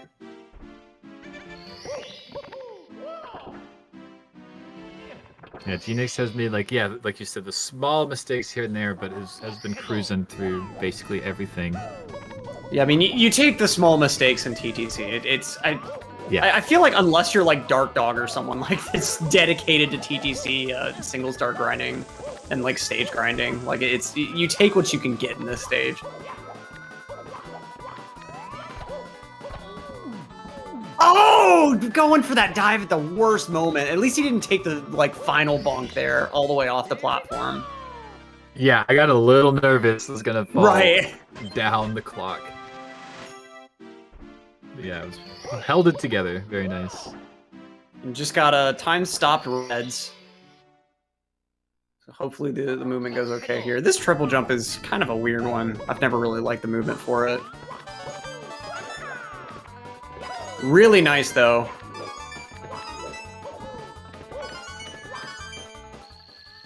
Oh, but no ground pound in the star. I think it was Wilco that I've seen before, like, do some kind of interesting strat that allows you to jump dive into the star, so you don't have to deal with the timing for that ground pound that saves, like, a second on the fall. Because that ground pound is, like, it works all the time in practice, and then you try it in a run, and you always miss the star. Yeah, and you like are too low or something. Right, or you're just too far away. All right. Yeah, everything is hard here in Tippy as we run up to Bowser in the sky. Now, 70 stars under the belts. I think maybe Genix might be on pace to be able to bop Red Moss. I'm not quite sure there, but we're definitely looking at potential 49 pace. Oh, a little bit of a ledge grab. That's okay. It's just kind of hard to like regain your momentum from that ledge grab because it makes the rest of that movement so awkward. Oh, barely not getting amped. Nice. Yeah, almost making that elevator cycle there. Just gonna take the quick backup. Nice and easy to the end. And you're on a really good pace here. Yeah, only 2 seconds, not a big deal. You just want to like make it without anything crazy happening. Exactly, yeah. No falls. Oh, really? Oh, okay. Gonna go with the... Oh! And that's like, if you don't practice the backups super often, like sometimes the stuff that should be really easy just ends up being really difficult and really finicky. You gonna make it? No, he's not gonna make it! No, Genix, come on, he got it! So Genix is like, I think, primarily a 120-star runner, and probably hasn't practiced this ending too much. Oh yeah, it's really awkward trying to do this ending coming off of like being used to reds. Oh, barely missing the top plank there. Genix, please. And like, if you haven't practiced standing left side recently, like the moving left side ends up being your more consistent bet. But then, you know, like you said, if you're more used to 120, there we go. There it is. All right, that's probably gonna, yeah, it looks like that's gonna cost the 49, but still a pretty solid run. And I mean, you know, hey, bits time saving future splits. Your future self will always take that. Absolutely, and you're right. It's gonna barely miss out on the 49 if you get 3 for 3 here. That's pretty tough. But that one trick that we do in 70 and 16 to skip that one section is really tough. And if you haven't been practicing it a lot, it could feel impossible. Oh yeah, and I mean there's so many different ways that can go wrong as well. Like if you end up in just the slightly wrong position, like I think if you're too high when you approach that wall, you can end up taking a ceiling bonk and you can't get the wall kick at all. Like we've seen there, like if you're a little too far to the left, you'll just pop right beside the plank instead of landing on it for your double jump. Like it's those wood blocks can be pretty finicky for sure. Yeah, certainly. As Genix nailed 3 for 3. Beautiful fight, at least. Yeah, 50.05. Nice palindrome time. Indeed. Yeah, I'm sure Genix is not quite as happy as he could have been coming into that bit, but really a solid time. Yeah, like you said, 50.05. Nice palindrome time. And I'm sure we'll see more of Genix today. And we were just talking about that, that special TTC blue switch movement, and Kano just did that new movement with like the dive rollout. Ooh. Having a little bit of a bobble on that wall after this 70 box, but. Oh, we got Fleeting Asher on screen now. think that's their PB that they're comparing. No, against 50 and Kano! 3. Oh no! All the way down to the hand. That basically that exact mistake happened to Ouija earlier. Just like jumping to that last box, like you wanted to do an A and a B press to do a jump dive, and I think the A press was too soon, so you just get the dive, and you dive straight off the platform. Kind of barely surviving that fall. You basically have to redo the movement at this point. You're effectively just restarting the star. So oh no. This is intense. I don't know what you're supposed to do here. This is just beyond melted down, unfortunately. And just trying to go a little bit too fast with these kicks. I mean, yeah, at a point, you just kind of, even though it would mean redoing the whole thing, like you're so used to doing the normal movement that it'll just be faster to trust your muscle memory on a reset. But it still is like that. You basically finished the star and then just have to do it again, and that's like easily like a minute and a half down the drain, if not even more. Yeah, you're just never safe in Tippy. Especially in TTC. Like and I feel like Rainbow Ride is a stage that's easy to just have a quick death happen in. You know, you just mess up the triple jump and bam, 15 seconds to Lakitu bounce or whatever. But this stage really is conducive to these kinds of like minute, 2 minute, 3 minute meltdowns. I'm melting down watching what's happening. I think that's too Right. early too for Kano. That's moving. Yo. Is it? No, it's not. Wow. Okay. But yeah, that's super tough. Kano's taken some crazy mistakes here in TTC. I'm not getting the angle for the wall kick and then doing the... Oh, man. You just want to go fast and you're not thinking about that bottom kick will kill you. Like, it has to happen to you once in, like, the last 6 months and then you'll remember it. Yeah, there's so many mistakes like that. Like, yeah, you forget about them and then it happens. Like, oh yeah. Right, and then you just don't do it for, like, another 6 months until you forget about it again. Yeah. You gotta patch the holes. Right. This is the movement I was kind of talking about earlier with the blue coin switch. Grabbing the pole and taking this jump. Clipping off the side, not rolling out, allows you to fall a little bit and get a double jump across the gap. That's like a very recent find. I think from Tabaskoth posted that in one of the like Discords where you post new tech. Oh yeah, the alt strat Discord, that one's a really, really cool resource. Yeah, that one's really cool to see what people post up there. For some reason, I have notifications on. Like, I have so many just random Discord notifications on I need to turn off. But, like, it's nice to see how much activity that Discord has. Like, at least 2 or 3 times a week, I'll see something new posted. Yeah, and it's mostly just, like, little, like, 0.1, 0.2 second time saves. But like you said, like, if you get, like, a few of those a week, we're pushing the boundaries so far in this game. And it's really neat, too, how a lot of it's alternate stuff. So, like, if you just really don't like the way a certain strat goes for a star, you could check there, and you might find something that may even be, like, a quarter second or a half second slower, but if it's, like, twice as consistent for you, I would say that's well worth it. Yeah, definitely. Consistency is, like, worth so much in this game as well. Yeah. And which just makes it... Oh, Kano, no! Jeez. That's a rough mistake. Yeah, that pendulum has some really weird hitboxes while it's moving. The ones up top do too. Top runners just do a really good job of avoiding them. And yeah, Kano hits some kind of weird hitbox there and slid down.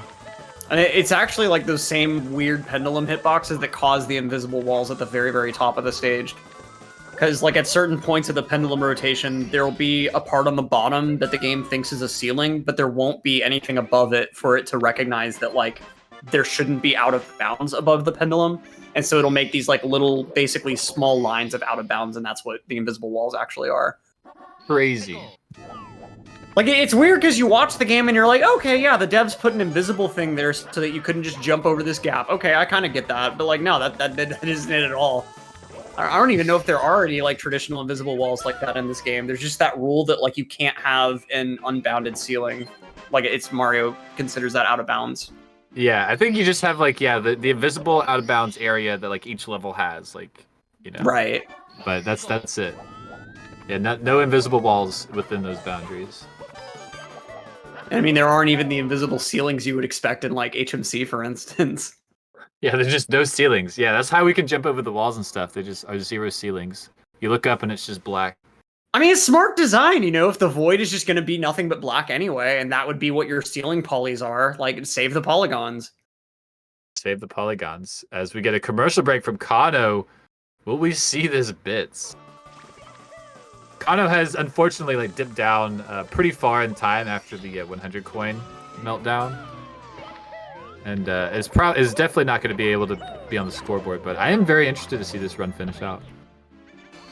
Yeah, meanwhile, Fleeting Azure, I think this is going to end up being like low 50 pace, but still a really respectable run. Oh, and Get a Hand's a really short one too, so I'm not sure if these are his PB splits, but they're definitely going to be ahead after this. Yeah, about 2 minutes it takes Oh, to wait, grab the they're not toad, but it's doing- already grabbed the toad, yeah, not splitting. Oh no! Oh, wait. I guess auto splitter just didn't go off then, okay. So yeah, about 2 minutes from exiting that stage, so is on 49 pace.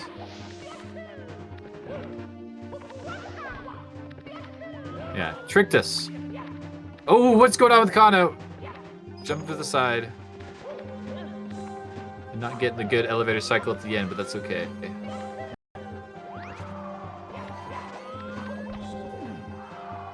A little bit of a bonk on the wall at the end there, but oh, and goes over the pipe. That's the worst mistake. That's so easy to happen. Yeah, so looking at a very low 53, which I mean, for a runner like Kano, I know he's definitely going to want to keep doing attempts after that, but this is honestly a really respectable first attempt to just kind of de-rust, get all the nerves out, you know, and like if you just remove that TTC 100, that would immediately improve this all the way down to a low 51. And so, I mean, like sometimes mistakes like that just kind of happen, and like we saw there, it's like when you get really screwed over royally by this game, it's sometimes really hard to even think of like what route to try to recover from.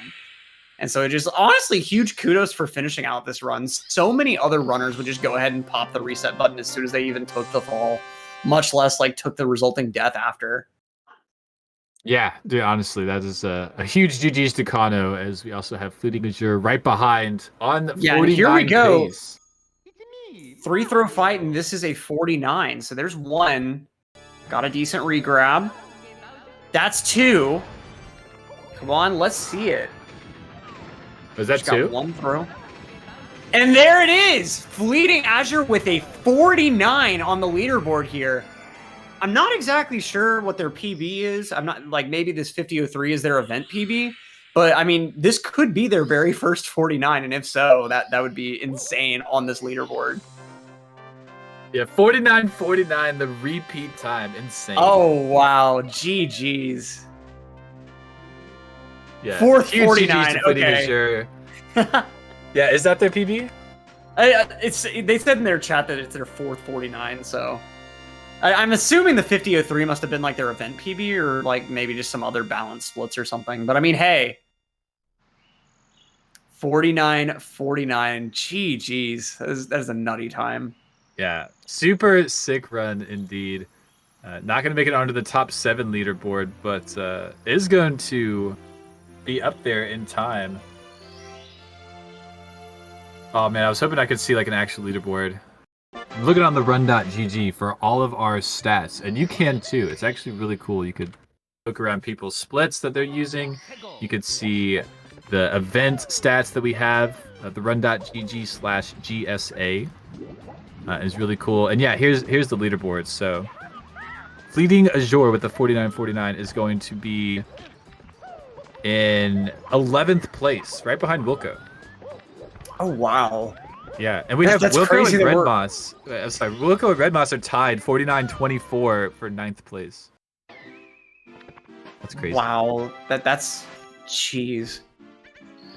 That's nuts that we already have like that many sub 50 times. And I mean, like, granted, we have a competitor field of like, I think 50 or something at this point. At least over 40, I know.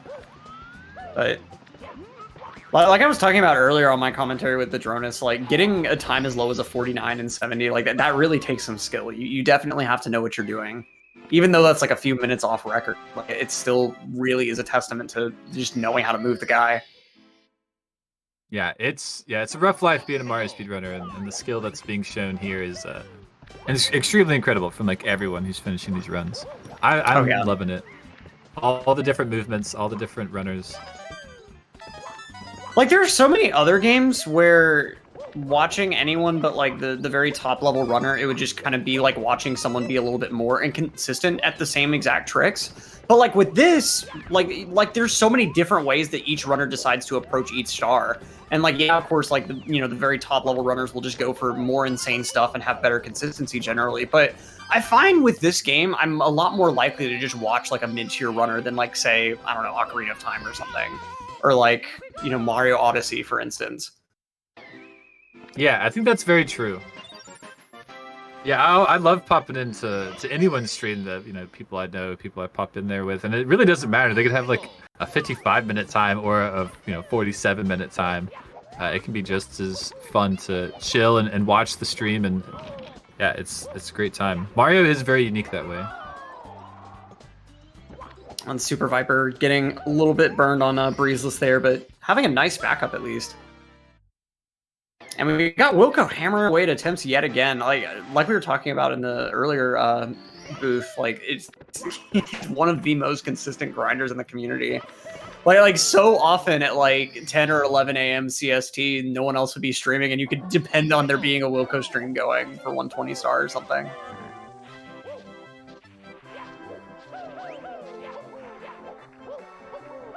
Yeah, Wilco is such a champ of Mario 64. Oh, and Super Viper just having a lot of rough issues with this Snowman's Head movement. Yeah, definitely it was pretty one quick of the backup. Oh, definitely. But it's just so finicky, like trying to get that default movement. Yeah, not really burning as much time as you certainly could there. Like, especially if you take that fall after the wall kick up top, because a lot of the time you'll end up like burying in the snow, and that just it burns so much time. Yeah, there's only a few stars here in Snowman's Land, and they're actually very quick. Like all of them are. But there's so much stuff that can go wrong between like Snowman's Head and that box star. It's kind of interesting to me that like in the deep freeze is the shortest star in the whole game, like bar none, right? But then the only free star in the stage, Chill with the Bully, I'm pretty sure is the longest in this stage for 70. Because I think Snowman's Head tends to be a bit shorter, and then like same with it's the Whirl from the Freezing Pond. Like I think you're right. Yeah, and it's like that's the only star in the whole run that I would say is like actually free, and like it's just funny that it's like the longest in the stage. And I mean, like if it were in like say HMC, you've got stuff like Metalhead Mario Can Move that's like almost 30 seconds. But yeah, so this star that Super Viper's doing right now is the longest star in the game, and it's over in like 13, 14 seconds. Oh no, the longest star in the stage, not in the game. All right, that's what I meant. That's sorry, yes. Longest star in the stage. My bad. I just felt the energy of everyone in the GSA chat like hitting their keyboards at once. Yes. The misspeaking in the comms booth is the best. We'll see. Yeah, totally the longest star in the game. Not 100 coin at all. Not a sliding star at all. Literally Chill with the Bully. Nothing. If you think that anything is longer than that star, you're wrong. I want you to go back home and check again. Yep. That is funny. Here we go with Mips here. Honestly, I think if you timed like from the basement door entry, I think this Mips star grab would take longer than Chill with the Bully. It might, yeah, it probably will. I'm sorry, I'm not trying to roast you so much. It's okay, it's okay. I deserve it, I misspoke. Yeah, as soon as I misspeak, like, go ahead and start dragging me too. Yeah. Oh, I will, don't worry. Yeah, no, but Tactician finishing up Fire C on a really good pace. 25:54. Anything below 26 minutes out of Fire C is like pretty hot pace. I think the best possible time says 47. I can't quite tell what the other number says. I think that's 47:50. Not exactly sure because it's really tiny for me too. But yeah, a 25-minute Fire C is absolutely like a nice. I think 48 would be possible with that, but you're kind of looking a little bit more at a 49. Yeah. I think this should be 48 pace for a. You talking about Tacticianer? Right. Yeah, no, this is 48 I try to be realistic about how, like, Tippy, for instance, whenever I'm thinking about, like, potential pace. Yeah, maybe with a couple deaths in Tippy, you're 49 pace. But I've seen too much pain in TTC already. Oh no, and of course we're cursing it already. Oh, bonking on the sidewall there, trying to get back up. There we go. Okay, not going for it a second time. Really smart, just cut your losses. Yeah, that's okay, that's okay.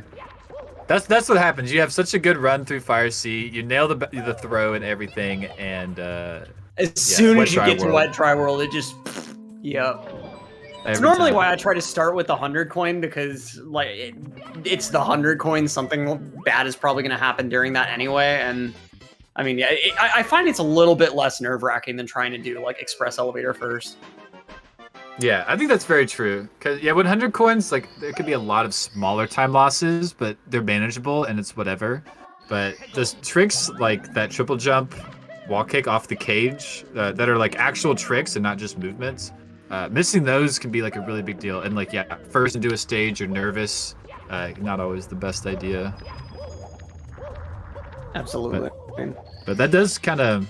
There are two different kinds of stars in Mario 64. There's like the trick version, and then there's like the movement, which is a lot of 100 coins. There's a few other stars here and there, but yeah, the trick heavy stars are like the quick ones that you do like one trick for. Those are definitely the ones that will cost you like the most time typically. All right, now Super Viper going on up to Tippy here.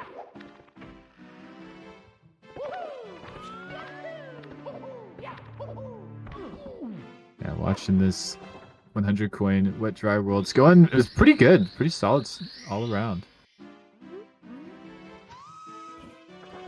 We got a lot of runs decently deep, at least out of lobby. And like looking at the bottom of the screen, we got Wilco as well in Lethal Lava Land trying to clean things up. Yeah, this is going to be Wilco's third run.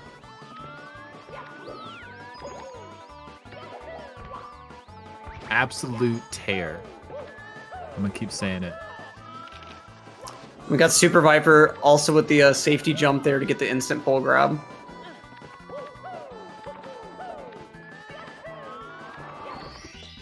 Just got to make it to the end. I feel that way a lot in Tippy.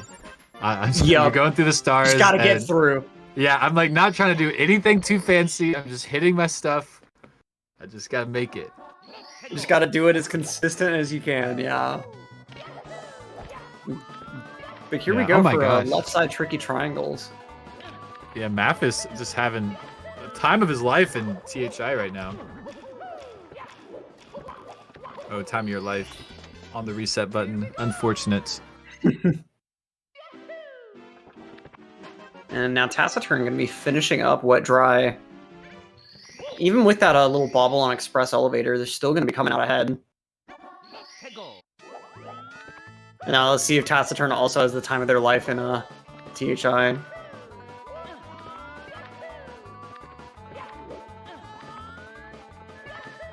THI is always lurking. Super Viper. Okay, has one more star. Did not save that one for last. Having a decent rainbow ride so far.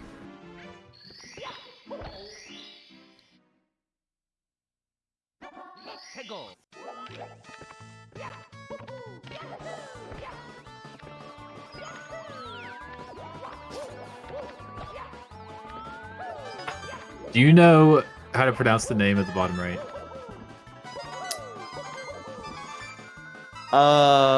Is it Ex Inferno? Is that what that is? I'm not entirely sure. That would be my best guess based on the resolution I can see it at. Yeah, chat, help us out. I think that Ex Inferno. That's my bet. It looks right, for sure. But I was just looking around the screen. Ex Inferno popped up. Yeah, it is Inferno. Thank you. Right now, Super Viper getting started with TTC 100, and this, as we've seen a lot today, tends to be the make or break stage.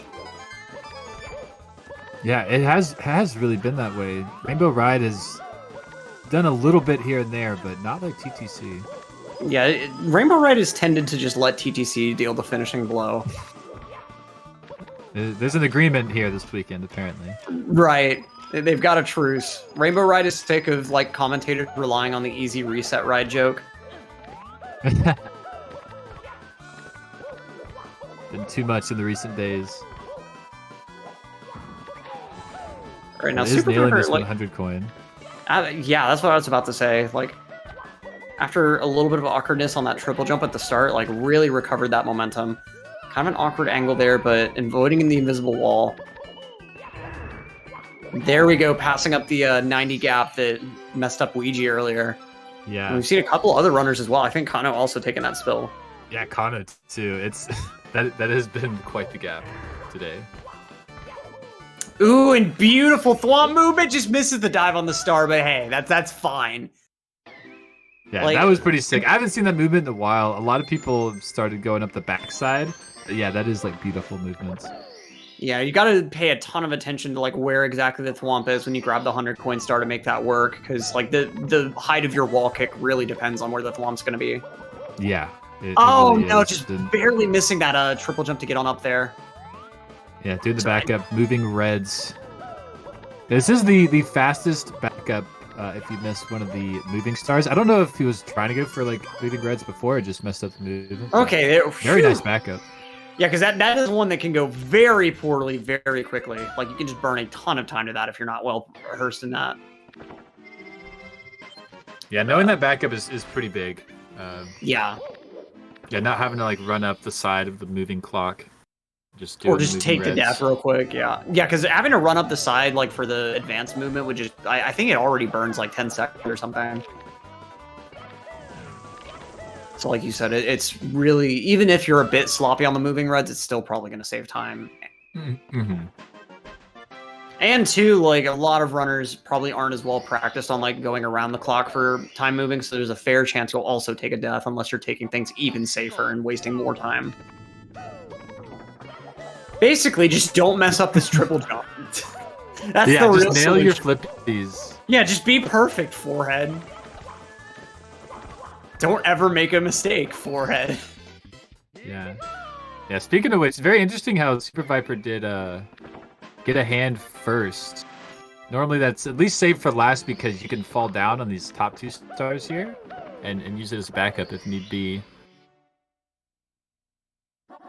But confident, I guess.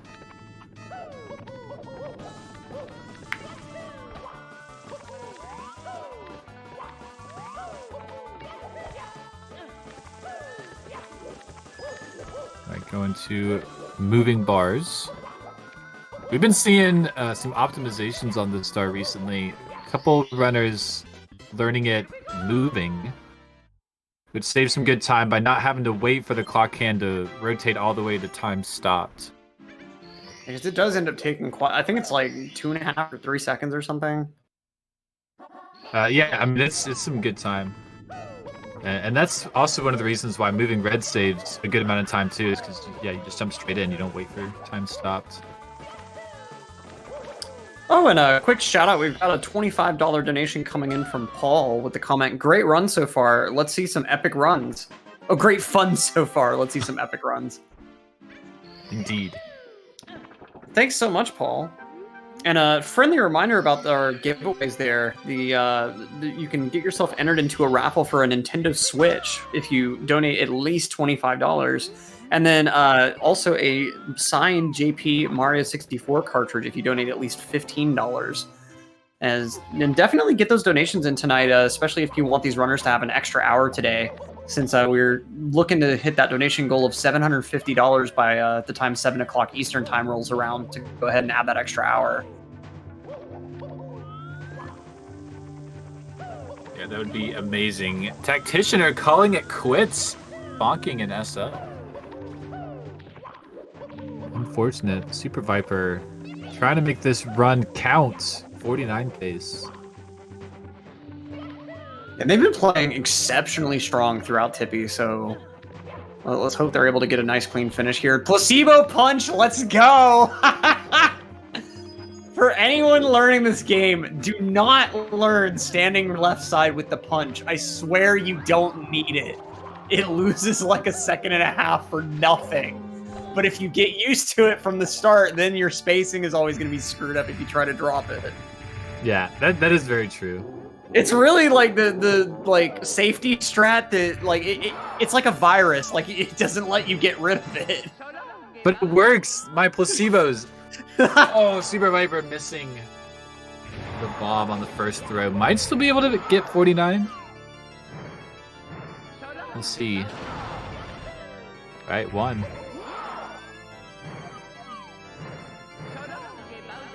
Oh, just a little bit early there. Jeez. And not snagging that 49-minute time. It's always a shame to lose runs to these throws. Like you play through your nice prehistoric 3D platforming skill-based game, and then the final run is just a roulette. It's like literally the Tower of Power arcade game. Press button, win, pass in front of line. Is that gonna hit? No, it's short! Oh. Normally Bowser like bounces off the ground once, and so you have to like throw him in time. Viper wasn't in time. Especially this last throw, like you said, yeah, if the ground falls in advance, like there's nothing you can really do about it. Yeah, but that was gonna hit. It's just unfortunate that it didn't. And gonna nail the 50-30. Is that what this is? 29. 50-29, not bad. And especially like just getting a tippy like that should definitely give you some confidence for like the next run going up. And like at a point, like once you mess up the Bowser fight once on a certain pace, it makes you that much less nervous the next time you're getting up there on that sort of pace. Like you get to think, I've already done this before, and then you just get to be mad at Bowser whenever he ruins your run again. That's right. That's right. But yeah, I mean, I go for it. I was gonna say, like, I would definitely just take this boss fight over, like, I don't know, any boss fight that's just an auto-scroller. Like, at least you really don't know how the run's gonna end until it's truly over. Like, that's pretty cool. As nerve-wracking as it is as a runner, like, it's pretty cool as a viewer. Yeah, it really is. And, like, yeah, everything comes down to throws. And those throws lose a good chunk of time, too. So it's not like, yeah, you're hoping someone will have a meltdown or something. But you just miss a few throws. Give the other guy a chance if he's a little behind. And like there's really nothing like when you're on pace and you finally get through throws, like the release of that tension. You're so focused, and like you find like during that 10-15 seconds you're waiting on the big star to spawn, you're just trying to process the time that you just got, since you've been so focused and tense throughout the whole back like 10 minutes of Tippy. And like it's a really cool like serendipitous ending where like, you know, you're going for a nice goal time and like you get to just barely even process that you're achieving the time as you hit the final split. Like I don't know, it's kind of cool in its own way. Yeah, no, it definitely is such a well-rounded speedrun. Oh, absolutely, yeah. We do have Wilco here in THI as Wolfavis, I'm sorry, is trying to finish up TTC and finish out this run. Oh, barely missing the ledge grab there off that wall kick. Oh, and again, you do kind of have to like hold neutral for just a moment to give yourself a little more height as he nails the third one. Oh, and then bonking on the stair step.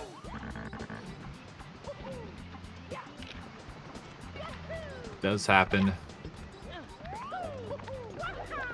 Making it through TikTok clock. Does he have one more? Yeah. Got Toad early.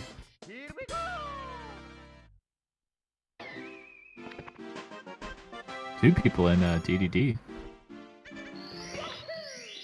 Ooh, Elisa. I'd love to see it. This is Elisa's first open LTA. Oh, nice. I haven't followed her in a minute. Did she ever get a 49? Because I remember she was trying, I think for that time for a while. Might have been a 48. She did? Okay, awesome. Yeah, Elisa shooting for the 48 now. I think that one run could have been the 48. But yeah, got the 49. And is first woman with the 49-minute 70 star time. Huge shout outs to Elisa.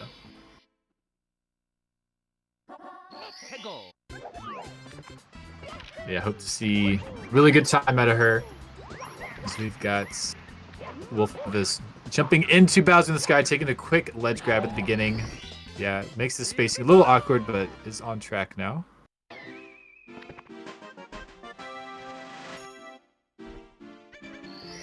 I know all eyes are on Wilco's splits, but Wolfvis is making this happen. Not going to be a PB, but is cruising.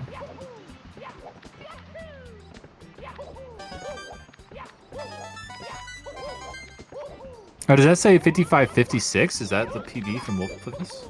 It looks like it. Oh, then this could PB then. Yeah, it looks like their sky split's like a 2-4x or something on these splits, so definitely some time to make up there. Yeah, please make it through these elevators. So yeah, this is looking to be PB capable. Go! Avoid the Goomba. Get through the wind, let's go. Ooh, and nice bracelets from Wilco. You love when That's that always just the best works. way to end TTM. Are we about to see a Right. commercial? No. Oh, that's a gold TTM from Wilco. Wow. Now let's see how they hold it together in Snowman's Land here. Oh, misses the throw. No, I was gonna reset. Wolfvis, what are you doing? I want to see the end. I want to see the big star that comes out of Bowser. Not gonna give it to us. And now we got X Inferno up instead. Yeah, X Inferno cruising. I don't know this runner too well, but I've heard the name X Inferno before. I had no idea that's how he spelled it. But yeah, how's that 49.38? Pretty solid time.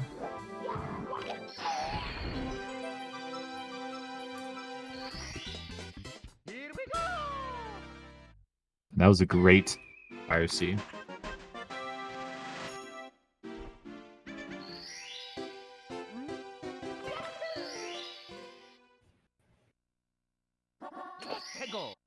Wilco gonna be finishing up this SL.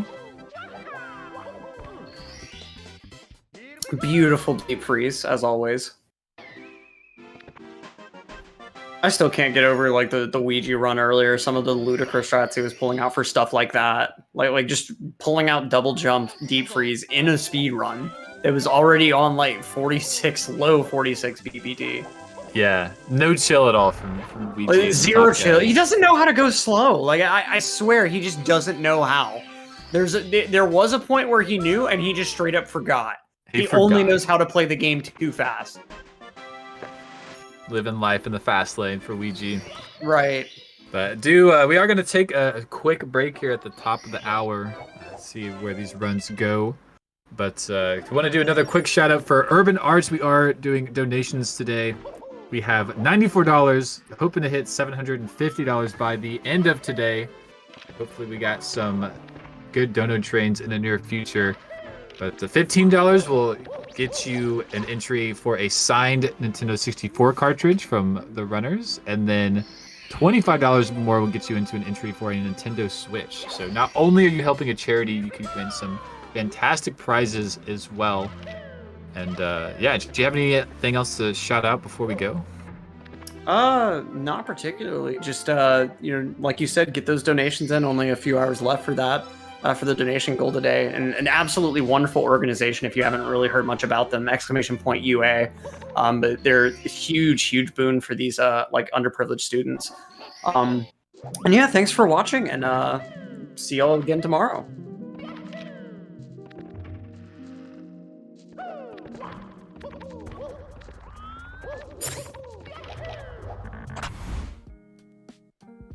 Urban Arts helped prepare me for college by giving me a lot of experiences working both independently and collaboratively with other people to make really cool games, and taught me how to put my all into creative projects, and that helped me put together a very strong portfolio for college. The best part about being in the urban arts community is the people that you meet. A lot of the people here have the same interests as me, so in the future, making friends here will benefit me and them and everyone around, because we all benefit from each other by gaining skills that other people had that I may need. Urban arts helped me see myself differently by showing me that I can be a good leader. In the studio program, I was assigned the role as project manager, and fulfilling that role for the first time actually helped me realize that I have good leadership skills, and it really helped me to develop them.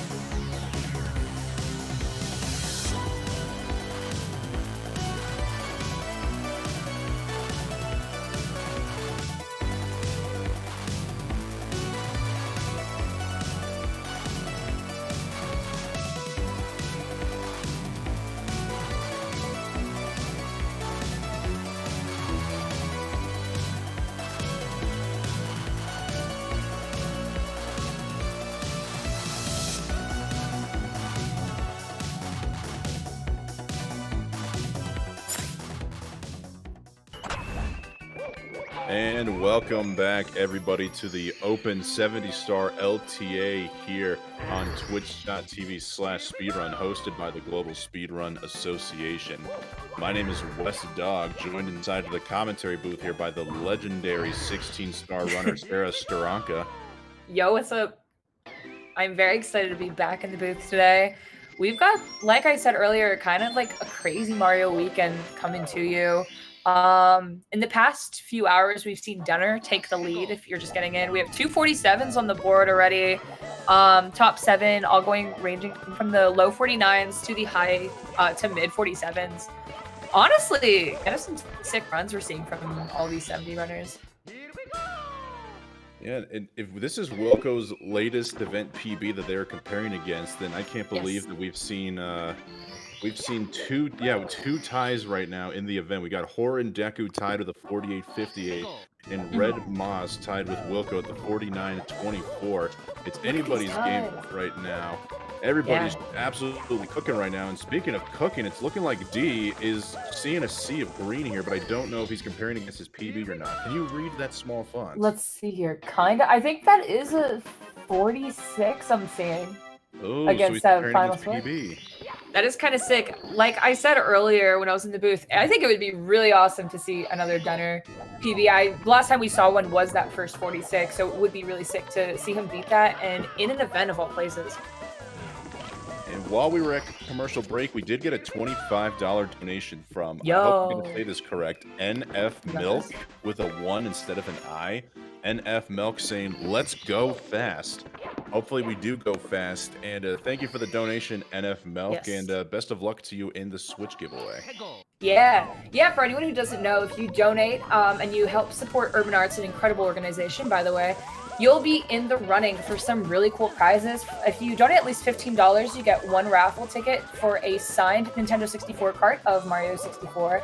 And if you donate at least $25, you're in the running for that Nintendo Switch that Wes was talking about. Kind of sick. This is an interesting question here. If you had to compare runs with ice cream, what flavors of ice cream does the runners have? I guess I don't know what runners they're talking about or which runs specifically. So you know what? Let's compare Wilco since they're the deepest run so far. So what kind of flavor of ice cream do you think Wilco's sporting right now? Let me see here. Honestly, the run's like kind of schnasty right now, and I kind of mess with Rocky Road, so I'll say Rocky Road, even though Rocky Road would imply the opposite. Maybe with the name. How about you? What are you thinking about? Oh no! He Rocky Roaded. Oh man, the Rocky. Whoa! Wait, that was a sick backup. I don't think I've ever seen that. I have never seen that backup before. Holy moly. Dude, leave it to Wilco, you know what I'm saying? Really don't know what Wilco is capable of just busting out right now. So, you know, the punch of the Toad immediately. It's a massacre. Taking all the awe out of the run. I hate to see it. Yeah, he heard Rocky Road and thought we were talking about Rocky the boxer. It's a whole thing. Don't worry about it. True, because if there's anybody the people of Germany know, it's definitely Rocky Balboa, the Philadelphia icon. Yo, that's so true though. And I'd say for this ice cream, if I'm a simple kind of man, so I'm looking at colors on the splitster. So it definitely looks like they're messing around with some cotton candy banana split. Yeah, banana split. You know what? Honestly, a sensible answer. Well, you know me, I'm a sensible kind of guy. That's so true about you. All right, Wilco, honestly, kind of schmoving through bits here. I don't know what you've seen so far today, but when I was on here a few hours ago, everyone was literally just trading off, going into Tippy. It looks like we're about to see something similar with like Wilco finishing up this run, Zin here going to HMC, and probably in Tippy soon after. I do like that the runners, even though they're outside of their event personal best, still have the tenacity and the will to finish a run. JQ dazzled us all with that 47-57. Really did. With that second place run, but they still finished out of 48 to close out the day. So I wonder if maybe Wilco finishing out this run may mean this is their swan song for day one. Yeah, maybe. And honestly, a respectable way to close. It's looking like a pace for a 49 here from Wilco. If they connect on this final throw, 49 is guaranteed. Can Wilco hit it? Boom, and baby. He does.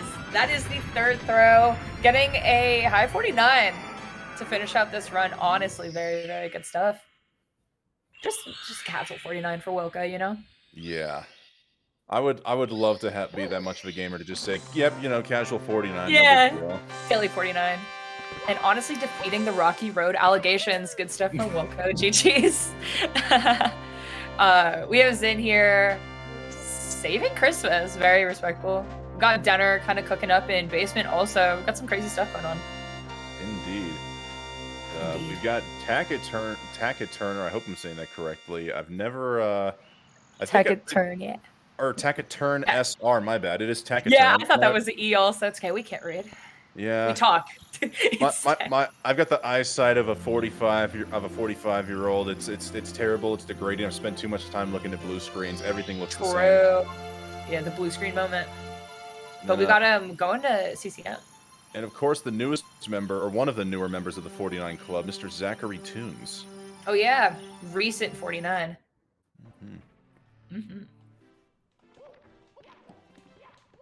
I think It he's does still feel like I'm rocking getting better, the sum more of best consistent. at a 47 more something, if recently. I'm not mistaken. So honestly, he's capable still of on- I know, I still any feel like I'm major PB at any behind, given moment. But now it looks like we're getting like some Benji, Ouija, and inside Suiji, commentary here from D but whatever. So we're diving I'm deep making into a his little bit mind. of- Let's see what he's got to say.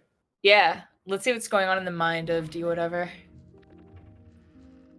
Never mind. It looks Nothing. like we're sticking audio over to and from. Oh, we also have Ouija on the main screen now as he starts on the run. I did hear from Mark that Ouija was on a world record paced run this morning, which is very, very cool to have on day one. Yeah, I opened up a Discord this morning to see a flurry of channels all saying, everyone go watch the Ouija run right now. Apparently 46:14 best possible time into TikTok clock. Yeah. But obviously the run died, or else we'd all be rejoiced about seeing a world record. But I wonder, with that much wiggle room between even his personal best, what the heck happened that the run came to an untimely death? Does anybody in the chat know? Yeah, do we have any knowers? I was a sleeper, meaning I was asleep. I was not awake. But it's crazy. I heard it was like a 46:10 that's possible leaving HMC. So very cool stuff. And I believe it died, like its final nail in the coffin was Taslong in bits. Apparently Ouija's been on pace 4 times this week. I will say, similar to Wes, I've just been getting several pace pal pings, waking up to him. 120 also, I'm pretty sure there was a world record pace yesterday out of Ouija. Ouija's kind of like cooking right now, genuinely. He really is. Mhm. I think he's Speaking still... of Oh, sorry, you go go. for it. I was gonna say, speaking of cooking, we got Zin, by the way, kind of cooking up in Rainbow Ride here with the best possible 50-01. Yeah, cooking up, but fortunately not getting cooked as he avoids that flame spitter. And Very fortunate. I think, as I was going to say, Sarah, Ouija might just be feeling the wrath of not being able to qualify for that last pace tournament. So now anything pace related, he's just trained and completely zoned in. Yeah. He's proven himself as the world record holder in 120 and previous 70 record holder as well. Yeah, not only looking to take back the world record in 70, but absolutely demolish it from Green Sweegie, who's trying to go for that 5 out of 5, potentially. We're still not 100% sure. What I am 100% sure, though, is that Inferno is going to be losing some time with that death in Rainbow Ride. Yeah, very painful death. Missing that lackey skip. Going for it again. Let's see what happens here. And looks okay. Let's see. It's not over till it's over, though. That And is true. it's over, kind of, but not really. Yeah. I'm so scared. Let's help. Sarah's still relatively new to the commentary game. Hopefully she's not going to unleash Yeah. some curses among us all, and fortunately we are Surely saved. not, surely not. We are so saved. We're so back. While Denner is cooking up here in Fire Sea. Oh, missing out on early cycles, so unfortunately he's going to be losing some time here. But you know what? He's still cooking. Yeah, that's about, I believe, a 16-ish second time loss. Correct me if I'm wrong on that. I want to say, I think it might only be 8. I think it's 8 per cycle. That's the time so loss. true. Mhm. Oh, but still got the, okay, yeah. Like Wes said, I'm new. These things happen. I just started playing Mario yesterday. Absolutely incredible stuff. Playing Mario yesterday and somehow finding a way to squeeze out months worth of attempts in one day to get that 17 and 16 star. This woman is truly capable of anything. Yo, that's so true about me. All right, let's see what Tenor gets here on this throw. Yep, didn't and even. there goes Yeah. the reset. Honestly, yeah, understandable. Denner has been enjoying some good de-rusting here in 70 star, I believe, just getting his first ever, I want to say 24 3x exit out of fire not too long ago. So honestly, we still got plenty of time to see him whip up something. Yeah, it is very cool seeing him on the grind for sure. Also, Mia saying apparently that was 2 missed cycles on FireSay. I don't know how sure we are on that, but that's crazy. Well, fortunately, we'll never have to learn because the run is dead. The run is dead, and now we're in intro. We surely don't see this enough. Yeah. As Inferno here is kind of cooking up here in TTC Hundo. We have 2 intros, by the way, going on. This is crazy. Whoa. Yeah, Whoa. If anybody knows anything about this game, is that the introduction is the greatest part of Super Mario 64. I am truly speaking on my own free will when I tell you that the introduction is undoubtedly the greatest thing to happen in the history of Mario 64, and I don't understand why anybody would ever want to skip such a majestic, beautiful cutscene. Yes, and Wes does not have a gun to his head. Definitely not, no. Definitely And not. I'm definitely not trying to blink for assistance at all. Not that you can see anything. Yeah. It's okay. We can hear it in your voice. The panic kind of gives off. I haven't blinked in 3 years at minimum. I just need to get every second of that intro. I definitely never skip the intro infamously myself. That would never happen.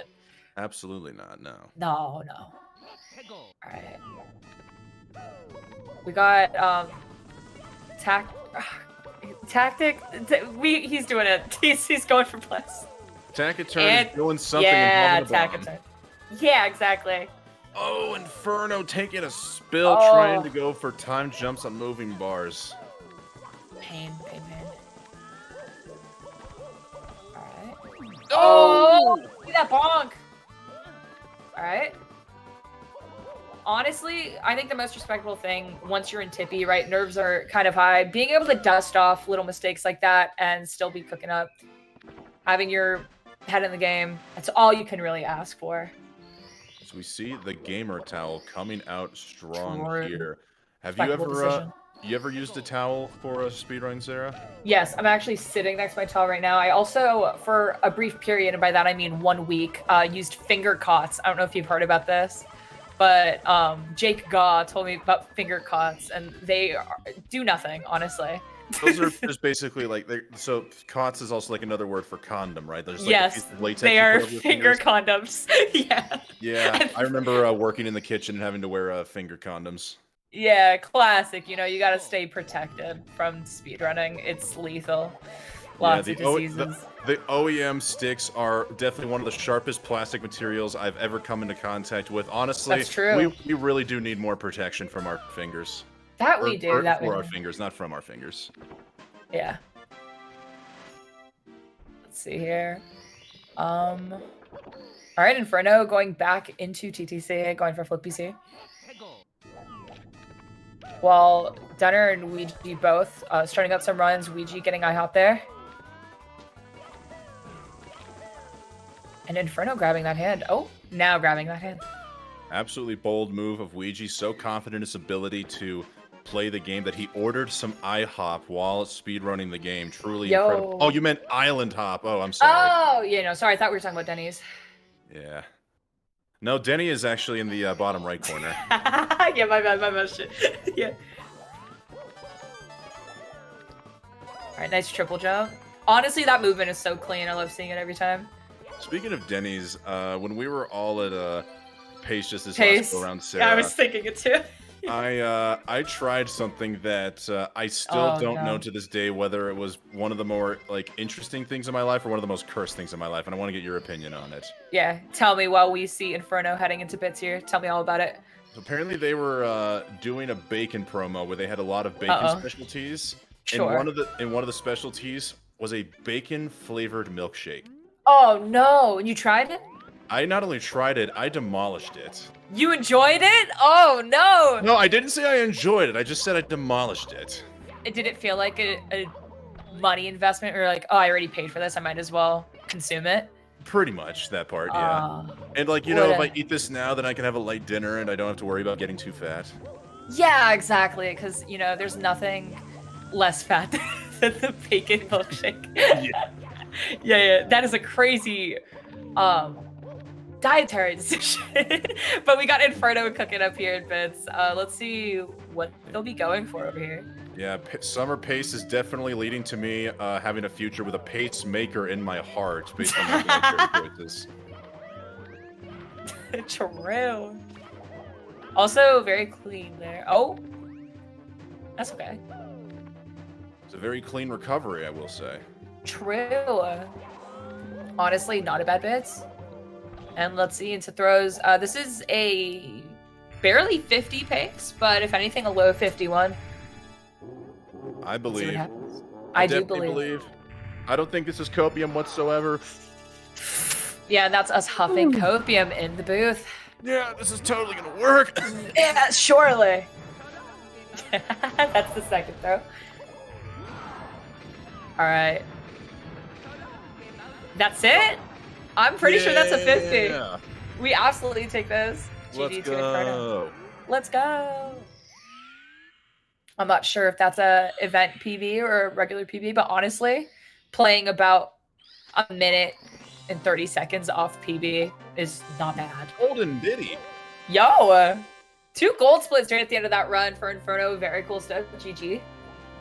One of the fun things I will say, I don't know what kind of skill level it takes to get rid of this allure, but one of the things I still enjoy about speedrunning at a mid-level is that even if you know the run's not going to PB, you just go, you know, let's just finish it up. Let's go for the golds. Yeah, honestly, gold farming is one of the more fun parts of a dead run, surely. Also, we got Elisa on the main screen. I'm sure it's been shouted out a million times, but Elisa getting her first 49 recently of a 49-13. Very casual 49. I was definitely actually almost skipping the 49 altogether. I believe she had a spill going for right side that cost the 48, if I'm not mistaken. Yeah, something like that, which is so insane. Elisa, for anyone familiar with her runs, very 48 capable runner. Pretty sure she's definitely cooking with the 47 SOB. One of the fastest women. She crazy. Another commentator too. I guess that would be interesting. Who would be considered the fastest woman? Because Elisa is the queen of 70 star. I do believe Kai still holds the 16 world record with Elisa in second. And then we've got Taki, who holds the crown of for the women in 120. So I think Katie might have beaten Kai and Elisa both, but I'm not too sure. I know Katie Hops is now definitely up there for 16 star. I know! The women are cooking. One thing about them. It's actually been really cool to see the women actually thriving in this game over the last year or so. There's been runners like you and Kaylee coming out who still play the game very persistently and consistently, really growing a new sub niches of the Mario 64 community, and just to like see some like great improvement for women altogether. It's actually like you know, the video game world, honestly speaking, as a man, I don't know if I have a right to say this, but it's overly populated with men. So it's just good to see the women not only get a fair chance, but to really kick ass. Thank you. Yeah. Another really cool thing that happens in this community often too is the Amanda Women's Tourney that happens every March for Women's History Month. She highlights a lot of the women from this community, and I think it's a really cool thing to just highlight those women, like Elisa, who is a 2-time winner in that tournament. So shout out women. We're the one time. Women are poggers. That's so true. As we have Taka-Turn. There we go. I'm learning how to say this name slowly but surely. Going through piracy here. On a pretty good pace, too. And making it. It's always very scary. I don't know if you see that question there, Sarah. Uh-oh. On Zach's screen. Oh, no. From you. I'm long awaiting the answer to see what Zach is going to have to say about that. Uh-oh. I'll be honest, in my day of commentating, I've said many things about Zach, and I think I'm about to pay the price for it in this response. Yeah, there it is. It looks like he's holding up. Yeah. Looks like he's holding up either 2 guns into the air like a cowboy, or perhaps a Yeah. W. Perhaps saying that we're both W commentators, trying to keep it nice Or- and neutral. Good on you, Zach. Yeah, good job, Zach. Or he's threatening me at gunpoint, which I think is the most realistic third option. Oh my God, he's holding up 2 guns, trying to threaten Yeah. us right now in the booth. Oh goodness. Yeah, see, that's how you know it's the guns, because now his string's been taken down. We do not promote bullying Yeah. to any degree whatsoever. That's why we take them out with will. And yeah, we're gonna need to put Zach on a Exactly. quick commercial timeout. Exactly, especially against women. Right after we were talking so highly of them, Zach, how dare you? All right, we got Zach and Turn going into Tippy here. Elisa, going into SSL. Let's see here. I'm pretty sure Elisa rocks with the CCM 17 route here. Yeah, she does. So we're gonna see double plus. Ooh, going for Tama plus. Oh, and taking that death in Tama. You hate to see that. We also have Deku Dude entering the main stream again. Honestly, a very respectable runner. Someone to have an eye out for. Kind of been killing it in some recent 70-star tournaments. Shout out to him. Yeah, I missed the Deku Dude run earlier this morning, but honestly, a name that incredibly flies under the radar. I believe they currently have a 141, maybe 142 in 120 star, and they're on the grind for the 47 in 70 stars. So honestly, major shout-outs to Deku Dude for getting his moment here in the spotlight. Yeah, true. And the signature green headphones. I'm pretty sure the dude has had those headphones for as long as I've known him. Yeah. Honestly, not bad, not bad. Oh, look, Gun Guy's back. I mean, Zach Tunes. Sorry. Sorry, like, my notes were all messed up. Well, it looks like he stuck the gun directly in the face of Bowser as he just forces him to the bomb right there, allowing himself to go upstairs. Yeah. He crazy. 140. Deku Dude actually has a 140 and 120. My gosh. Damn. Honestly, such an insanely respectable time. Anything in those 1.4x range, or 1.3x, obviously.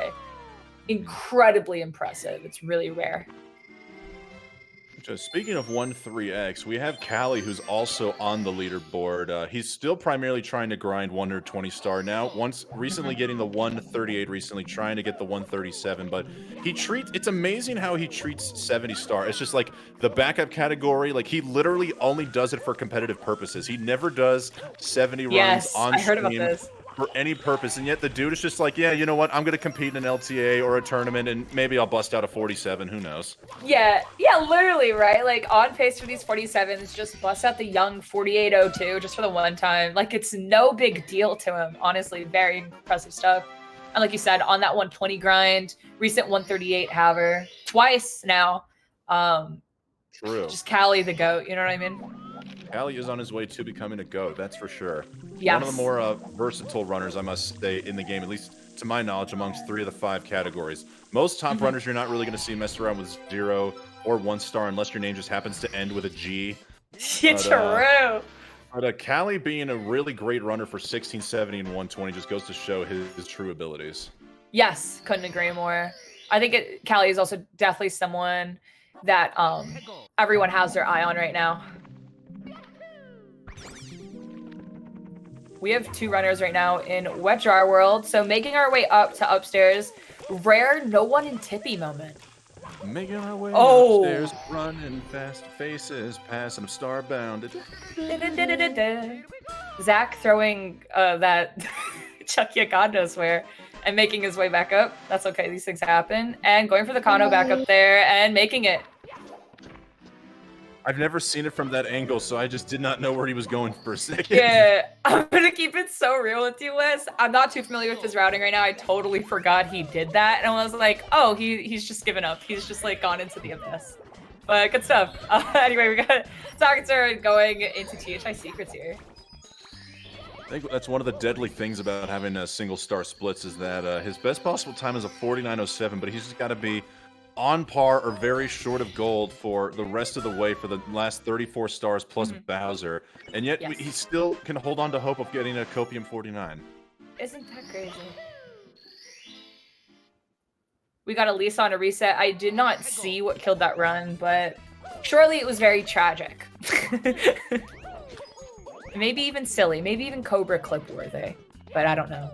But It's I over don't know now. if Cobra clips are even a thing anymore, because Kobe hasn't posted a video in what feels like forever, and I'm not gonna lie, I'm getting some major withdrawals right now. True. I feel like when Cobra takes a break, the entire community feels it. He's really carrying.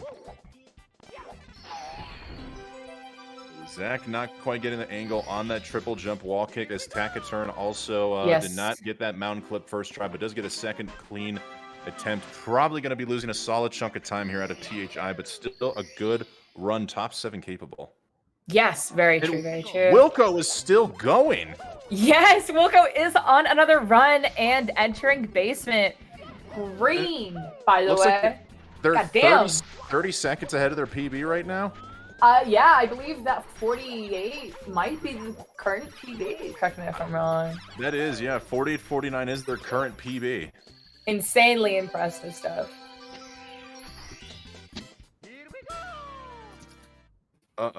Sarah, it looks like we've Yep. got some aliens Yep. entering in the chat here. Yep. Lasos perhaps trying to spark some Yep. controversy here inside the booth.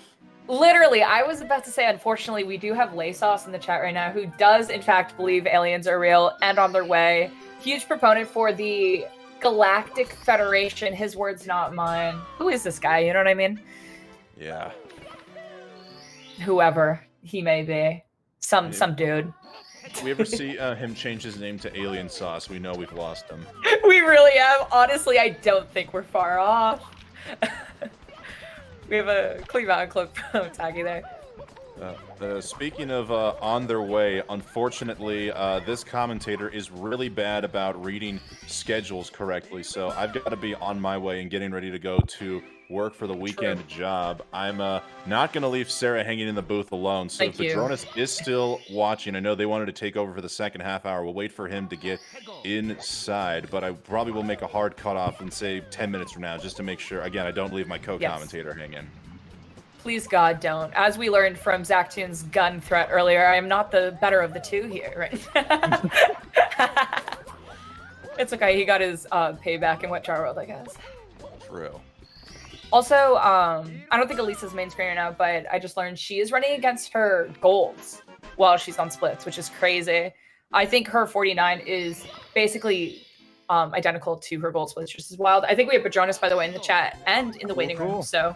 All right, so on that You're note, good. I'm going to call it a day here. I will be back Yes. in the booth tomorrow with the legendary Sarah to make sure we get a full So 2-hour excited. shift together. Yes, I'm so excited for it, dude. It's so fun doing comms with you as always. It's been too long, and have a good one. This last 25 to 30 minutes honestly flew by a little too quickly. Time really Little does too fly fast. by when you're having fun with friends. Exactly. That's why those 2 hours are gonna go crazy tomorrow. So make sure you're here for them. For sure. Well, best of luck for the rest Thank of you, your dude. commentary, Sarah. Padronis Thank you. and Collins are some fine gentlemen, and hopefully you'll get some fine runs to go along with that. Yes, God willing. Have a good rest of your day, West. Thanks, Sarah. You too. Bye, All right. everybody. Bye. And now I'm alone, and it's scary. And now I'm not alone. Hi, Padronis. Welcome in. Hey, what's up, Sarah? Yo, what's up? Going good? Nice, yeah. Yeah, What are you thinking about these runs so far? I mean, I'm really enjoying watching this Apollo run that's going on. Yeah. It's really good. And then, well, I've been keeping an eye on both of these as they've been going. And yeah, just hope they both PB. It would be sick. It would be really sick to see some PBs. Yeah, Apollo, I'm pretty sure just now being switched to the main screen here. This is a crazy run we're looking at. Minus Yeah. 40 seconds going throughout. Good stuff, good stuff. Yeah. Great comms to the West, by the way. Always a blast. Thank you so much. Yeah, it's very cool joining you in the booth. I think this is our first time ever doing commentary together, so I'm very much looking forward to it. Yeah, sick. All right, well, let's see. Taciturn getting that snowman's head, really important start to take care of. Now, Apollo, okay, going to go for the side flip bounce. I don't like this angle, though. But he makes it happen. That's really good. Yes. You know what? Making it happen, we take those. And making his way to that cruiser. It's not over till it's over, but fortunately, it is over. I'm pretty impressed by that start. That was really good movement from him. Yes. It is always a relief seeing a lackey bounce end us in a success. So what would you say was the, I don't know, most exciting run of the last hour and a half? So I was on comms earlier, and I was just seeing people go back to back in Tippy. I'd say the most exciting thing that's happened recently has actually been the D Whatever run that happened right after I left the booth. Taking that first place position, I'm pretty sure entering HMC was a world record paced run. So very cool that we've had a few of those so far today. Very cool stuff. That is insane. I do love me some D Whatever. It's just one of the most fun people. I mean, just in real life as well, but as well as being a god at Mario. Yeah. Shout out to D. During the IRL Pace event, walking around the entire event and getting everyone to try on those Wicked glasses. He's just a very cool guy. Good thread. Yeah, he's just a silly little guy. Apollo getting those tricky triangles, not so tricky after all. As Takaturn makes his way to HMC, we're gonna see a lot of Tippy going on. We had the briefest break away from Tippy, as a lot of our runners here are working through basement, working through upstairs, and honestly, maybe we see some new event bests. Yeah. Okay, Apollo wrapping up Rainbow Ride here. This is going to be a huge time save on the splits. Look at all that green, over a minute ahead now. Look at that green. Yes. Is this PB that Apollo is going against? I'm pretty sure. That's sick, At least that's what the split says. Mm-hmm. I will pull up my handy dandy leaderboard. Yes. Alright, getting Toad first. Here you got Zactoon's getting Snowman's Head as well. Good stuff, yeah. What a champ. What a champ. And Deku, maybe... Oh wait, going for one more in DDD and then entering Fire Sea. Wow, we have a lot of runs entering or already well into the second half. Very cool to see. Well, that's unfortunate for Apollo. He didn't get that second wall kick, but I think that was because he touched the corner. Like that little floating piece has, it's like a kind of a Z shape. And because he went in the corner, he couldn't wall kick. Oh, so that kind of sucks. Honestly, more tragic things could definitely occur in TTC, so you know, it does suck, but not the worst thing in the world for sure. Let's see how these flippies go, though. Oh, speaking of so he tragedy. missed the first flippies. This is the second one. Oh, and he's just... And taking the death on that. Okay. I guess if you know your best shot is just to get back and try it again, it's okay. I guess so, but yeah. it's still not a great sign to, I don't know, just take the intentional death. But he will be going for 100, so this is kind of where you make or break the run anyway. Has He's got some time to spare. Christmas. Yes. Yeah. And I'm pretty sure Dude getting Lava Boost cycle there in Fire Sea as Wilco going for front sub. There's just so much going on right now. These are a lot of really good runs. Yeah, like everyone going for the craziest strats. And Zactoon's going for Mips. Awesome. There's a lot happening right now. And he grabbed him! And he grabbed Mips! It's insane. These are all crazy things. Paulo finishing up TTC 100. But much like Cruiser, it's not over till it's over. Yeah, I mean, TTC... Oh, wait, I was so right, unfortunately. Oh, no. Oh no, wait, he might be able to stay on. Oh no. No way.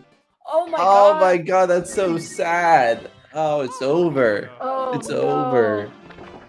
Patrona, surely this doesn't fall on us, right? We've been in the booth 8 minutes together. This isn't our fault or anything, right? Probably I not. hate to break it to you, but Oh, no. we are going to be investigated for our hand in this. Oh, it's so Some foul play. Jover. It's so Jover. So duper. So unbelievably Jover. Alright, we got Takaturn heading into, I'm pretty sure the first star here in Rainbow Ride. Going for that triple jump. And nailing it. Going for Lucky. Oh no! Dude, perished. He's not there. There's no Lackey to bounce on. As Wilco is cooking through piracy. Getting that cycle you want to stay. Yeah, great to see Wilco still going strong. Like you mentioned it, he's been doing runs all day. Yeah, he's Like, killing it. I don't have that kind of, I don't know, drive to do runs for that many hours in a row, but some people are Right. just built different. Yeah, Wilco, honestly. The guy from the clip. Yeah. Hey, he crazy. Maybe he'll go for it. Wait, I don't think. Wait. Reset by mentioning 99% commentator's fault, which means there's that 1% of which we are not responsible, and I will be running with that 1%. Yep. That's all that matters. Alright, nice cruiser coming from Takaturn. Oh no, oh no. Okay. Missed that one And blue. that's okay. It is so nerve-wracking seeing a blue get missed here, Witchwire World. It's just, it's a spooky situation, honestly. Oh, that was cool from Apollo. Okay, he That was pretty kinda much, sick. instead of doing a double jump, got the speed from the rollout into kind of a big single jump. I never thought of making that happen before. Yeah. I can tell this is a person who puts in a lot of practice, because some people, like, with a 52, you do, you know, pretty basic stuff. But, like, he's really going for a lot of the advanced movement already at this stage in his speedrunning journey. So, like, huge shoutouts to him. This is really good stuff. Yeah, exactly, exactly. Oh, and making it there. Bleeding out a little bit of time here. I don't remember if we saw Toad grab right before Apollo entered TTC. Sadly, we did. If he hadn't, then this would still be PB pace, but he's got 2 more stars. Painful. Oh, he's going for blue reds! No way! Yo, no! No! Okay, that's cool. Big if true. That would have been sick. That's okay, that's okay. Gonna try to I stop think the he's clock at time there. moving again. Yeah, That hand I was kind of gonna on the say. border. Yeah. Trying to go for that stop the clock. Oh! Okay. Yo! Dude, Paul gets moving reds. Oh, that's such a tragic death. It's so rare that the bomb actually does damage, but Right, when insult he to does, injury. Yeah, when he does, he goes crazy with it. oh, Oh, this just happens. I'm, you know, I'm not gonna put any weight on this. You know, after kind of the, oh, I really wish he would have finished, but kind of after the main thing that kills the run, it's like, it feels more of like an exhibition afterwards. Like, maybe Yeah. I'll finish, maybe I won't. Right, we'll see what happens. Honestly, though, shout out to Apollo. That was a very, very insane run. Being a minute ahead of your PB or your splits that you're running against, while in an event, there's a lot of pressure being put on you, and honestly, good for him. Yeah. I think we have 2 runners on main screen now. Oh. Not, yeah, because Zactoon's got his invisibility cap on. Yeah, Zactoon's is Vanish cap. absolutely not there. According to the chat, he's gone to piss girl, so. So that's what's going on now. Both of them are tippy runners. Oh, actually, no, sorry, we got a third tag turn. My humblest apologies here. Mm-hmm. And Zactoon's is gone. Elisa entering Dark World. Hey. Good to see her, honestly. Shoutouts to the producers giving everyone some screen time too. Like, Yeah. you know, really good job of mixing and changing who's on at any Yeah, given shout point in out. time. Mm-hmm. We got all the Europeans kind of like showing up and showing out today. We got Denner and Womps, Elisa in Dark World, and Wilco still cooking in Wet Dry World. It is very cool seeing him get these crazy runs. It is for- super cool. Yeah. All right. Good. And good TTC Reds. Good job, Taciturn. You know, it was on the little screen. I wasn't sure if that was a plus or a minus, but no, now I can confirm those are minuses. Yes. And even, I think that's his real PB, 4806. Mm-hmm. -6 on that, so this is a Yeah. really juicy pace. Yeah, I was about to say, we have a 47 best possible here into THI. That is very, very good stuff. Like a low 47, too. Yeah. A lot to work with. And let's go take a look at Taciturn, also going for TTC 100. Yes. Last star in the stage now. Mm-hmm. I respect going for this last. I feel like Yeah. it's the spookiest star, and usually what people are starting off with. No, God. I'm sorry. That was my bad. Groundbound was just so awful to watch. Like, if he was falling, he could have, you know, moved over to land on the block, but there was just no way to move. Very, very painful end to that run. GG, though. It was still green till it So wasn't. much carnage in Tippy right now. Mhm. It's messing people up. Damn. Alright. All right, well, we're switching up the main screens here. Wilco, look at that run from Wilco. Wilco's someone who, like, will change his comparison a lot. He's like, oh, I'll compare against average or whatever. Yes, So yeah. if I see a lot of green, I'm like, oh, is he against average? No, this is Right. real PB. This is crazy. This is real PB, yeah. That is so sick to see. It would be very cool seeing. So we did see that PB from Cali. It would be sick to see a Wilco one as well to match it. And even seeing a first 47 or something like that. That'd be an insane PB though. Yeah, it would be, but like, We've I seen have high crazier. hopes for these two runs. These are really good. Yeah. Right, I think either could have that potential to take their first 47 home. Deku absolutely Yeah. cooking still. And Elisa getting pro kicks there. Nice. And Mafia's now on the main Oh, screen, but no. unfortunately on a reset, missing that plus. You hate to see it. Yeah, you really do. Once he got like the medium bomb and then the angle, there was really nothing more you could do. Mm-hmm. Yeah. D whatever back in the bottom corner. Oh, he was already there. Yeah. But he's doing some Dark World. Yeah. First place right now for the event. Yeah, I Yeah. saw that. He's absolutely crazy for pulling that off. It's unreal how he's managed to do that. And we got some comments from Deku right now. Is he talking about D? Exactly, it was I crazy. have no idea. Maybe. He's mumbling a little bit. Yeah. Tell us how you really feel. Mhm.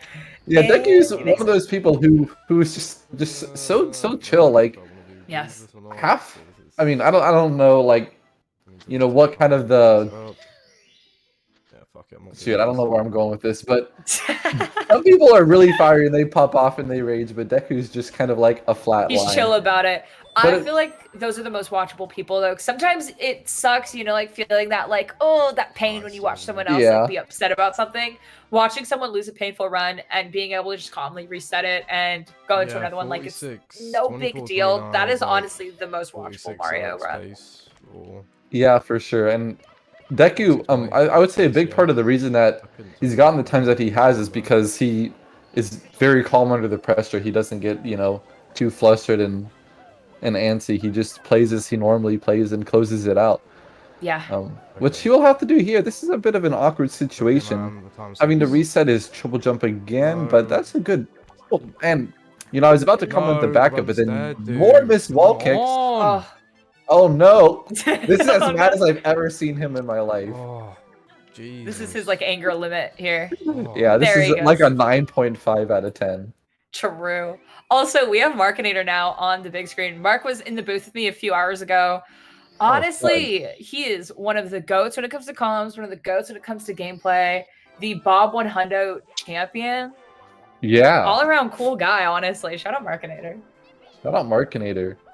The GOAT. Also, you know, one of the people in the community who kind of organizes events and stuff. He was doing the Mario Sundays for a while. Yes, I think yeah. they might make a comeback soon, but it was really cool because he just did a bunch of different sort of like miscellaneous activities that weren't necessarily just, hey, 70-star tournament, but it was like, hey, let's do a task, let's do a horse, Yeah. or you know. Truly the backbones of this community are those TOs and event organizers. Yeah. Oh, Wilco missing Breezeless here. He's gonna take a Back it little up. bit of a time loss at the end of TTM. Mhm. I mean, man, still over 30 seconds ahead. These are Damn. nuts. He is crazy with it, going into SL and approaching this like later part of the run, soon to be in HMC and later Tippy. It's crazy Yeah. getting these brief periods not in Tippy. In SL, dude. Just as like a breath or two, you know. Yeah, I'm a little bit worried for Wilco and Tippy. You know, he's been playing for such a long time, but he seems like one of the people who has a really unfortunate history of those last two stages. Yes. So yeah, I'm not gonna make any bold claims until he gets there, but I would love to see him clutch out a 48 or even a PB. Yes, I couldn't agree more. We have Elisa going back into basement. I'm pretty sure earlier losing a run. Oh, she's gone. Oh wait, no, she's back. Oh. So losing a run to wait, she it's a plus. She's gone. She's back. She's gone. She gone. I think I saw a gold on her splits though. I don't know if it was like Dark Roll or CCM. Very cool. Yeah, Elisa let me know earlier she's going against best splits also. So when she's running, if she's red, she's against her best exits. And her first 49, by the way, which was a 49-13, insane. Yeah. Was almost tying gold the entire way. Elisa is so good. Like she needs to get some more credit in the. I mean, she does get credit, but like more. She does. Yeah, she deserves more credit. And also, I haven't been part of these because I think just because of the time zone. But she does these like hour of pracky. Yeah. Yeah. Why can't I do this? Super cool.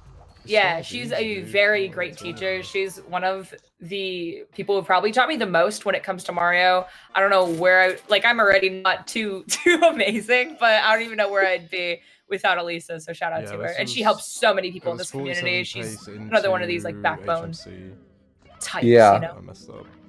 Everyone knows Elisa, everyone has a good experience. HMC, then I lost like. And she's also going for partners. So if you guys are watching here, go drop a follow and tune in sometime. She's super fun. Drop a follow, tab her up. Very deserving of partner too. I lost a lot of time in Sky even. I missed the. Okay, Wilco going for that punch grab MIPS. Good stuff.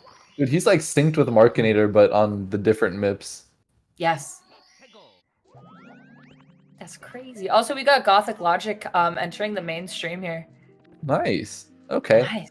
I wasn't sure if we would see some Gothic Logic. You know, he doesn't stream too often anymore, but you can, you know, find him playing like Horse with Witted a lot, and yeah, he still plays the game. He's still pretty good.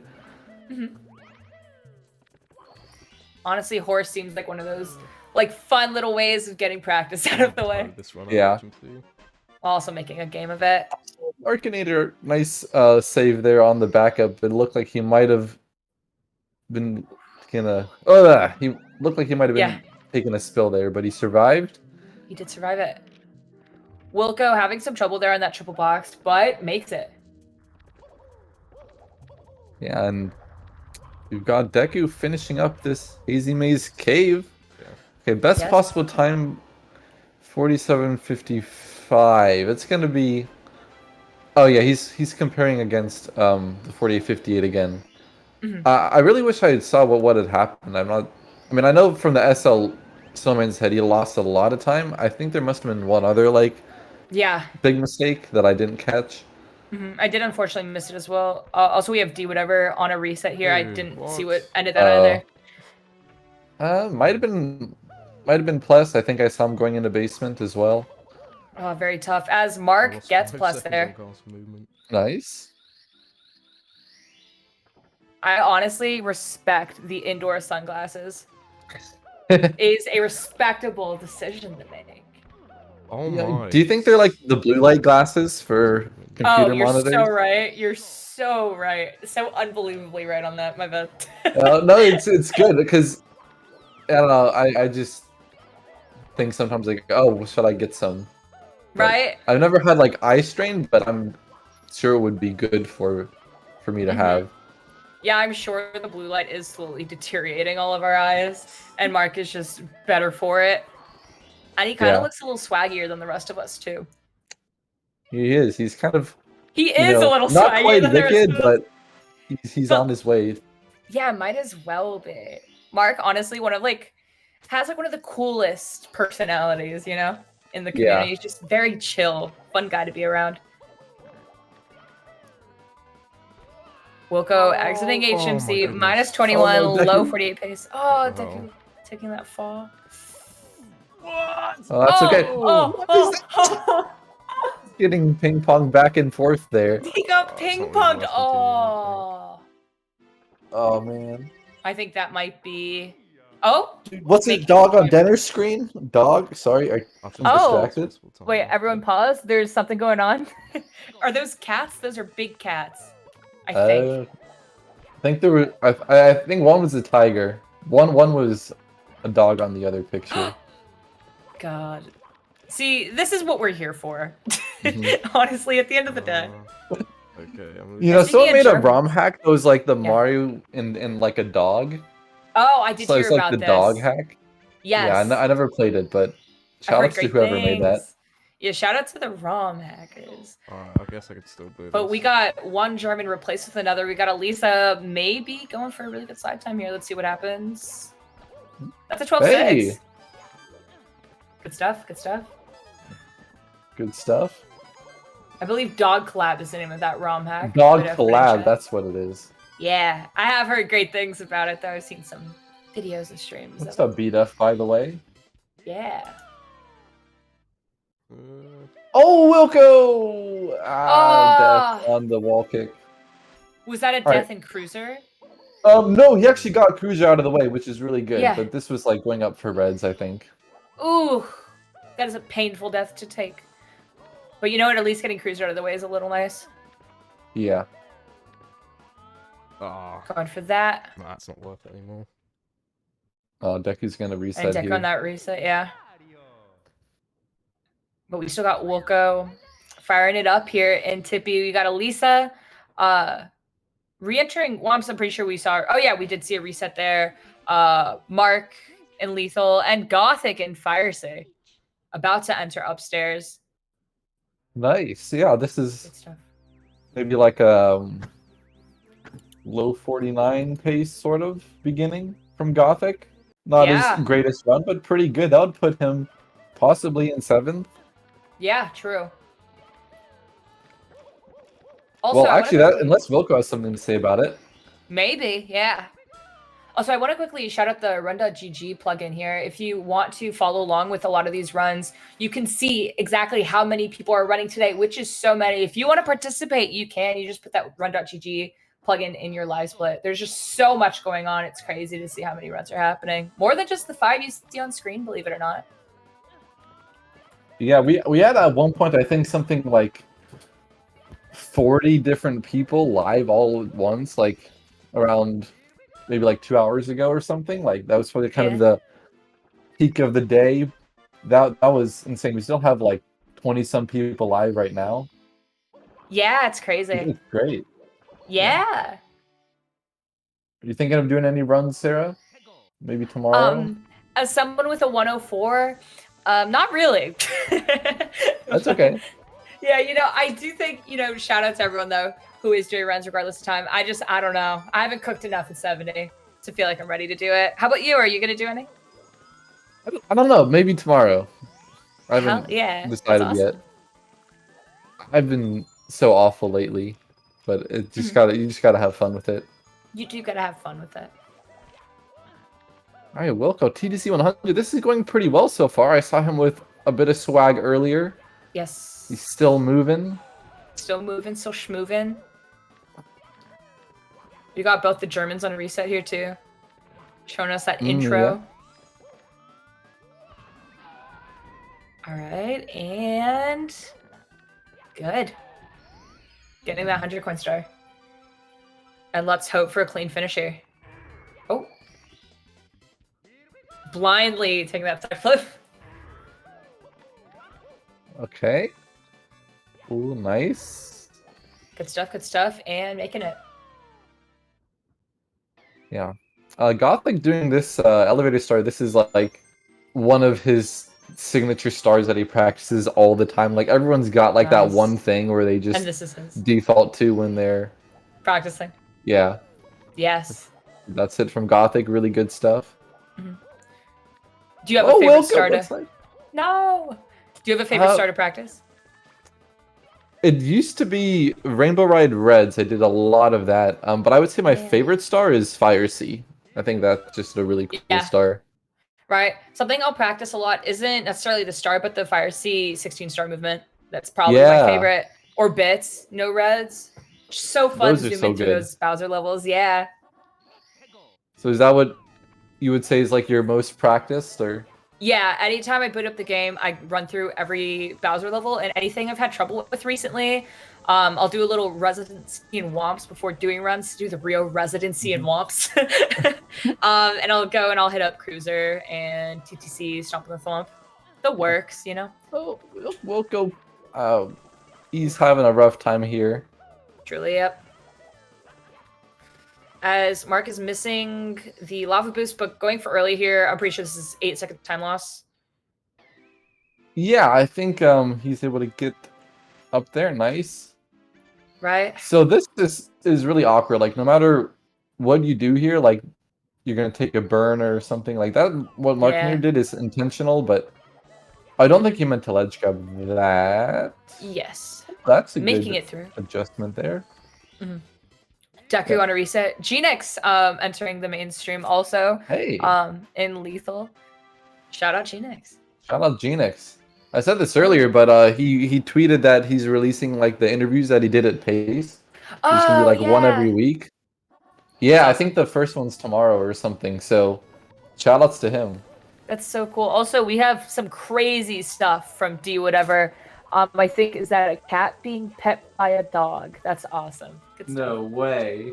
No way. You would think the impossible happening today on the 70 Open. Oh god.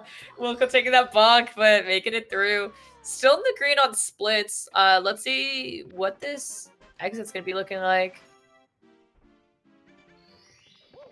I'm pretty sure we have yet to see a Toad Star, right? From Wilco? Yeah, this is Okay. it for TTC. Thank God. Going for reds here. Nice triple. Yeah, it looks like 48 might be barely possible. Ooh, look at that. He's gonna dive into the star here. Very, very nice. It's always scary because if you're a little bit too low, then you just don't grab it, and it's like, oh crap. It is like, oh crap, yeah. Yeah, you just you know, like the Roadrunner thing where Wile E. Coyote like runs off the cliff and he stands in the air for a second. Like that's what it looks like when the star is spawning, and you're like, I'm not getting it, and then you just fall down. Yeah, exactly. Like you mentioned, Wilco barely on a 48 pace here, but you know what? 48, definitely on pace for a top 7 position here. If we can see it clean bits, definitely could take that 7th place, or by 1 second get that 6th. Or sorry, 6th and 5th are tied. That's crazy, yeah. There's so much happening. Yeah, you could gold this. I'm sure of it. We believe in Wilco here. Let's go, Wilco. Oh, Oh no. All right, and that's okay. that might cost gold, but definitely still Probably. could take that 7th place position. Just hoping that this moving or standing left rather goes well. Taking it. Okay. All right, we got to page for these throws.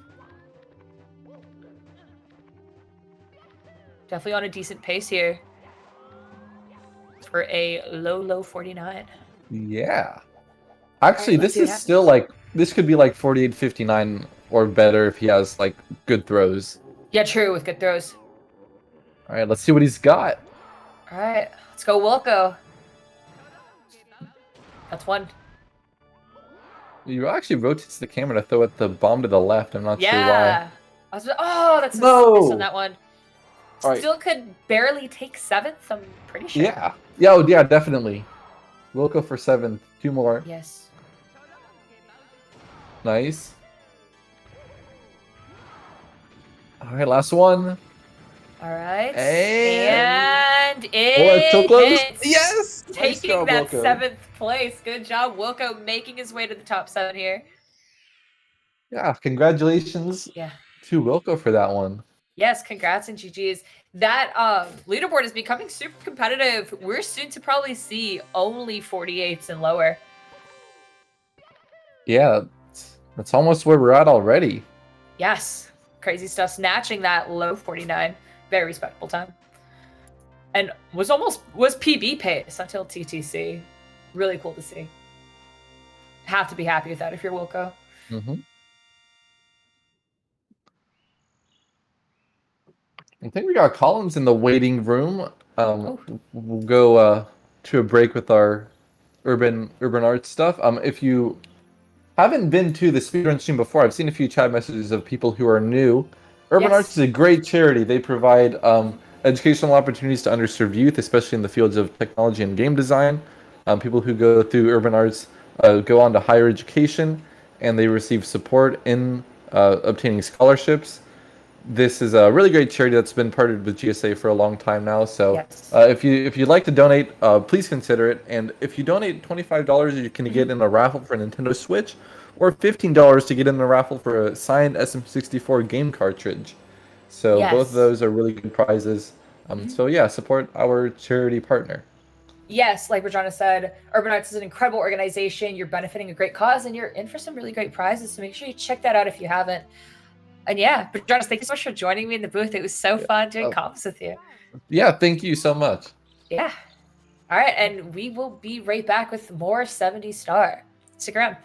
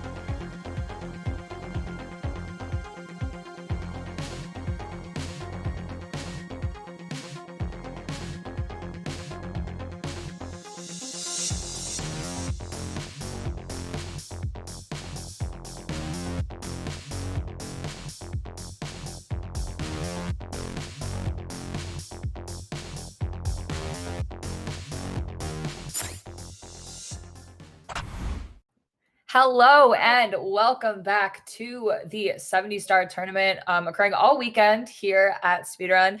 My name is Sarah Strank. I'm joining back in the booth today with the one and only Collins. Collins, how are you doing? Hey, thanks for having me. Nice intro. Thanks. I don't know, I'm stoked. I think this is really fun. I have been having a lot of fun watching these runs, lots of good paces. We see my buddy Genix right now is on a run. I was saying earlier. Yeah, Genix is one of the first people I ever met in speedrunning. We That's awesome. hung out and got burgers together, and it was really fun. So Hell yeah. I'm always rooting for Genix. So looks like he's on a pretty excellent run right now. I think we're probably comparing to PB if I'm looking at that correctly. So yeah, lots of great runners right now. Zach Tunes has gotten really good. I haven't seen Zach in a while running, but when I was doing this more consistently, he was pretty much brand new. So it's cool that Zach has that 49. Obviously, we have Denner up on the screen. Deku Dude, I've hyped up quite a bit. Deku Dude is definitely on the precipice of a 47. So Yes, yeah. I'm looking Almost had forward it that to last run. Yeah, it was really, really close. So lots of heartbreakers in the past couple minutes. But yeah, pretty exciting stuff. So yeah, I'm ready to be here. Nice Insta-clip there from Genix, by the way. That was excellently done. Tell Genix is definitely picking up some of his skills from Cali. Genix and Cali have been friends for a while. They kind of run with the same crew. And they've both come such a long way. They were always great.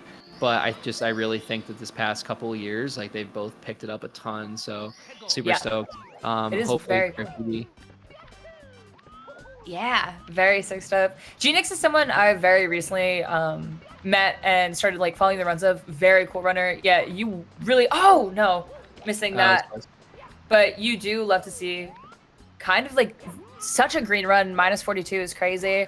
Yeah, with Zach was actually one of the first people I met in Mario 64. I think I met him around the time he started doing 70 stars. So seeing a progression like that is very sick. Very recent 49, I believe.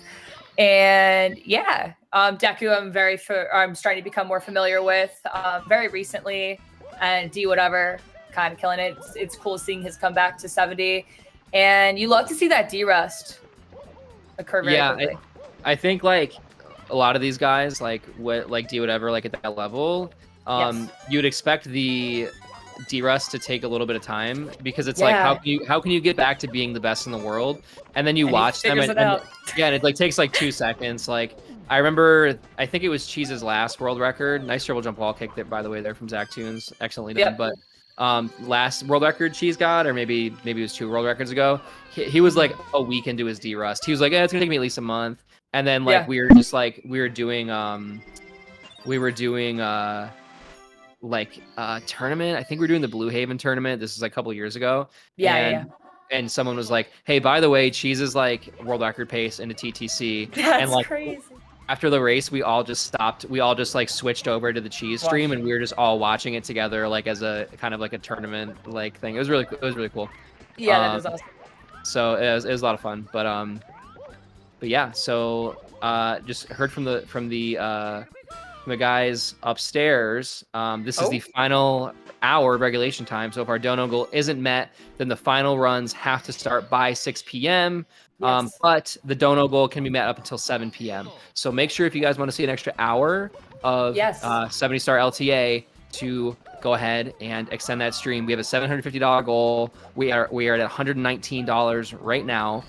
So I think we can definitely push that. Me and West Dog have, I think last time we did commentary together, we got like $600 in the last last hour or so. So I know that we can totally do it. So feel free to donate if you do so choose and have the means and all that stuff. But I'm off my soapbox now. Let's watch some Mario. Yeah. But yeah, like we mentioned before too, Urban Arts, incredible organization to be profiting. So yeah, and you can win some cool prizes. Yeah, absolutely. I love it. Yeah, Genix, getting some clean head there. But we have, I believe Vitra there on a reset, Deku in CCM, Denner frozen in time, and we have Zach Tunes here in THI. Yeah, lots of runs that are pretty deep right now. That's like the one thing about the LTA that I was always, because we used to do mainly, especially like over GSA 2, a lot of 1v1 races, which I'm like super like I love those. I'm really like inclined to preferring those. Yeah. But the LTA thing is so recent and it's really great. It's probably one of the best formats, but the only thing that can kind of go wrong is that you could hit a point where like we're just like Womp's Fortress City, you know what I mean? Yeah. Like no one is getting runs out. But it seems like today like everybody has had runs going all day. Like we've had a nice Yes. mixture of everything, but there's been so many people that are just super deep in runs all the time.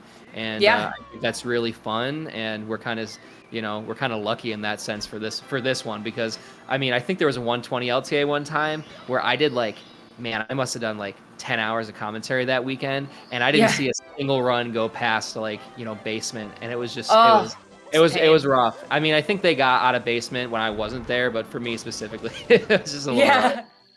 Yeah, I think what's cool with the LTA is it's endless possibilities. So there's the good news of, you know what, if you miss something like Lackey Skip, that really kind of can be unfortunate in a race setting because it's, you get it every time. It feels weird to continue runs where you're losing time in places like that. It's good because you could just reset. But also there's just too much possibility where you kind of become hard on yourself and it almost becomes like a PB attempt setting where you're trying your best not to be too much in your head about it, but it does kind of suck when you are in reset hell. But Zach taking a really unfortunate launch there. Landing, perfect there for that. It's risky to go for that angle. I don't know if we're gonna hit that angle that does not make it, and that's a reset. But nonetheless, that hurts. It hurts. Yeah, head in hands moment truly from Zach Tunes there. As we have Jesus and Elisa joining us here on the mainstream. Excellent. And I love Jesus. Jesus has come such a long way. He started so young, and nice. Island hop there from D whatever. And that's the thing, like you were saying too, like for the LTA format, it's nice because if you miss like Lackitude bounce, you reset. But like you can do stuff like Island hop. You can go, you can bust out the PB strats, whereas like the races, not so much. But what I do like about the races is it's almost as much strategy as it is playing it safe. Yeah. Like, do you play it safe sometimes? Like, or do you go for it because you're behind? Or is it like one of those things where, sometimes you play it too safe and you're not used to the strat and you end up dying anyway. So there's a lot that goes into it, but I think overall, like LTA is just super fun to watch and like we love getting those world record paces going. Yeah. We had one today, I think. We've had two, I think. I think Denner was on a pretty decent pace into HMC, and Ouija also had one earlier in the day, well before my waking hours. So very cool to see. Yep. I heard about it, and someone's like, "Were you awake for that?" And I was like, "Absolutely not." Absolutely no. Yeah, way too early. It was like not on a Saturday. Yeah. But Ouija's built different. Knowing Ouija, that was probably like the evening for him. Yeah, exactly. Right. But crazy so stuff. But you mentioned. Yeah, sorry, go ahead. No, you go for it. You mentioned Jesus before. He's someone I've met very recently. Crazy times. There's a group of like these younger runners that Jesus is all buddies with, like Zion and Benji as well, that they all kind of grew up together playing Mario, and it's so cool kind of seeing them. Like they have an extensive history, more of like an extensive history than people maybe like 10 years or senior, and it's really cool just seeing the kids kind of do it, Yeah. No, I mean this is a young man's sport for real. Like legitimately, like it's a young person sport. Like I mean, I'm 28. My hands can't do it anymore. Like I tried 16 star like a couple years ago, and the LBLJ was just killing my hands. Like these shorter categories, and like let's be real, like 70 is like one of the longer Mario categories, but it's still in terms of a speed run like a relatively short category. Like your hands. Like your attention span, like it's really well built for that. And especially when you're a kid, you're like a sponge, you know what I mean? Like you're just constantly like absorbing information. And like Benji, Jesus, Gainai, Deku was up there too. Deku started when he was 11. So like Suiji even too. Yeah, Suiji's very similar, GTM, like all these young guys, like they they're can coming absorb up, it. and they live and breathe Mario. And it doesn't hurt that, that's kind of just like their job. You know what I mean? Right. Yeah, also Elisa backing up that almost death, giving the shrug in her camera. She doesn't know what the hell happened. Taking a bird and then running with it. Very cool stuff. But it's kind of like, people say if you learn a language when you're young, you're so young that you just absorb it so quick. And that's just kind of how Mario is to language in some way, right? Exactly. That's what it is. Like 100% is just being young and being obsessed and Yes. making your whole life about it. And I think that's Wanting to really become a master cool. at it. And Yeah. you're like seeing kids now that like, because you know, back in the day, like you making a living off of Mario was like next to impossible. Now we're That's seeing very it, like, possible. yeah, like we're seeing it happen with a lot of people, and it's not like you have to be like a Squeaks or like a Simply or whatever with this crazy personality and all this kind of stuff. Like Yeah. you have people like that are just good at the game. You know what I mean? Like Right. you just watch for the gameplay, and the sport's growing every day, and I think that that's really really great for a lot of people that, you know, find this kind of stuff like, you know, their passion. It looks like, Yes. oh, I'm a little bit nervous here about Genix. Almost Yeah. taking a death there, and he might have to back this up. Oh, no! taking that death there. Very unfortunate death there. Yeah, so that was rough, obviously, but Mhm. he wasn't really super stoked with the camera angle that he got on the initial tricky triangles triple jump wall kick, and he tried to back Went it up. for and the thing- that. yeah, the thing that sucks is that it's on a cycle though. So Yes. if you're not on the right cycle, if you're not like at the right part of the cycle, you're just It's gonna really bonk hard to make anyway. that. Yeah. But making that pro kick there and nailing tricky triangles on that second attempt. Let's see here. We have Elisa in basement as well as Deku Dude. Jesus kind of cooking up too in CCM. Mark and Denner both. Oh, and Zach Tunes as well. All three of them on the beginning stages of a run. Yeah. Hey, it's so funny. Oh no! Genix taking that death. That is, you know, what it comes to, and I've been here myself a million times. That's like Yes. nervous. That's a nervous mistake. Like you don't want to triple. like clip off, you know, you don't want to hit off the edge or fall off the edge Yeah. and triple jump. So you hold back a little bit, and then you just don't quite get the, you know, the wall, Mm-hmm. the speed you need for the wall kick. So it's kind of unfortunate, but Yeah. you know, that's okay. We're minus 40. We've had a couple slip ups. You know, we can still come out of here ahead Yeah. and green if you're Genix. So, you know, just like shake it off, like, you know, kind of you know, go with the flow and hope you can take it back in the next stage, because, you know, knowing, you know, based off what I can see from his splits here, it seems like there's definitely a little bit of time saved to be had in TTC, and obviously a lot of gold potential too. So it's not over for Genix. We got one more star to go, and it looks like we'll probably get out of here maybe still a little bit ahead. I don't know what else he has other than Lakitu bounce maybe. Oh no, he just has the this last star here, Swinging in the Breeze. So Yeah. fingers crossed that this one goes well. Yeah, with Jace right now with that. Oh, no! Oh no, missing that again. Probably Oh. going for the backup here. Yep. When you have that minus 40, you kind of have that wiggle room enough to roll with those punches. Yep. And yeah, you definitely want that. I always wonder what it would be like nailing that. By the way, thank God. I always wonder what it would be like having TTC or Rainbow Ride maybe occurring a little bit earlier in the run, if they would be such a hazard in comparison, or if nerves also coupling with these being some of the harder stages in the run, you know, being a huge reason time starts bleeding here. Yeah, it's kind of unfortunate in the sense that like the hardest part of the run just happens to be The end. at the end. And like it's not always like that in speed games. Like, you know, like I don't know what else you have experience in besides Mario, but like Mainly Mario, but yeah. Yeah, there are like so many games though that like I've speedrun where like the ending is kind of just like you hit a certain point of the run, you're like, okay, I'm good. But like the thing about Mario is that like 64 specifically, I mean, and sure maybe like other 3D Marios, but like the run is not over until you obviously, I mean, like yes, of course, like the run isn't over until you grab the final star. But I mean, like in a philosophical sense, like we've seen people like hit all 3 Bowser throws. I'm not gonna name names, Wilco, but we've seen you hit all 3 Bowser throws, right? Like you're good to go. You're on PB pace. Like you hit all 3 throws. You think it's done, and then you get burned, and then run off the stage. Like it's not like there's never a point in really Mario not where you're over. like, okay, I'm finally good, and you'd even think that the final, you know, the final bomb hit would be that, okay, I'm good, but you're still not. Still not, yeah. I could even speak, obviously I'm not at the level that some of these runners are at, but in my most recent 16-star PB, I've been kind of going for that 17 for a while, and I finally broke the barrier, and I was on pace for like a low 17.5, and I ground pounded twice and got a 17.58. It is not over until it's over, truly.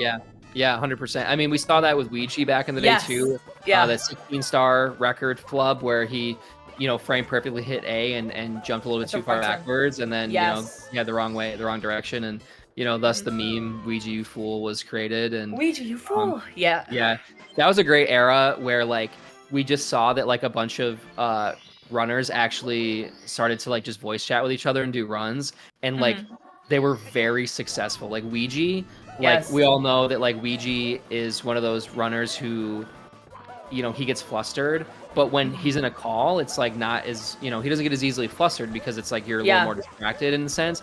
And for him, it was great. Like I remember being in a voice chat with Ouija before, off stream, we're just chilling and we're just talking about whatever. And like next thing I know, he's like, "Oh, I just got a 4702."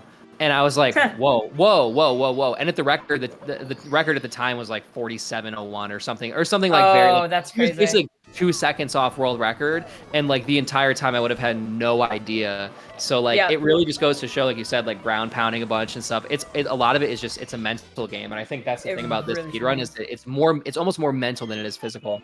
Yeah, Deku, by the way, getting that lava boost cycle.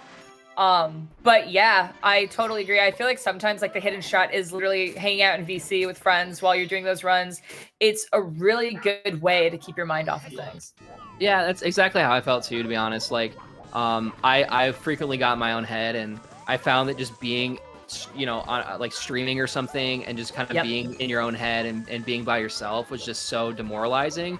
But like, you know, the stakes aren't as high when you're with your friends. You know, you don't get into your head as much, and to me at least, it was just a lot easier to kind of like cope. You know, with the run losing. Yeah, with the run, like, you know, it's just like, oh, all good, and your friends are like, hey man, like, good run, you know, like that's okay. And it's just, you know, you can kind of manage it a little bit better, I feel. Yeah, I couldn't agree more. Even especially in event styles like this, like I've competed before in LTA style tournaments where I've just literally hung out on calls with friends and tried to pretend that there wasn't a stream going on and there isn't any like stakes or anything. And I feel like that does take so much pressure off because you're just hanging out with friends, like you said. Yeah, no, 100%. And congrats on the 17, by the way. It's a cool little Thank milestone.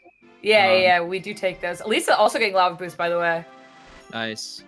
Very cool stuff. Deku and Elisa kind of on like a little wee bit of a race here almost to make it to upstairs. Like I said, I there's really nothing like, you know, maybe we can get Genix on the big screen here, by the way, everybody, in the booth that's upstairs. But we're headed to bits. Yeah, it's quite like nothing quite like a race that's really close heading into Tippy or heading into Bowser, or even Bowser throws. Like we've seen quite a few like come down to the throws. So it's super fun, and that's something we kind of miss with you know, without the LTA with the. Oh no! Yeah, taking the death, poor Genix. Oh, and that was on pace. I'm pretty sure as well. Oh. Yeah, and that's a quick death. It's a relative quick death, and here's the thing: is that like.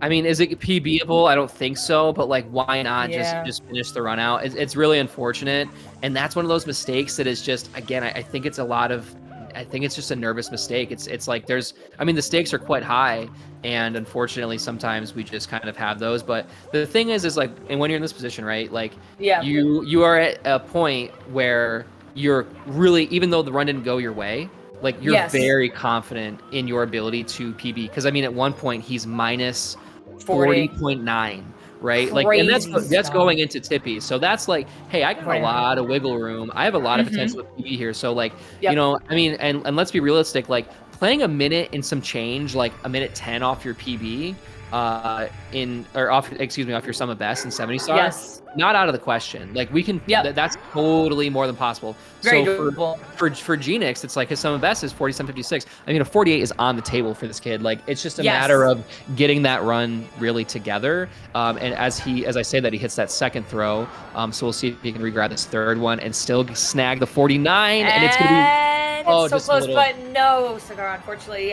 Not grabbing that 49, but still on pace for a low 50. But yeah, especially when you have that 47 SOB on those stage splits, you definitely know a 48 is so on the table. Grabbing that final throw, by the way, and grabbing that low 50 with it.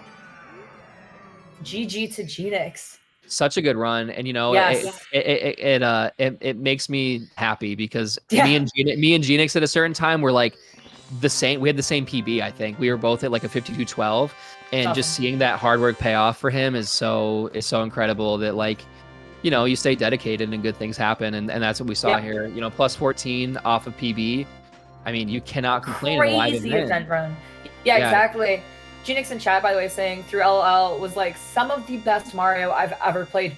Very, very cool stuff. Like we said, especially in a live event, it is very cool to see something like that.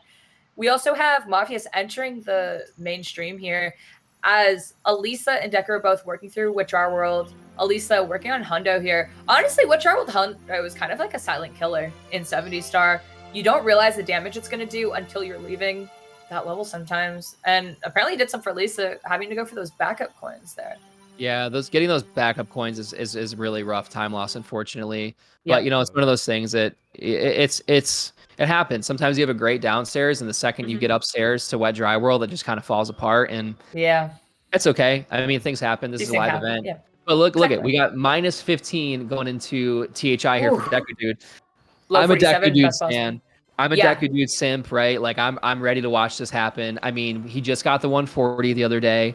Oh, that's awesome. Yeah. And it's just like he's ready for this. He's Has a ready. little bit of an issue here with this THI. Going to lose a little bit of time on the secrets. alright. But angle works out just right.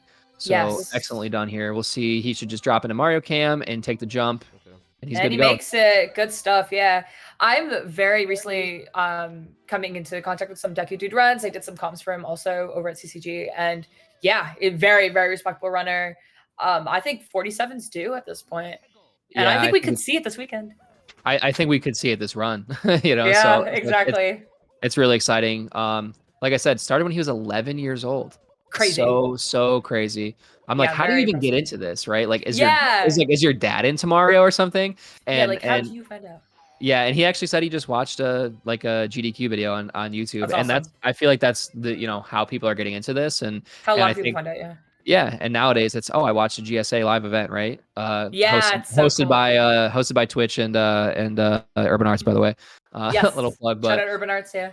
yep. So yeah, no, it's really cool that people are finding these events. You're seeing even people today saying like, "Oh, this is the first time I've ever watched a live speedrun," and Very cool. you know, it's just the community is growing and growing. Wow, Markinator with a medium bomb plus, love to see it. Oh, love He's to see really- that. Good stuff, Mark. Yeah.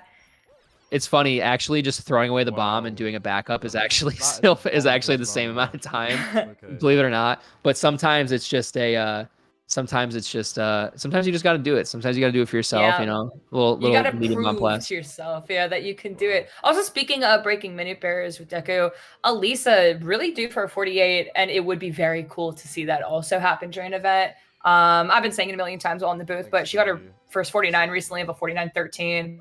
Has that 47 SOB. It's a matter of time.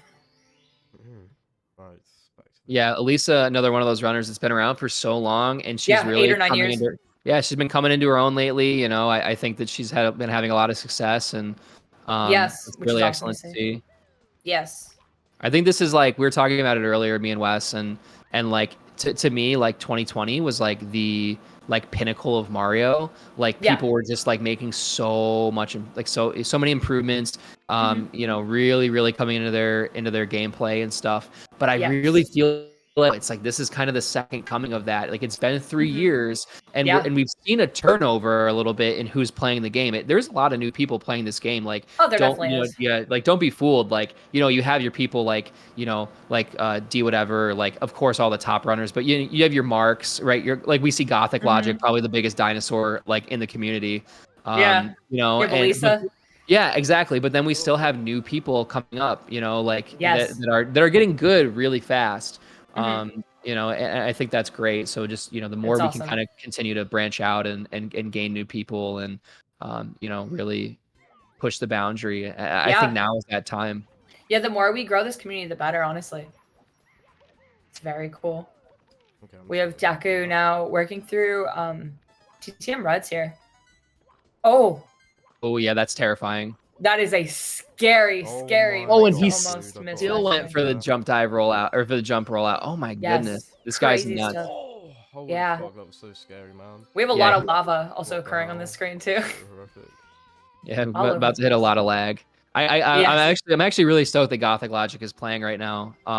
Yes, super Gothic sick. is it's really cool to see whenever Gothic Logic comes back. He's one of those guys that just like we were talking about like ring rust earlier, you know, like in terms of like taking a little bit to get back to this into the swing of things. But Gothic Logic always seems to kind of have it down. I don't know if he's like always practicing in the background or what, but it seems that he's just always kind of got it. And unfortunately, Jesus missing that red coin. That's going to cost him the cycle and probably a lot more time. I don't know why I said probably. It's like absolutely guaranteed. It's like guaranteed a lot of time. Yeah. It is painful. Yeah. Like doing one small flub, and you would think, like you do a little movement, you're not losing too much, but you definitely are when it's cycle based. Oh, taking that burn as well. Yep, that's unfortunate.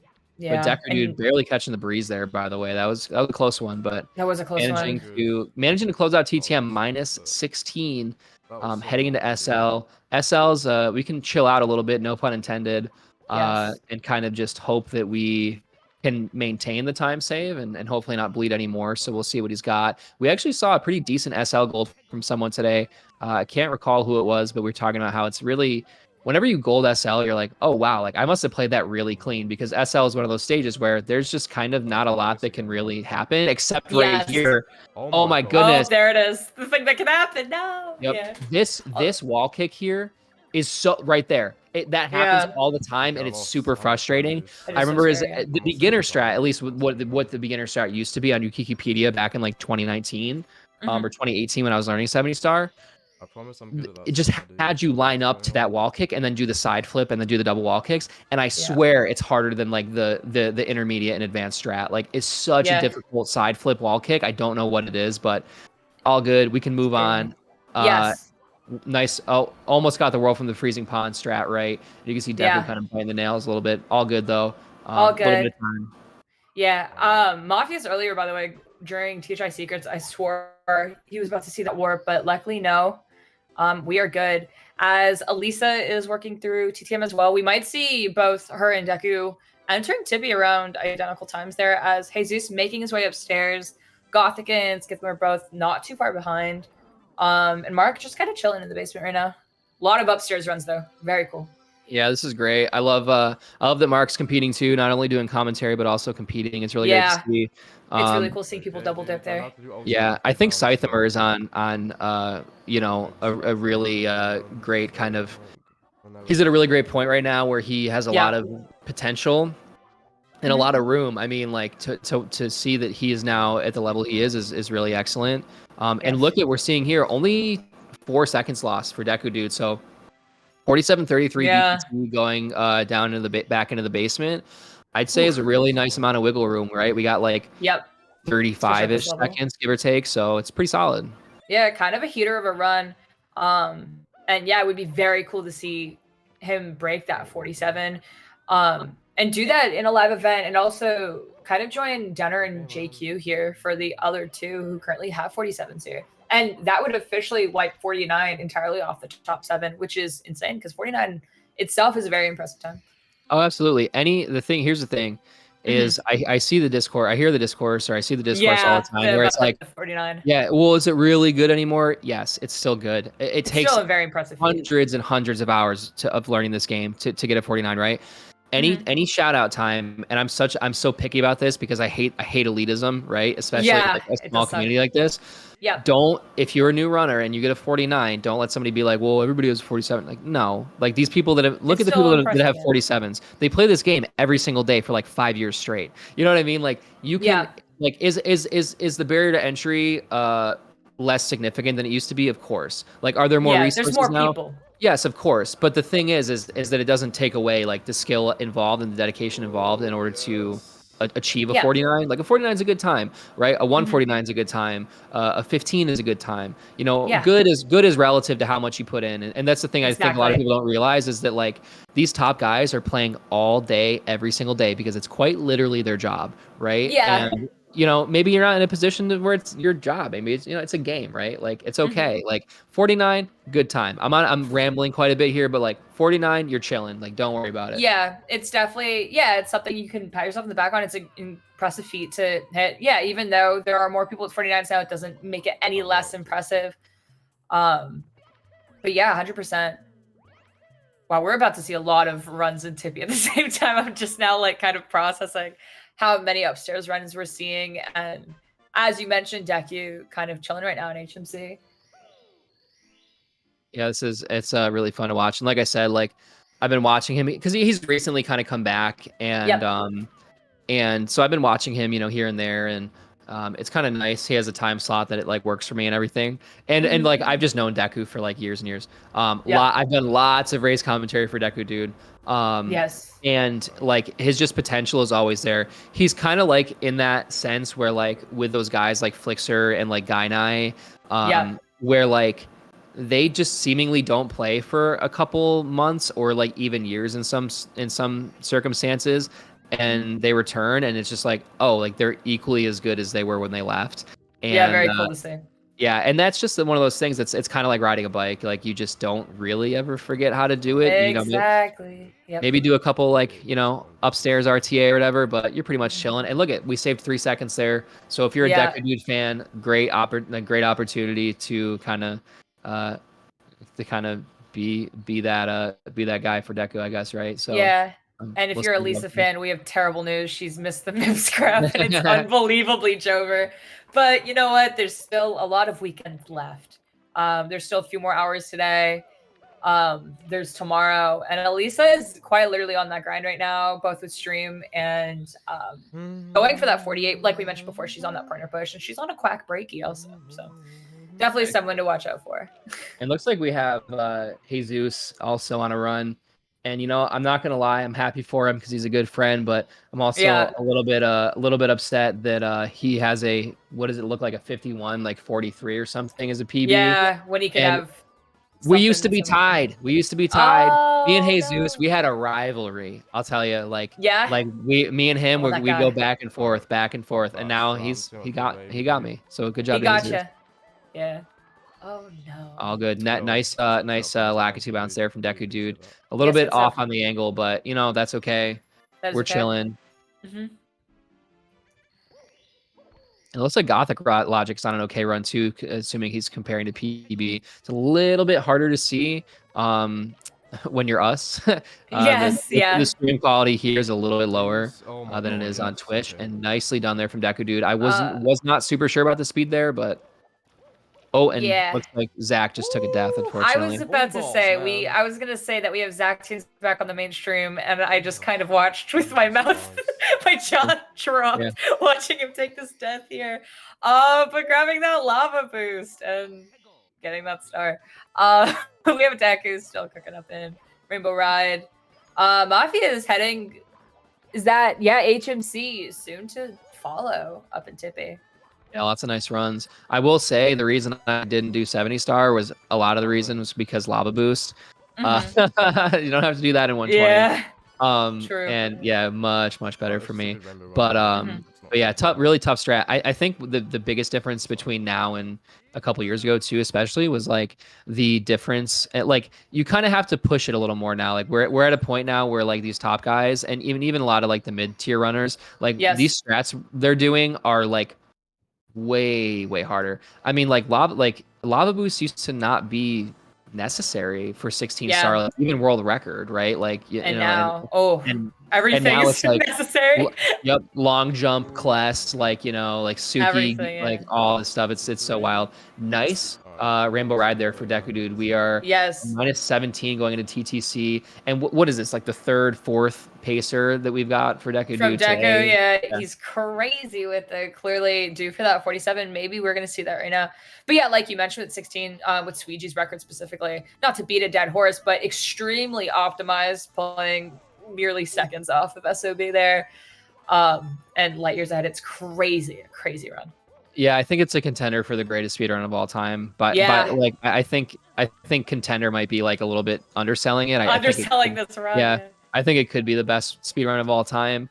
My favorite Suigi my favorite Suigi interaction or story was basically my favorite Suigiism. Thank you. Yeah. So like basically back, and I think this was like it was Aussie Adams Quarantine Clash in early 2020. Suigi was doing just 16 star on emulator.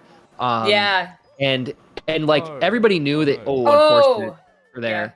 and everybody knew that Suiji was like pretty good, but like nobody was like, oh, this is like the best player in Prepared. the world, or like going Yeah. to be, right? It wasn't like Liam's like when Liam was coming up, everyone's like, this is one of the best in the world. So Yeah. like my buddy Aaron Truitt had to race against Yeah. Suiji, and I remember being like, if you lose to this Oh, I've heard about child, this. Aaron, like if you lose to this kid, like I'm gonna just incessantly like just bust your chops for it and whatever. And that was Suiji. And he loses, and I'm like, haha, whatever. And then like 3 months later, everyone's like, yeah, Suiji might be the greatest Mario player of all time, by the way. Crazy. You're like, Yeah. and it's so funny, especially now, because back then like he was grinding 16 star, improving really fast, and now it's like, oh yeah, no, he's like 4 out of 5 like categories, Crazy. like arguably goated. Yeah, we have Aaron in chat right now, by the way. I was about to mention, I'm pretty sure when I met Aaron, one of the first things he told me was like, yeah, I raced Suiji once. It was crazy. Yep. Yeah. That was a great tournament. Yeah, that is very sick. Yeah, Suiji, one of the GOATs, as we know. I feel like one of my favorite Suiji-isms is his little chicken butt bit. I don't know if you know about this, but he will just guess. Yeah, he'll just guess what everyone, and then chicken butt. I've gotten chicken butted 3 times. It's really rough out here, truly and honestly. Yeah, it's better than the DNs that we used to do. We used to hit each other a lot of DN was so DNs. bad. Yeah. Yep. I was rating known. Landon, I'm sorry everybody that I ever DN'd. It was bad. I should Yeah, have yeah. done. It wasn't the best of us, but it's okay. Deku is doing pretty damn good. Maybe on the best run he's gone here in 7 day. Maybe we're gonna see a personal best even. Yeah, we will see. Moving pendulums are always a little bit scary, but one of those strats where once you get it, it's like, you're kind of chilling. It looks like he took.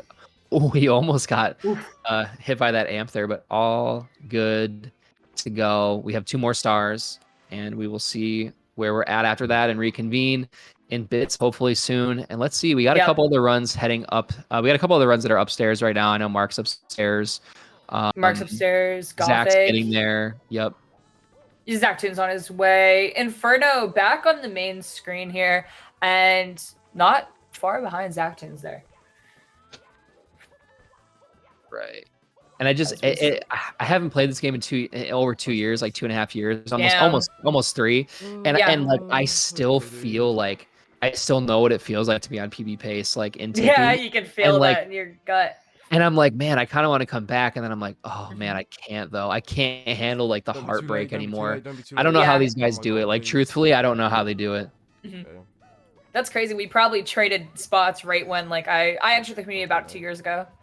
So we just missed. Yeah. Yep. I stuck around a little bit for commentary specifically, but as far as playing and stuff, like, yeah, I was like, I can't imagine like working my job and then coming home and like getting mad at Mario anymore. And doing runs. Yeah. All right. So we are minus 15. Understandable choice. Yeah, and we got Wilco, by the way, entering the main screen here, and we got 2 runs in Tippy, but we're gonna see a Tippy overload soon, assuming these runners can leave upstairs.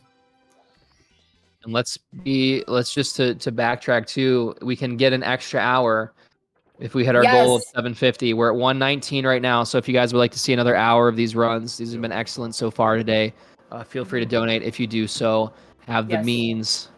And Urban Arts, like we've mentioned, incredible organization to be profiting, helping underprivileged kids, and it's a very, very, very good thing. And also, if you donate at least $15, you get a raffle ticket for a signed Mario 64 cartridge. And if you donate at least $25, you are in the running for a Nintendo Switch. Very cool stuff. As we see Deku on 47 pace still, by the way, and PB pace. A little bit of both. First 47. Yep. Could go for the standing left. Yeah, could get second place here. So second place, not too shabby, especially when you got D whatever. At all. This bits has been a little safe, right? But like when you're minus 14 and you're at this point, right? Like you've had a couple of pacers, maybe just get in the pipe, right? Like maybe just go for that pipe. You don't need to bust out task long jump or any of this crazy stuff, right? Just hit these throws. And at the risk of saying this, Deku's been pretty consistent with throws lately. So let's see what we got. Bits in general, that's one. Yeah, I will say there's some runners that like that left side or right side might be a little bit finicky, but it's seeming really consistent from getting that second throw as well. That was a quick throw too. And Oh, there it is. 47. That is the 47. first 47 for I just Deku. winded myself. Securing that second place position. I'm almost positive. Yeah, it's good. It's looking like it. Wow. Insane from 6th. What an incredible 47.53. What an incredible week for Deku Dude. For Yes. Deku Dude fans. If you're a Deku Dude fan, you are jumping around in You your are seat right eating now. today. Yeah, this is great. I mean, the 140 yesterday, right? Oh my God, and then dude. the It took 2 47 years. today, long Dude, let's get this overdue. PB. You can tell 2 he is years, just dude. so excited. Over the moon, What an yeah. excellent way to come back to Mario. I can't imagine a better way to continue to be motivated. Yeah. Yeah, you gotta get your GGs, your Drakes in for Deku. That is such an insane run. And what a crazy milestone there, especially when you're cooking with something like a 47, getting 47.53, you're kind of smashing that minute barrier there.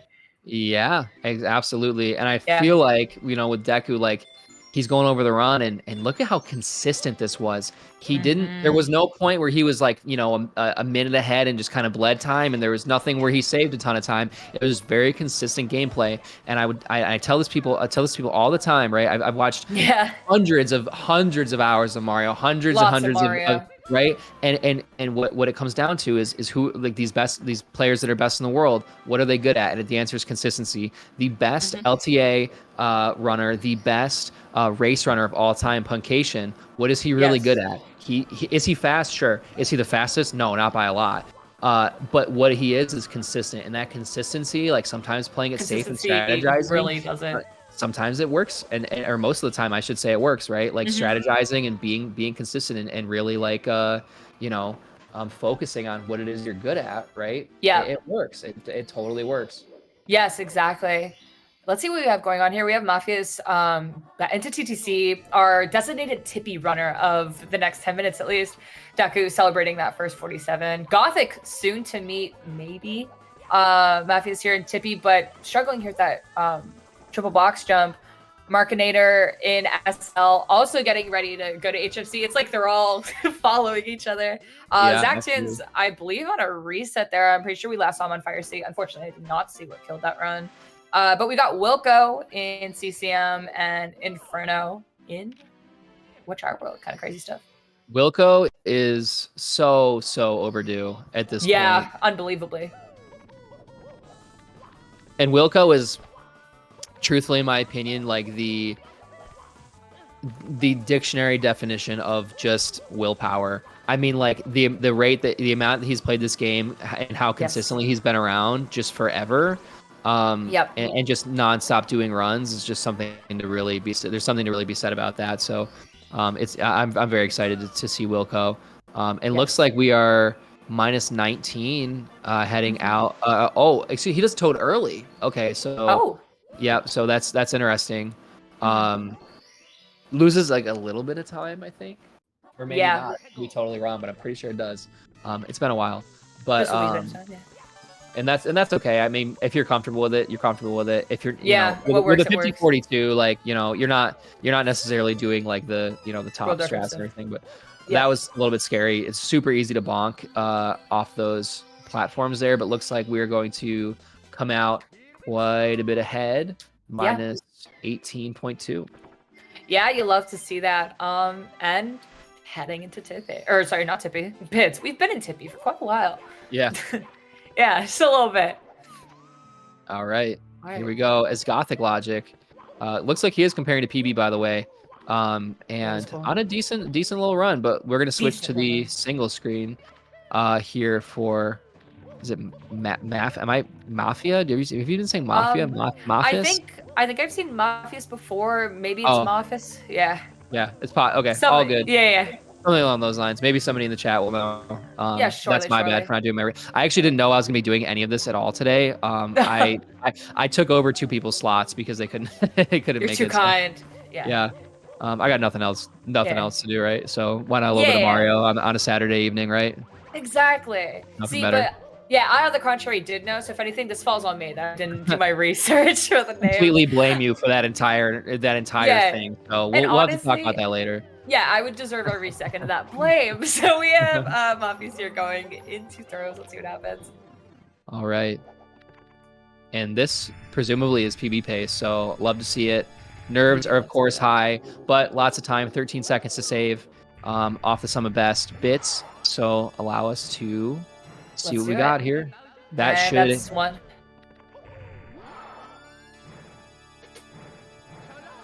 That's two. You might be seeing the low 50 right here.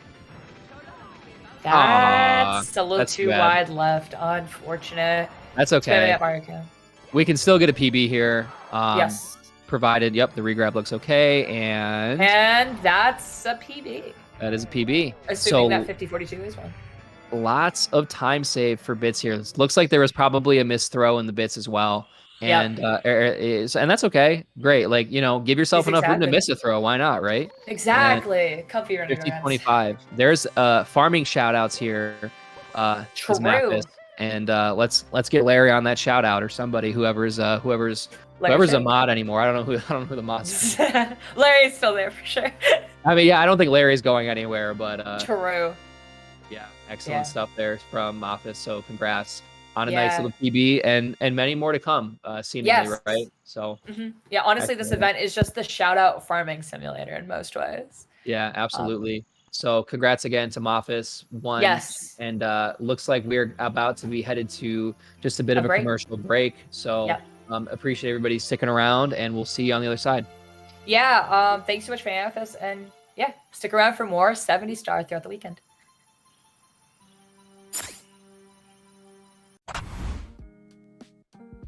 Urban arts helped prepare me for college by giving me a lot of experiences working both independently and collaboratively with other people to make really cool games, and taught me how to put my all into creative projects, and that helped me put together a very strong portfolio for college.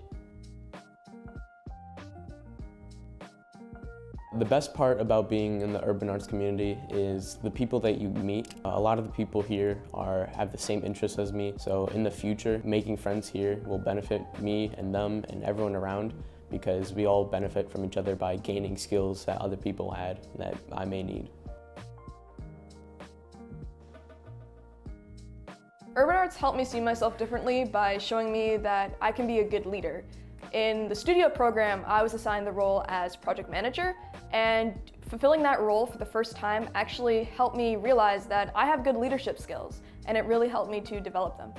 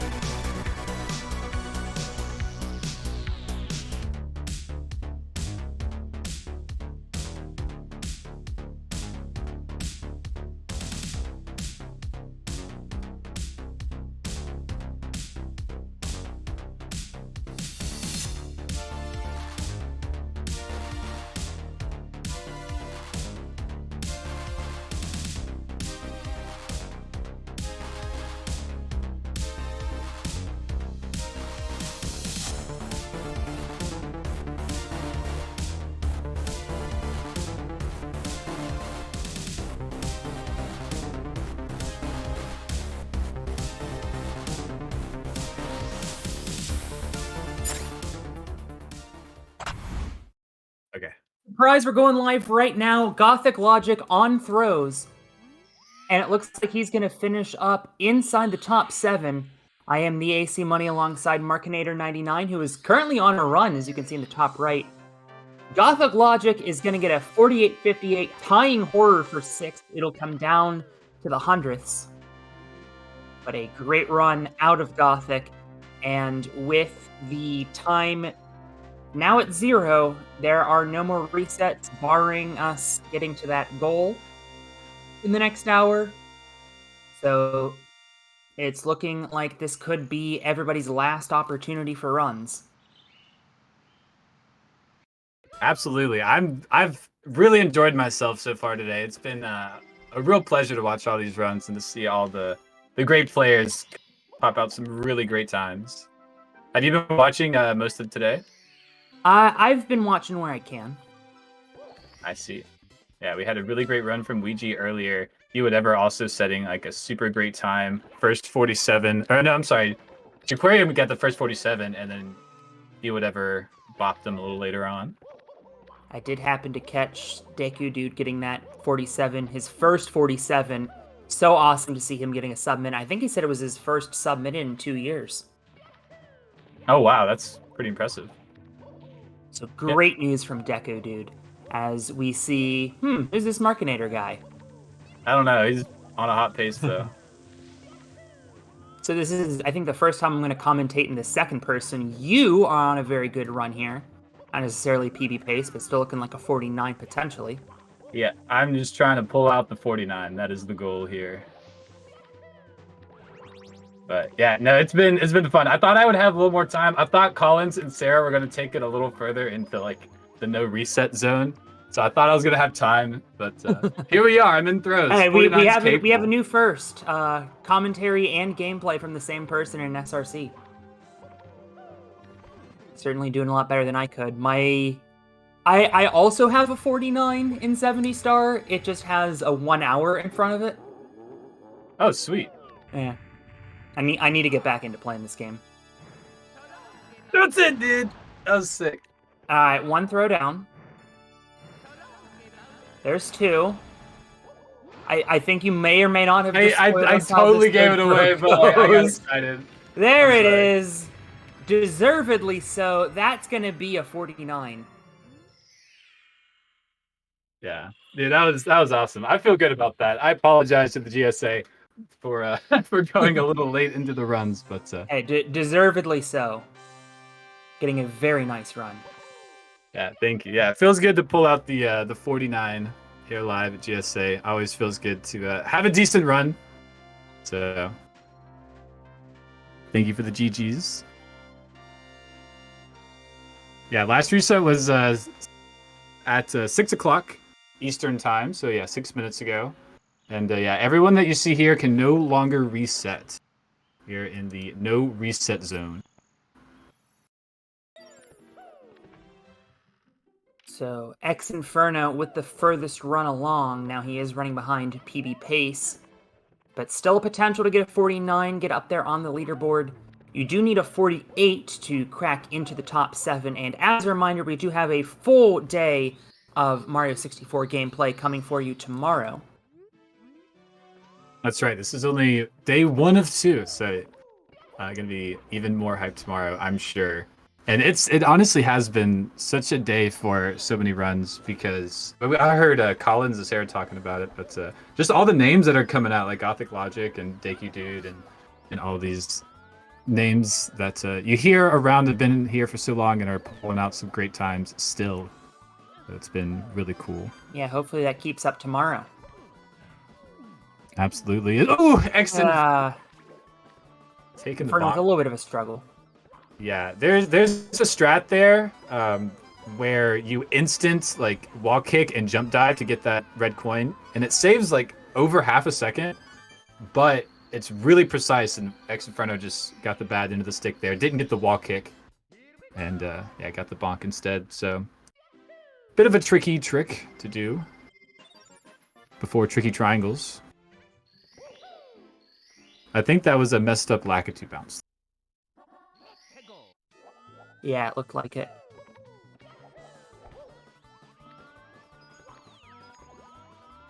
But have you seen anybody, any crazy runs so far today, AC Money? Anything that stuck out to you? I mean, obviously, Deku Dude getting his first sub 48 is a huge moment for him. But D Whatever, the absolute legend, throwing down a mid 47 in this LTA setting. Super glad to see him coming out, and maybe we'll see a low 47 tomorrow out of somebody. Who knows? I'm hoping. We've had some super incredible paces. Ouija had one. We've been talking about it all day. It was like low 46 pace into Tippy. It was absolutely nuts. And yeah, would love to see a few more of those before the weekend's over. And we do have a couple of decently hot paces here. X Inferno, I'm trying to finish up this Lakitu bounce. Finally has it. I think it was about out of backups. The only other backup was Swing It in the Breeze, which is not preferable. So very nice to have that one done. And then BL Juggler. BL Juggler, a 56 level player, and unfortunately has taken a couple of quick deaths in Rainbow Ride. Not going to be contending for our leaderboard, but still nice to see him getting some attention. We also have the legend Wilco, best known for something that is not legal in this category, but he is on a very solid run. You can see a lot of green on his screen. We have two runners, Super 64 guy and Wolf. I'm just going to call him Wolf. And looky here, that is D Whatever in the early beginnings of a run. So perhaps going to try to threaten that 47, although having some hiccups here in CCM. Oh, yeah, this is actually a pretty new route that runners have been starting to do. I've seen a couple other runners do it too, but you skip part of like the first slide section and you get those blue coins as a extra that you missed from that first slide section, and that saves probably like a second to 2 seconds of time. Pretty new optimization, so pretty cool that D Whatever is doing it right there. Yeah, I haven't seen that yet. It's very similar to like what people do when they race the penguin, but instead of skipping the section in the slide, they skip it on the outside section. So I gotcha. You get to do it when you're not racing the penguin.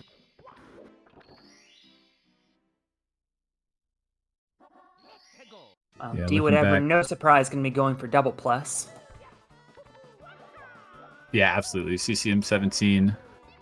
Once you get down to that 47 range, and you're trying to get to like definitely lower 47, it becomes pretty necessary. That and Island Hop. I know Callie's been trying to hit 47 with CCM 18 route for a minute. Got that. Zach's just barely missing the wall kick on wall kicks will work. Able to back it up very cleanly. X Inferno in TTC barely catching the side of a cog to get roll into the cage. So some drama here as time has run out. No more resets for these runners, although they are allowed to finish this run, of course. That's right. The pressure is on. With no more resets, you have to finish out the run. It becomes more of a race style feeling than it is a lifetime attack. It slowly like pushes more towards that raced style. Definitely true, and although these runners do have an opportunity to play again tomorrow, I mean, if they're available, we certainly don't know their real-world commitments tomorrow, but, you know, you're going to be essentially starting from scratch. You're not going to be in the groove. You're going to have to warm up again, and so, you know, you really want to make this run count because you never know what's going to happen tomorrow. Yeah, exactly. Yeah, you always want to capitalize on a good pace and what you've already done. It's it can feel nice to be like, oh, I've always got tomorrow, or I've got another 2 or 3 hours, but capitalizing on the opportunities you get go a long way in events like this. That's how you see a lot of top dogs kind of reoccur. They're very good at these kind of moments, holding in the stress. Right. It does make for some really cool gameplay, some fun end of event hype. Inferno just catching that ledge. I was going to say he takes a deep sigh of relief, but it looks like his emotion has barely changed since we put him on the big screen. He is cool and composed. Yeah, you gotta play the mental games. Stay composed. while on a pretty good pace, or even just being on the big screen can be pretty nerve-wracking as well. Very true. There is no other feeling than either being PB pace in SM64 or being like race style, like, oh, I need to finish this run. It's really hard to match those two feelings you get from speedrunning Mario.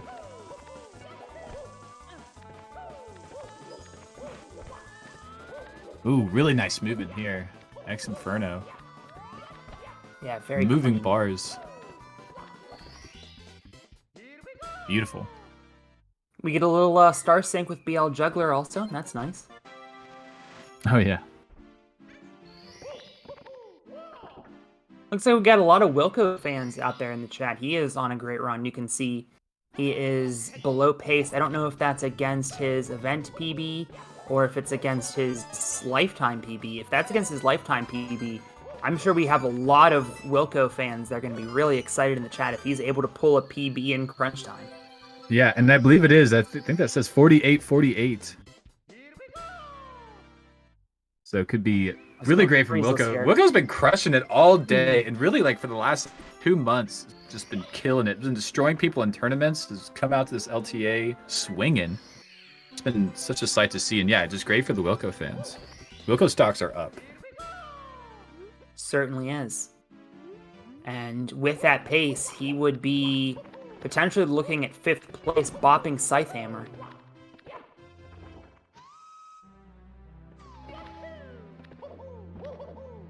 Wolfovitz tossing a bomb, not able to get plus. Oh, he's out of backups now. Having some trouble there. D whatever got his pyramid puzzle and then unfortunately froze on our screen. Perhaps he's in an ad or something. Yeah. Oh, so no, yeah, Wolf... chat confirming that is Wilco's real PB. Yeah, and Wolfovitz is having trouble in SSL. Does get the big bomb here. No, that was medium bomb. Did look like the big bomb though. And doesn't want to reset this being the last run. This is a tough situation to be in. Gets the explosion bomb. Okay. Wow. I believe that only happens if you also interact with this white platform here. It gets very tricky. But X Inferno is cruising through this bits right here. Crushed it. Yeah, Heading looks into like throws. he's going to be on 50 pace. Yeah, you'd love to see it. You'd love to have a pretty nice run here at the end of the day. X Inferno, judging by the splits, was doing pretty hot in SL, kind of started to lose in HMC, but just finishing strong is always really nice, having good bits. So let's see that 3 for 3 from X Inferno. That's one. Yeah, potentially losing or gaining some time in bits against his PB. BL Juggler has dumped his run, so he's going to be done for the day. He had a very rough rainbow ride, unfortunately. Wolfovitz, I think, is most likely done the way things are going. And so as soon as X Inferno gets this third bomb, as he's just done, he is going to get a mid-50. Well done to him. GG's in the chat. As... Oh, I take that back. Wolf has finally gotten his bomb. Looking for that clip. No! Oh my goodness, after all that.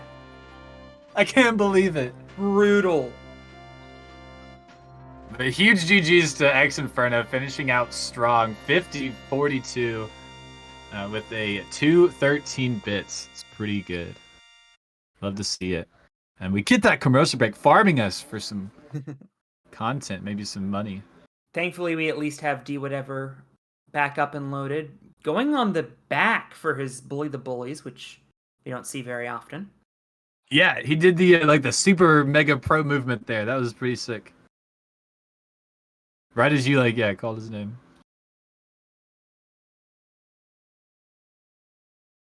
Yeah. Oh, missing the bunny here. Turning around. That does lose time, unfortunately. Yeah, it's if you miss them, you can always just run away and just go do the route as normal.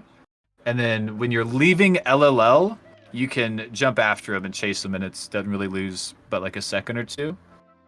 Wilco turning around there. Sometimes it can just be easy to turn around. You get a good camera and you just want to chase him down. So caught him pretty early there. That is how you catch him 120 style, so I'm not surprised Wilco was able to make it work. We also have Super 64 guy. Looks like he's on PB. That'd be exciting out of him. We've seen several PBs today already. Obviously, the big one was Deku Dude, just a little bit ago. Yeah, Deku Dude killed it. I was listening while it was all going on, and yeah, pulling out the 47.57 to PB here at the tourney is pretty sick.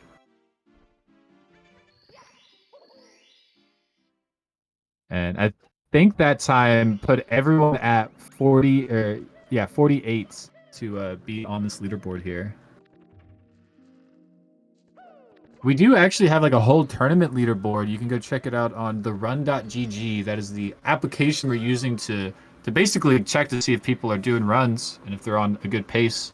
You just download it to your live split, and the run.gg will track all of your information, your split information, and the category of your game.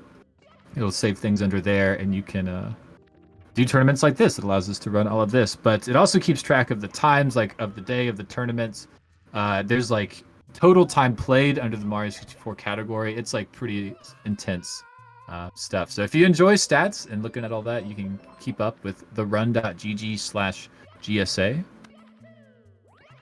Wilco just getting his Christmas miracle here, and he said that he said in the chat that he apparently accidentally went to the lobby before finishing SL, had to go back into SL and collect another star, and that was what cost him those 25 seconds. A super unfortunate mental error in crunch time on PB pace.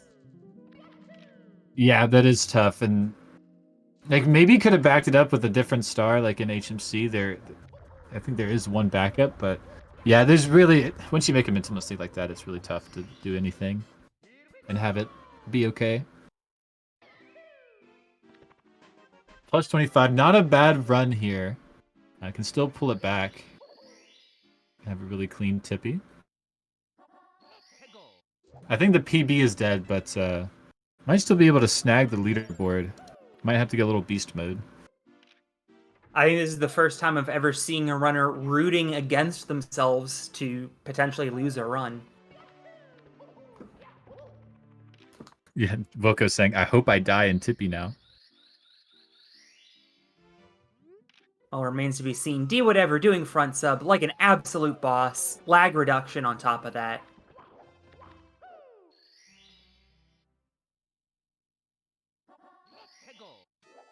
Yeah, I'm pretty sure D whatever was behind a couple of these competitors earlier and is now having somewhat of a lead over him. As D whatever tends to do.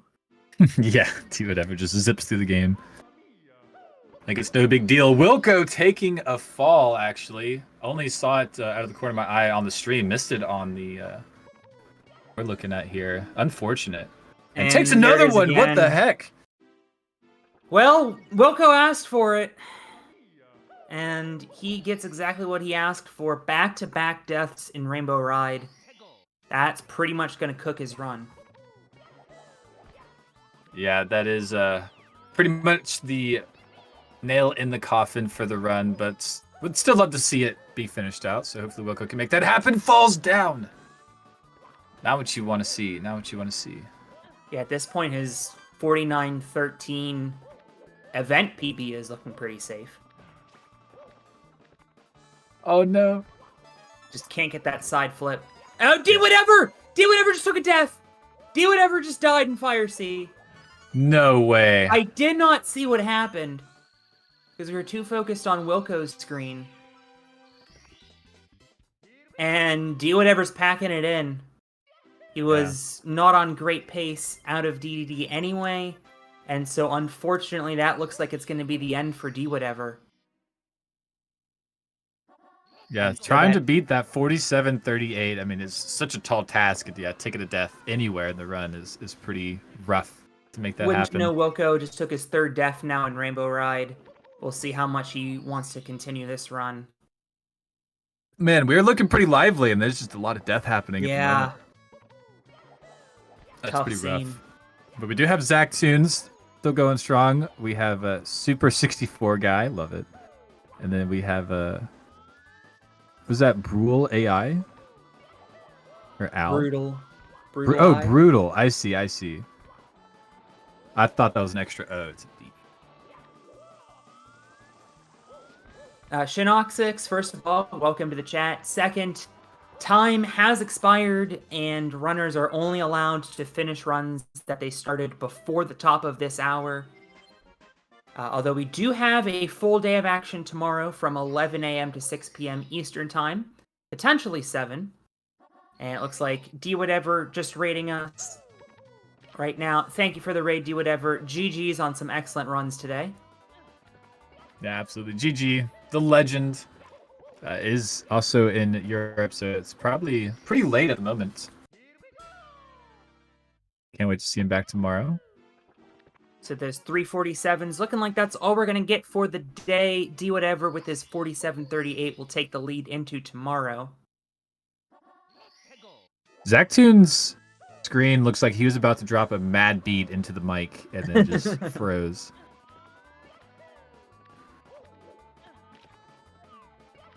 Just these remaining runs to finish out, and I don't think that they're going to be challenging these top 7 times on your screen, but we do want to give them the attention that they deserve, potentially for some PB paces, as we're seeing Super 64 guy on a very hot PB.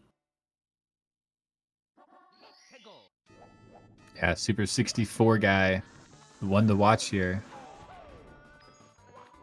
Love seeing so many PBs on events like this. It's happening more often than it used to with these lifetime attacks. I guess because you just have a few chances to get like a really good pace going. But yeah, people are super clutch. They can get these runs down all like live, and it's crazy. Yeah, a lot of motivation to, you know, play for a lot longer than you might in a normal session. And, you know, just that adrenaline pumping you, knowing that you're going to be on the big screen, knowing that you're going up against the best like Deku Dude and D Whatever, who are 1 and 2 right now. And that's to say nothing of the runners that have tried today and weren't in the top 7. I think you said Ouija had a very strong run. Yeah, Ouija had like the run. It was pretty insane.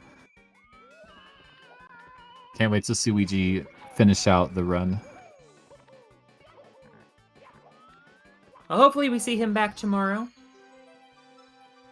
No, certainly. And we are doing donations, just to go ahead and shout that out, for urban arts, as we love to do here at the Speedrun channel. !, donate in the chat for the link there. $15 will put you into a raffle for a signed SM64 cartridge. $25 or more will be a raffle for a Nintendo Switch, which is incredible. And of course, all the proceeds go to Urban Arts, which is an amazing charity. It does great work helping inner city kids learn more about computer programming and give them extra opportunities outside of high school and beyond. So please get the donations in. We are still accepting them.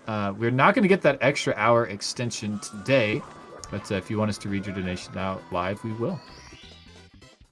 And just because we didn't get it today doesn't mean we won't get it tomorrow. Unfortunately, it looks like we're going to lose Zactoons, who had some kind of mistake in Fire Sea while his screen was frozen. So that is going to be the end of his run.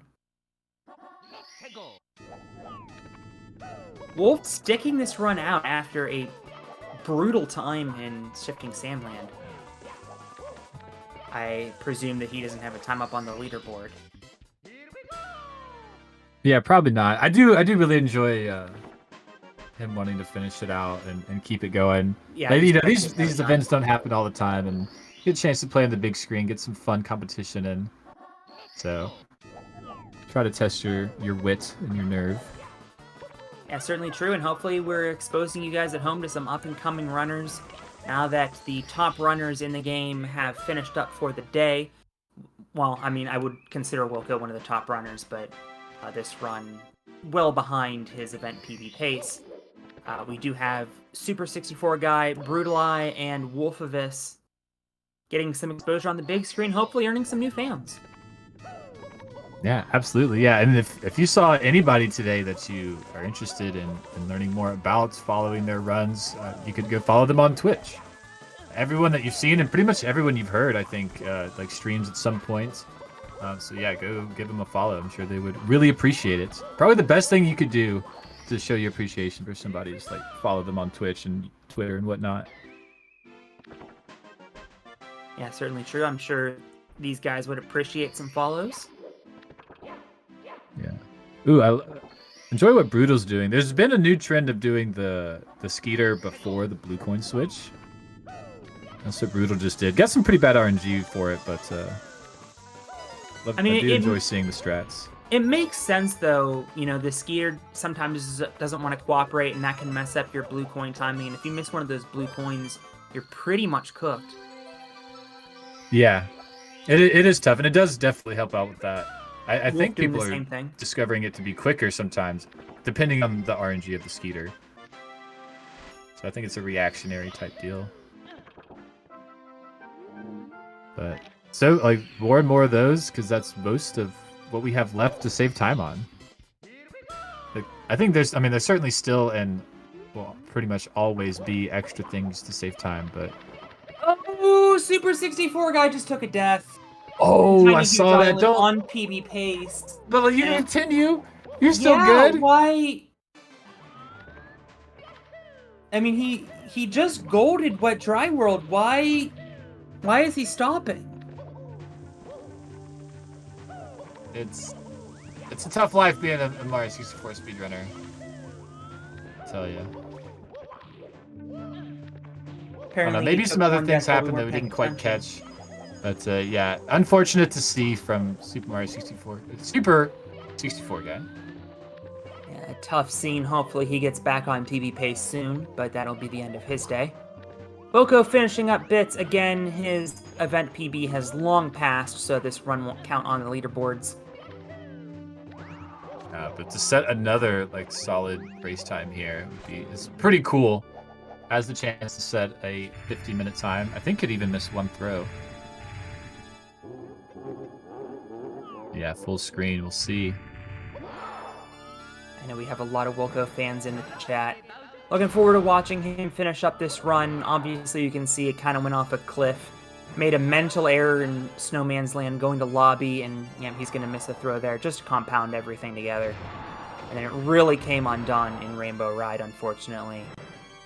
And so it's going to be a low 58, or a high 50, potentially a low 51. It's certainly not going to be a 58 unless he misses, another 100 throws. I don't know why I said 58. Yeah. 50, 58 maybe. We'll see. No, it's going to be a 51. I think that's like it is a 51, just barely. Yeah, couldn't miss a throw. Did miss one. Got the 53.03. Not a bad time at all. GG's to Wilco. What an insane performance today. Has pretty much played all day. Has gotten paces all day. Has been. This is at least the fourth run Wilco's finished today. Absolutely insane. Very strong run by Wilco. Even though it will not count on the leaderboards, you can see though he has some new splits to go up against, and he knows what he can do in the future to try to get into the mid 48 range. Looks like potentially we're down to just Brutali. Yeah, I think so. And Wolf of This is still going, and they're pretty much neck and neck. This is pretty fun. An accidental race, if you will. Wolf of This is freaking out on that cartridge.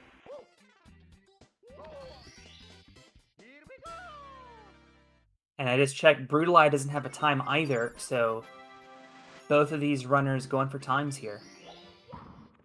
So they're pretty much going to finish out no matter what. Oh, okay. Actually, yeah. I apologize. My comment was for Discord only. But, yeah. Brutali is actually doing pretty well. It's negative 123 on the splits. Wolfvis getting his THI clip. Yeah, I'm hoping, because my Twitch stream is frozen, that you're not seeing the same choppiness that we're getting. Yeah, Discord is making the feed choppy. It's all good.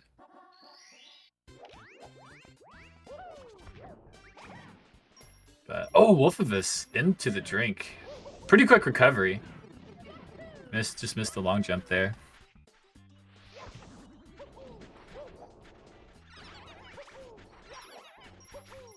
Yeah, a lot of runners will do basically instant long jumps once Mario is kind of at a standstill, like the game is like dropping Mario into a level, or you just got a text box or something. You can long jump pretty quick after you start moving, but sometimes you try to do it so quick that your Z press doesn't really register, and you just get like a short A press, and you'll see runners just kind of like jump off of an edge or something. Look kind of goofy.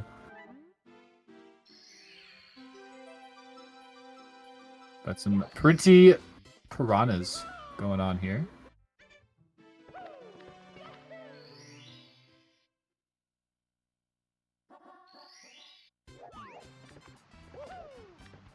All right, AC money. Who's your money on? I mean, as it stands right now, Wolfovus has the lower PB. Look, I think he's just switched up. Well, okay. Well, I was gonna say he switched up splits and then took a pretty bad fall there. I gotta say, even though he's now, oh, he took a death, and is that it? That might be it. That might be it. That is in fact it. He's just dropped a GG's at everyone. Yeah. GG's to Wolfovus. Really, really good showing to keep going after the SSL debacle. And yeah, just mishap on the mushrooms, fell down, and just wants to call it quits. But GG's, fantastic time today. Everybody go follow Wolfovus. Show him some love. So we are single screening the last runner remaining. Oh, it's just me now. It's just me going on the main stage. It's all down to Broodlie. If you're coming from Broodlie's chat, let us know how you pronounce his name. We are not particularly familiar with him, but looking forward... Well, actually, I suppose what I could do, just to make sure I have the right pronouns and such, is head over to Broodlie's chat.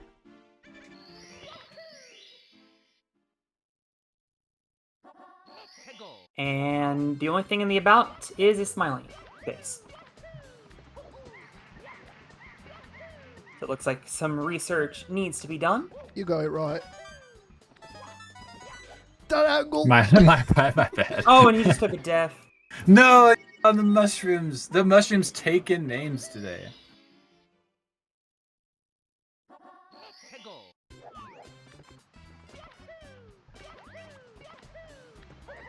Looks like Broodlie has quite a long list of games on speedrun.com. We have I'm taking that a lot of don't care. Mario Karts. A very consistent Mario Kart Wii player has some CTGP Revolution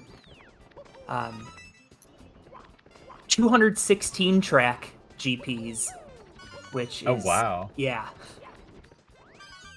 That's a 10.5-hour run, and it's something that they've done at least 4 times. Man, that reminds me of what D Whatever's been doing with finishing 10 70-star runs, and those look brutal. Also, a Sonic Unleashed runner, 2nd place in the Any %. So, like I said, a very diverse lineup of games here. Also on the leaderboards for Portal 2, Super Mario Brothers, Sonic Mania, Smash Melee, Adventure Mode. Although oh, here we go. We got a Mario 64. Oh, that's not what I wanted. Ooh, I wasn't sure the angle was going to work, but it did. Oh, here we go. Mario 64. PB is 5237, and perhaps having a little bit of support there as well. That's good to see. We might as well try it. You said the PB was what? 5237. No. Okay. Yeah, so running against a 59 at the moment. Yeah, it's definitely better than that. I was watching the movement and I was looking at that list. So there's no way.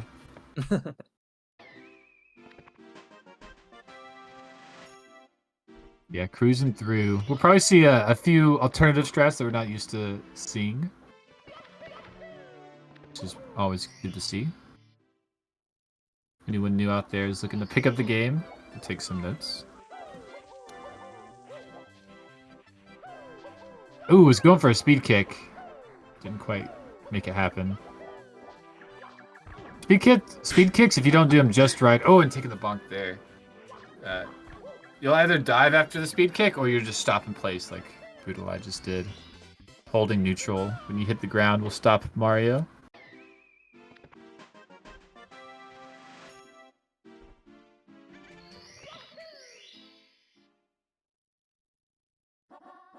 Yeah, this for anyone who wasn't sure what was going on today.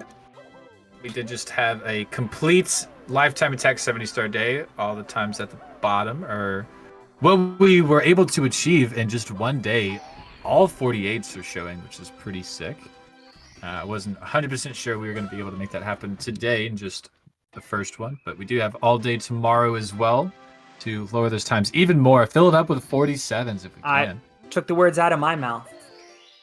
Yeah. We certainly have a lot of players with the potential to do so, and including some that tried to play today but didn't get any runs on the board. That's right. Yeah, Ouija should have a 47 time up there, but Ouija like gave up on a run because it wasn't going to world record. Yeah, Ouija has become pretty notorious in the SRC circuit for being extremely aggressive with resets. Ouija actually failed to put up a time in one of the 120-star. We had 3 pace qualifying events. He completely just didn't put up a time in one of them, and that cost him a spot in pace. Yeah, that's exactly what happened. And then, yeah, Cheese decided not to run in one, and that cost Cheese the spot. Pretty insane stuff. Yeah, so we got you talk about Ouija with the aggressive resetting. It's been like that for a while, and Ouija is just so good at the game and can get such good paces that you start making like any sort of string of mistakes, and the run feels like it's complete garbage. So it does become pretty tough when you have such high expectations of yourself.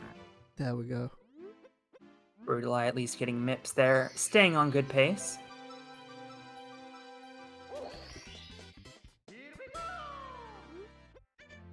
Looking like potentially a 56 or a 57 incoming.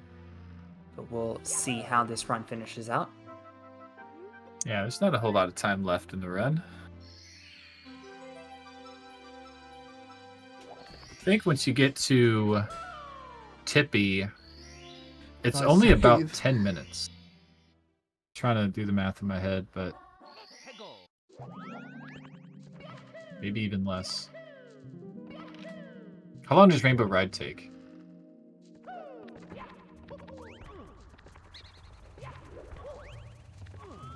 Not up to date on my 70-star Tippy RTAs. No! What is happening, Brooke? Okay. Oh, brutal. Brutalized, just having fun, I guess, in the toilet bowl. Brutalized. I apologize to my friends and family for the horrible joke there. Yeah.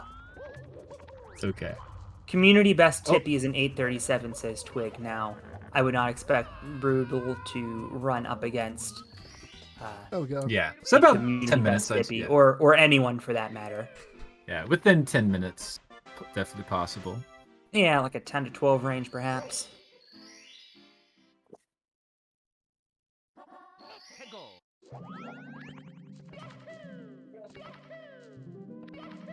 Now only has a few more here.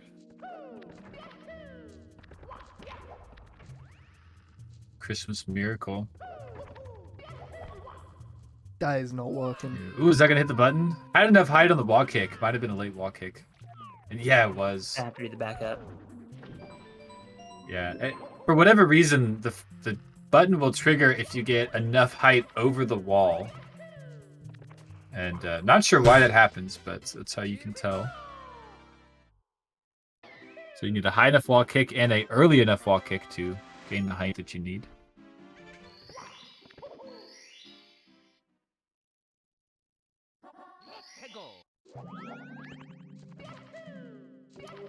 Yeah, shoutouts to Wilco one more time with the raid. Never even pointed it out. Same with Wolfavis. Yeah, big thanks to both of those gentlemen, as unfortunately Brew takes another death for some excellent runs today. Wilco said that he got 5 completed runs and 3 of them were 49s. So hopefully he still has a 48 in the bag for tomorrow. Yeah, that's incredible. GG's to Wilco. What a day. It is really hard to finish out that many runs in one day. And come on, save it! No. I'm just gonna go. The pressure's starting to outside. get to Brood here.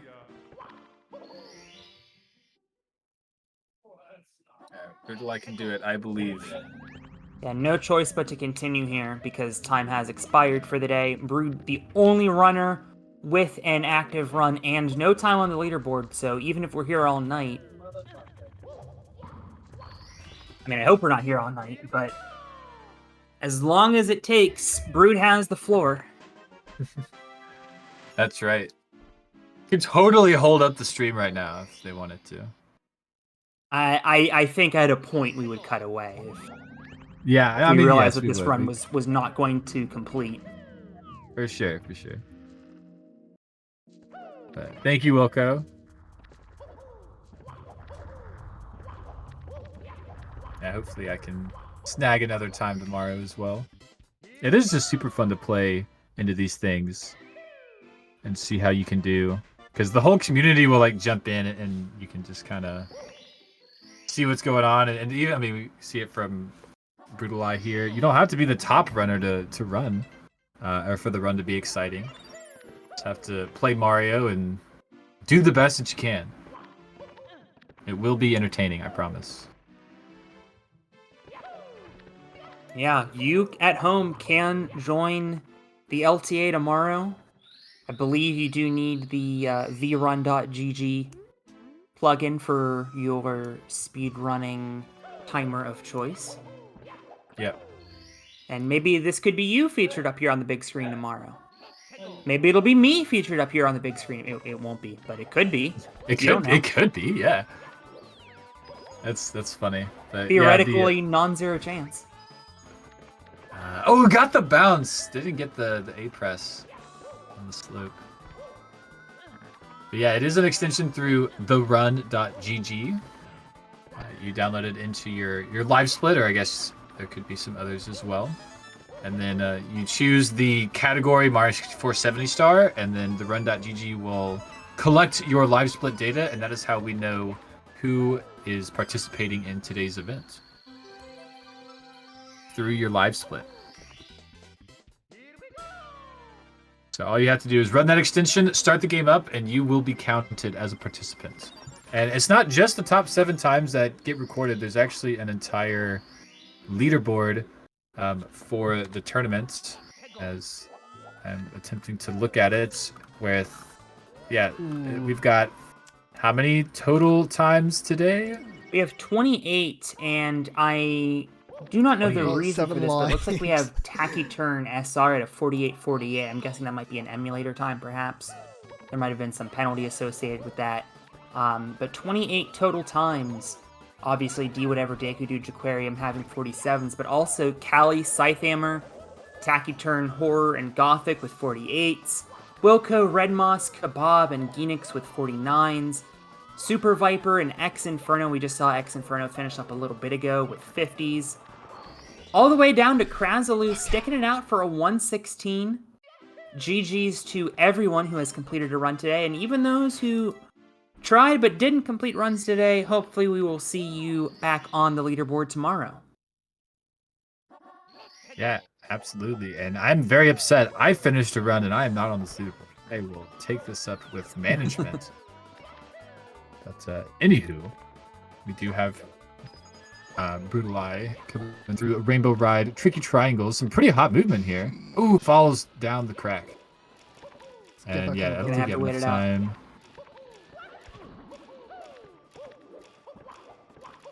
No big deal. There are a few backups you could do if you fall down where Brutal Eye did, but no matter what you do, you are kind of pressed for time. Don't blame him at all for going back and touching the button.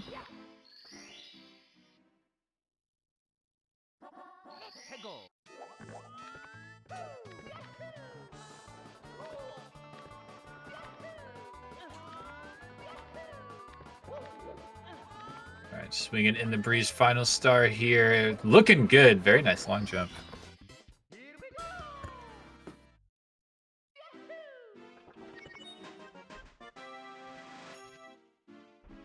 Yeah, so that's all done with Rainbow Ride, improving on whatever that 59 time is. Again, we mentioned Brutal Eye has a 52 on Wii Virtual Console, which, from the looks of it, I think this is Wii Virtual Console. I'm not 100% sure. Has been a hot minute since I played on Virtual Console. Yeah, I've never played on it, but I've seen a few runners play on it. It does look a bit different. That was what I used to play on when I speedran this game, although my cousin and her children have had my Nintendo Wii for like 5 years, so I've no way of getting it back now. Sad. Nah, they need it more than I do. Yeah, it's too bad you can't like go to a store or like go to a website. Yeah. Get another one. Yeah, but that requires effort. Yeah, I was it's a good gonna say excuse there- to not play Mario. I totally get it. Yeah, exactly. Yeah. Okay, did get the bonus coin. Doesn't need either one of those that fell. Did collect one. Yeah, of but them. you never know what's going to happen on that floating platform. One of the coins goes rogue, and then you're down to 89 with one box left. Yeah, definitely.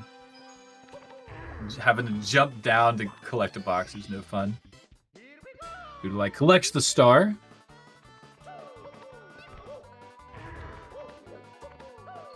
Oh, nice ending. That was good. Yeah, I mean, we've seen very solid fundamentals out of Brood Lie, and I'm guessing at this point it's just the experience holding them back from getting a time in the 40s. Yeah, I mean, the PB is a 52, you said, so... Yes. That does show some pretty good experience and knowledge of the fundamentals. Ah. Yeah, I mean, looking pretty strong just there on the rotated flippers. Gonna take a death, probably gonna go in on the stopped setting. I think we've seen that happen once or twice already today. Yeah, it does happen every now and then. You mess with the flippers. Overall, it is a pretty consistent strat. If you've ever been thinking about learning it or whatnot, but it looks too scary, go ahead and give it a shot. It's really not that bad. It's just a set timing every time, and you get the hang of it. Good life advice in general. Yeah, that's very true. Give it a try. Yeah. You get the hang of As it. long as it's not going to cause you physical harm. Yeah. Sometimes try it's good. responsibly. Exactly. I wonder if I can fly off this cliff. No, please don't. Please don't. No.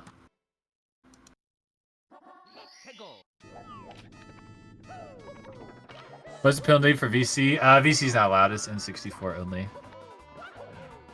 For this specific competition.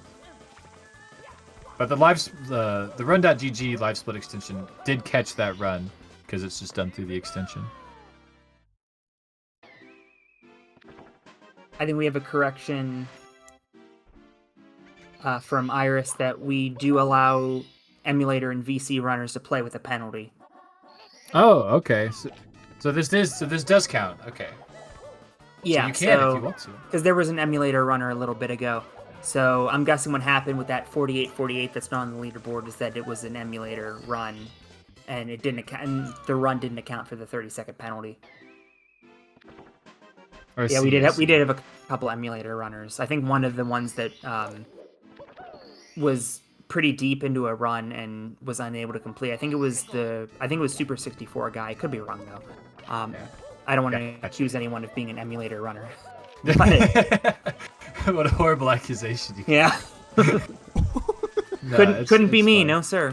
Yeah, the speedrun world record circuit for 120 star that we do for pace, that is in 64 only. But yeah, this 70 star tournament is just more for fun, so that does make sense to allow the emulators to play.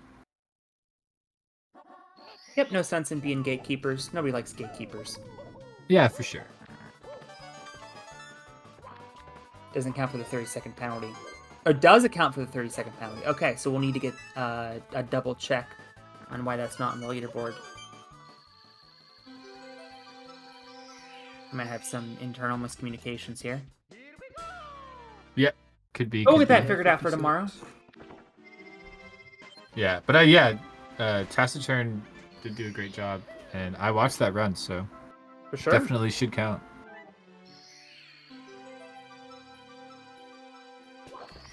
So going into the final bits of the day. Final star has been collected. There is one big one at the very end, but that's only kind of a star. Yeah.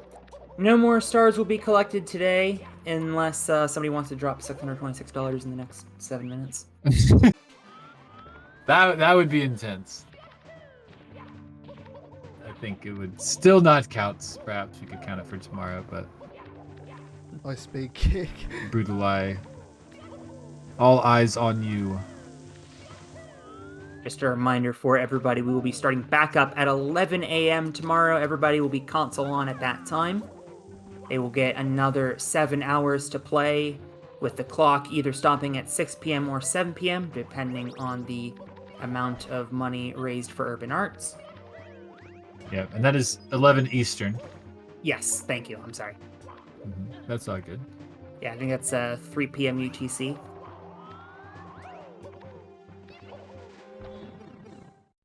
Well, with 500 or so viewers, this is the most Brutal's ever had for throws. Let's see what he can do. Yeah, probably.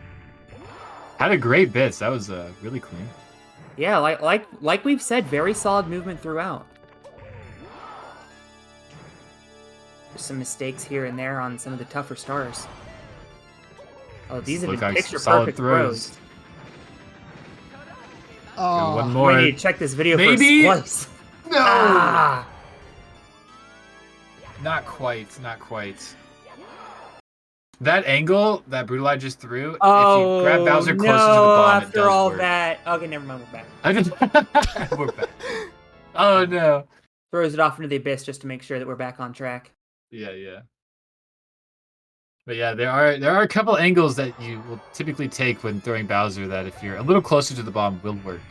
If you're a little further away, it will miss. Oh my god. Come on, one more throw. I think the pressure getting to them now. I've been in this situation before. Like, you have one more throw and you're like, just finish the game. Done it all. And that's there it is. That'll be a low 57 for Brutal Eye as we finish up day 1 of the Speedrun World Records Circuit 70-star tournament. Make sure you come back here tomorrow in 16 hours' time as we will do it all over again. Our thanks to everybody who ran today, and my thanks to you, Markinator, for both hanging out and running, as we saw earlier in the hour. Yeah, absolutely. I've had a blast all day today. It's been super sick. Thank you so much for the comms. I'll be back tomorrow on comms and hopefully to play a little more. So yeah, it's been great. Love seeing everybody. Huge GG's to Brutal Eye here. This has been the Speedrun 70-star tournament, part of the Speedrun World Records Circuit here on the Speedrun channel. Thank you so much for watching. We'll see y'all tomorrow. Take care, everybody.